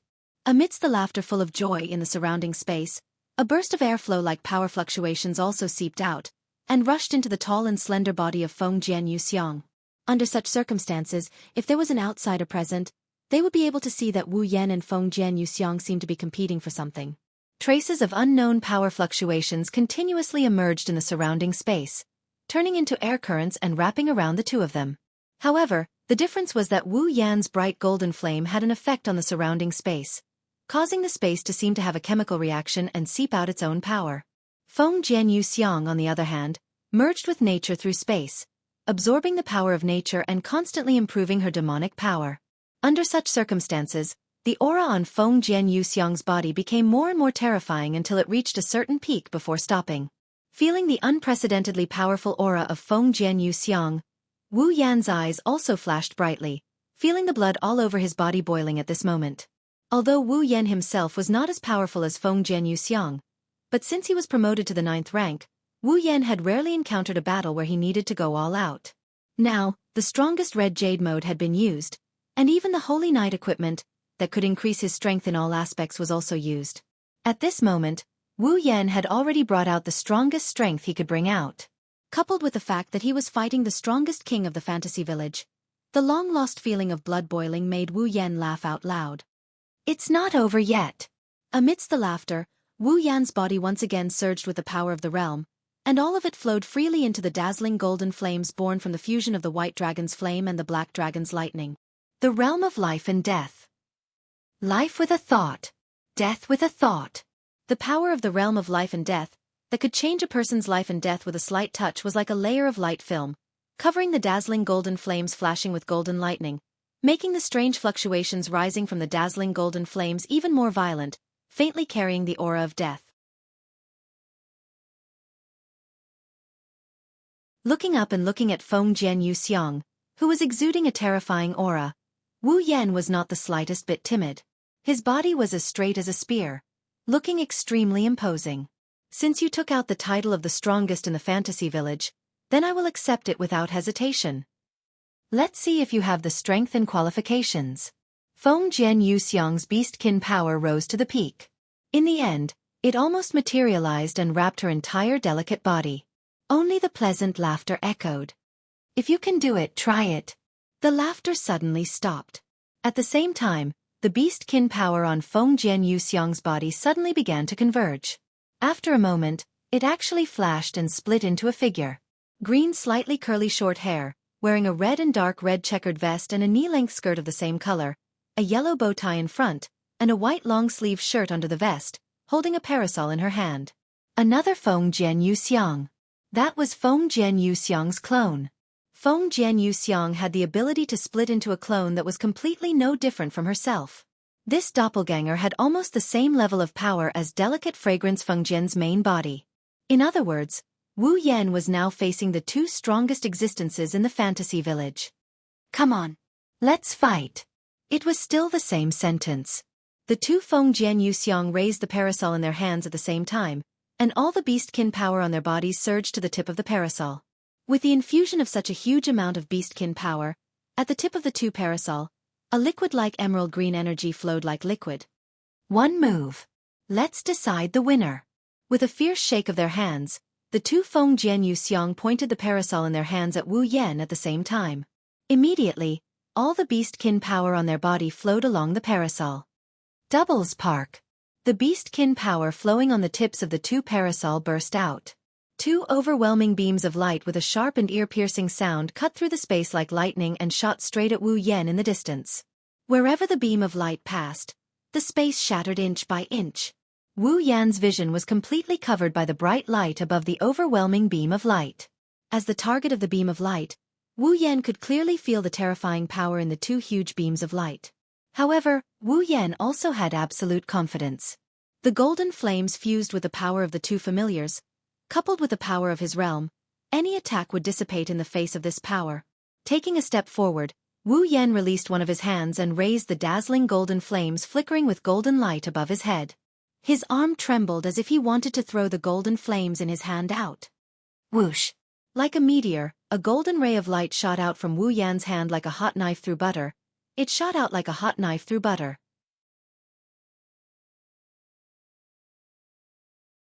The moment the stream of light shot out, the surrounding space rippled like the surface of a lake with a huge rock thrown into it.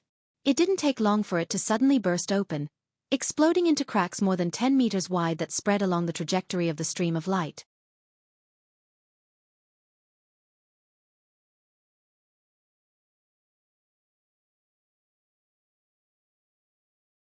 Chapter 1853. Swish. Amidst an extremely sharp sonic boom, the resplendent golden flames that had turned into streaks of light tore through the air like a meteor. Wherever they passed, the space collapsed into pitch-black cracks that were nearly a dozen meters long. The space in this area was completely shattered like glass, causing the area to be in a sorry state. Swish! The two huge pillars of light that descended from the sky emitted a strong light that seemed to occupy the entire sky. They also carried an extremely terrifying power and a sharp sonic boom that seemed to distort space. They were like meteorites that fell straight down. No matter if it was the golden stream of light or the dazzling light pillars, both contained terrifying attacks that were enough to shatter the space along the way and spread the cracks. Just the fluctuations that leaked out were enough to kill a ninth-stage powerhouse on the spot. Two extremely frightening attacks that caused even the sky to change color finally collided violently in the next instant. However, just as Wu Yan and Feng Jianyuxiang tensed up and prepared for the upcoming victory and defeat, waiting for the earth-shattering explosion caused by the collision of the two attacks, there was strangely no sound in midair. Wu Yan and Feng Jianyuxiang lifted their heads in astonishment and witnessed the collision of the two attacks. Then they witnessed this scene. In midair, the ratio was completely different. The two attacks of completely different colors didn't clash fiercely with each other at the moment of collision. Instead, they twisted together like two masses of water of different colors.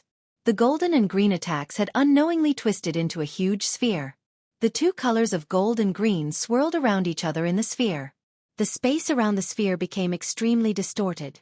Vaguely, there were extremely subtle tearing sounds coming from the inside of the sphere. Wu Yan stared at the twisted sphere in midair. A sphere of two colors. His face was as pale as a sheet of paper, and even his body was swaying. Xiao's magical fluctuations had weakened to an unprecedented level.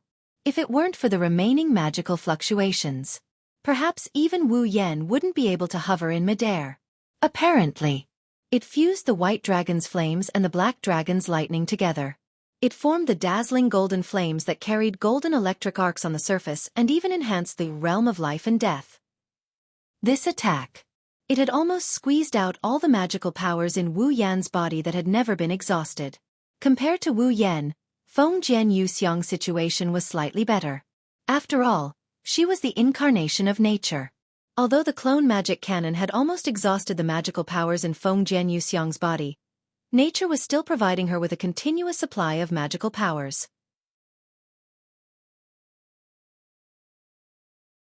At this moment, even if the magical powers that she recovered were insignificant, it was still much better than Wu Yan's.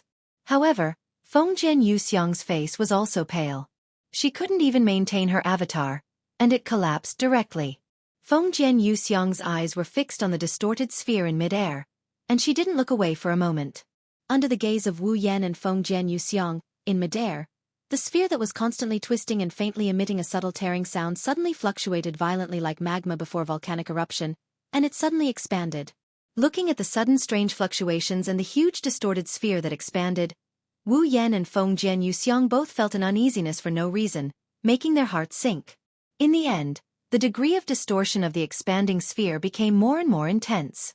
The surrounding space also seemed to be suppressed by something, and there was a kacha-kacha sound. Not long after, the expanding distorted sphere suddenly burst into a dazzling light, but all the sounds strangely stopped. Even the space suddenly stabilized and no longer produced any abnormalities. It wasn't until this moment that a warning sign rose in Wu Yan and Feng Jianyuxiang's hearts as if they sensed something. Their expressions changed abruptly, and they disregarded the consumption of a large amount of magical power and demonic power in their bodies and retreated frantically.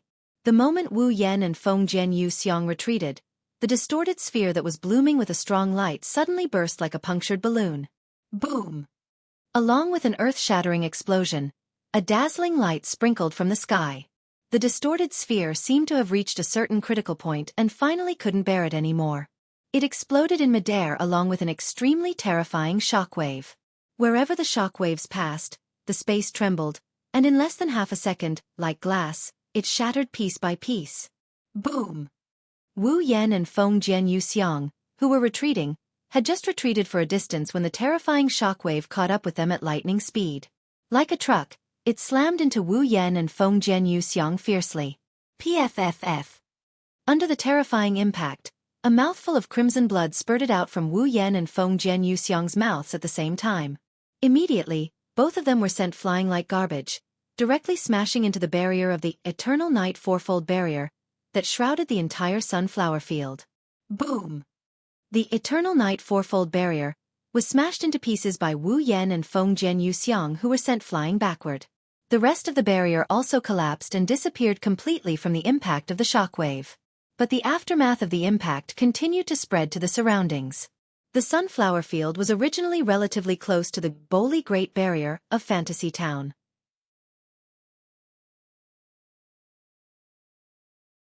With the shockwave still raging, it wouldn't take long for the Holy Great Barrier to suffer the same impact.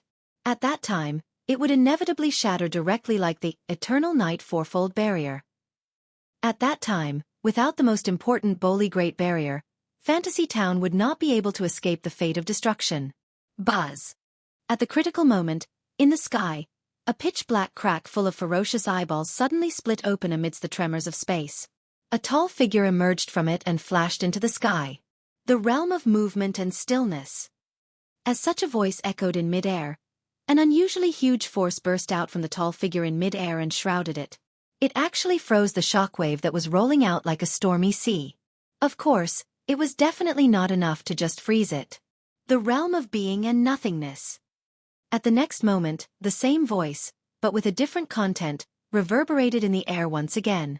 A force that was more than a little stronger than before once again enveloped this world, emanating circles of ripples that contained a strange power. Under the ripples, all the frozen waves that were touched by the ripples slowly disappeared from this world as if they had never appeared before.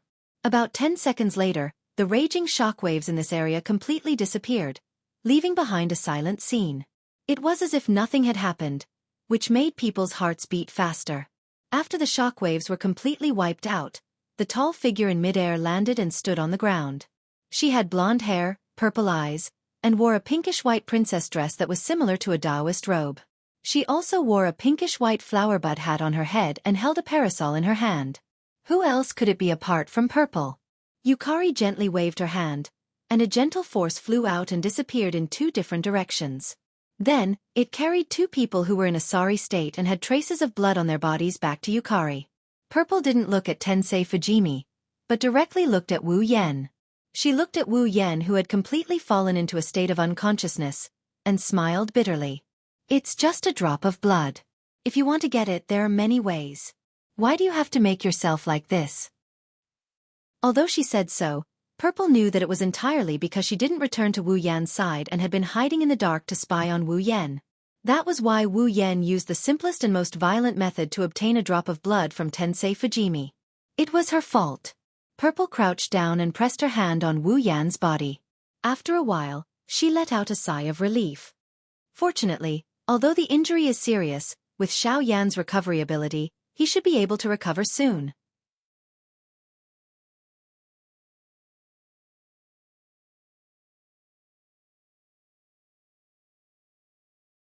Chapter 1854. Originally, the Paladin outfit was based on the Paladin armor. After the Paladin armor was strengthened and modified, it became a piece of equipment that could increase the user's abilities in all aspects. The Paladin armor was nothing more than an amalgamation of mana. It was similar to vassal beasts, which were also amalgamations of mana. Naturally, the Paladin outfit was also a piece of equipment made of pure mana.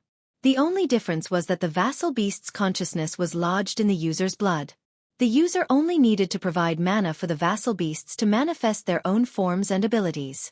On the other hand, the Paladin armor was based on the design. The user had to ask the dragon who created the Paladin armor to create the Paladin armor according to the design. Only then would the Paladin armor be able to display its proper form and abilities. The same went for the Paladin outfit. Although Wu Yen had exchanged for the A-rank legendary armament, to be more precise, he had only exchanged for the blueprint of the Paladin outfit. Based on Wu Yan's physical attributes and abilities, the system created the most suitable Paladin outfit for Wu Yen. Then it provided the blueprint to Wu Yen. Therefore, Wu Yen only needed to construct the Paladin outfit according to the blueprint, just like the holy dragons in the star-engraved Dragon Knight world. Then, the Paladin outfit would appear and be equipped on his body. That was why Wu Yen could easily summon the Paladin outfit during battle with just a thought. Naturally, when Wu Yan's mana was completely depleted or he lost consciousness, the Paladin outfit would disappear. The Red Jade mode was similar. Although there was still some time left, the Red Jade mode was still a bloodline ability. As long as Wu Yen lost consciousness, the Red Jade mode could no longer be maintained. When the Red Jade mode and the Holy Knight outfit disappeared, Wu Yan's aura weakened all the way until he dropped out of the demigod rank. He could feel the bloodstains on his body. With his eyes closed, Wu Yan's aura continued to weaken. Purple also let out a sigh. She stroked Wu Yan's cheek and her tone became unusually gentle. You've already tried your best. He had indeed worked very hard. To be able to fight against Yuka Kazumi, the strongest person in Fantasy Town, who even Yuka Kazumi couldn't defeat in the past. Even if it was because of the Red Jade mode and the Holy Knight equipment, Wu Yan could still be proud. After saying this, Z stood up, raised his head, and looked at the surroundings. The first thing that caught his eye was the place that had turned into a terrible mess. It used to be a field of golden sunflowers or a field of sunflowers that stretched as far as the eye could see. Now, the sunflowers' golden color and the grassland's green color had all disappeared. Only the dark gray and brown soil remained.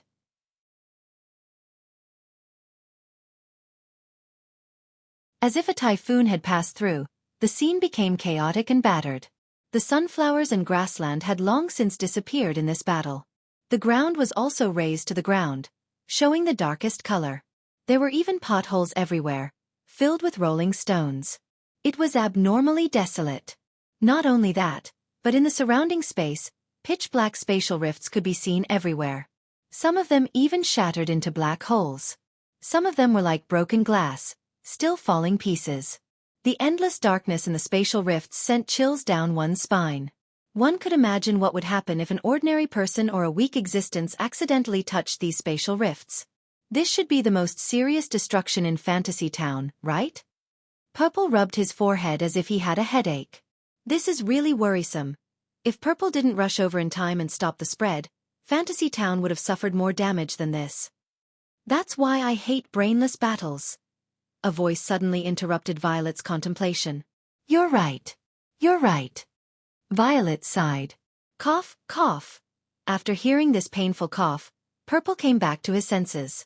The corner of his mouth was overflowing with a mocking smile. He turned his head and looked in the direction of the cough. There, Youxiang Fujian covered his chest with one hand and supported himself with the other using a parasol to support himself on the ground.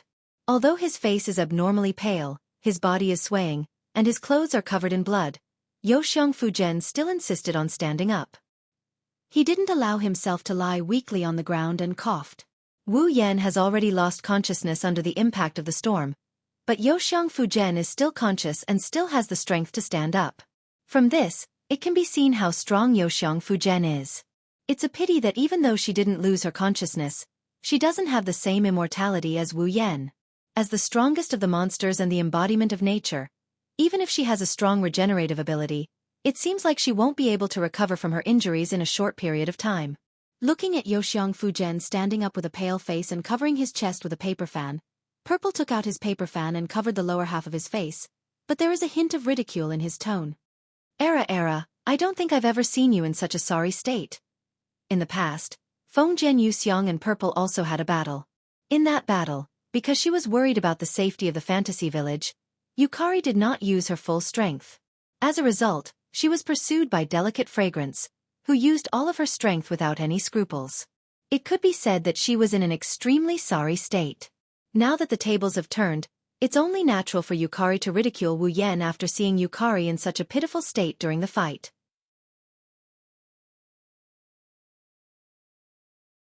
Youxiang Fujian seems to have guessed that Purple will have this reaction. He covered his chest and didn't even look at Purple. He cast his gaze on Wu Yan, who fell into a coma. After a long time, he showed a somewhat empty smile. Looks like I've won. That's right. Wu Yan has lost consciousness, which is equivalent to losing the ability to fight. Although the injuries on his body are recovering at a speed visible to the naked eye, he can't continue to fight. On the other hand, Youxiang Fujian, even if his body is injured enough to kill an ordinary human or demon a dozen times, his recovery ability is not as good as Wu Yan's. But with the support of nature, he has recovered some of his demon power. Maybe he can't do anything in close combat, but he can still use one or two magic cannon attacks. In other words, Youxiang Fujian did win this battle. That's true. Purple also calmly admitted this statement, but his eyes have been staring at Youxiang Fujian. But why do I feel that you don't seem very happy? I just can't accept this kind of victory. Youxiang Fujian moved his body that is full of pain and said indifferently.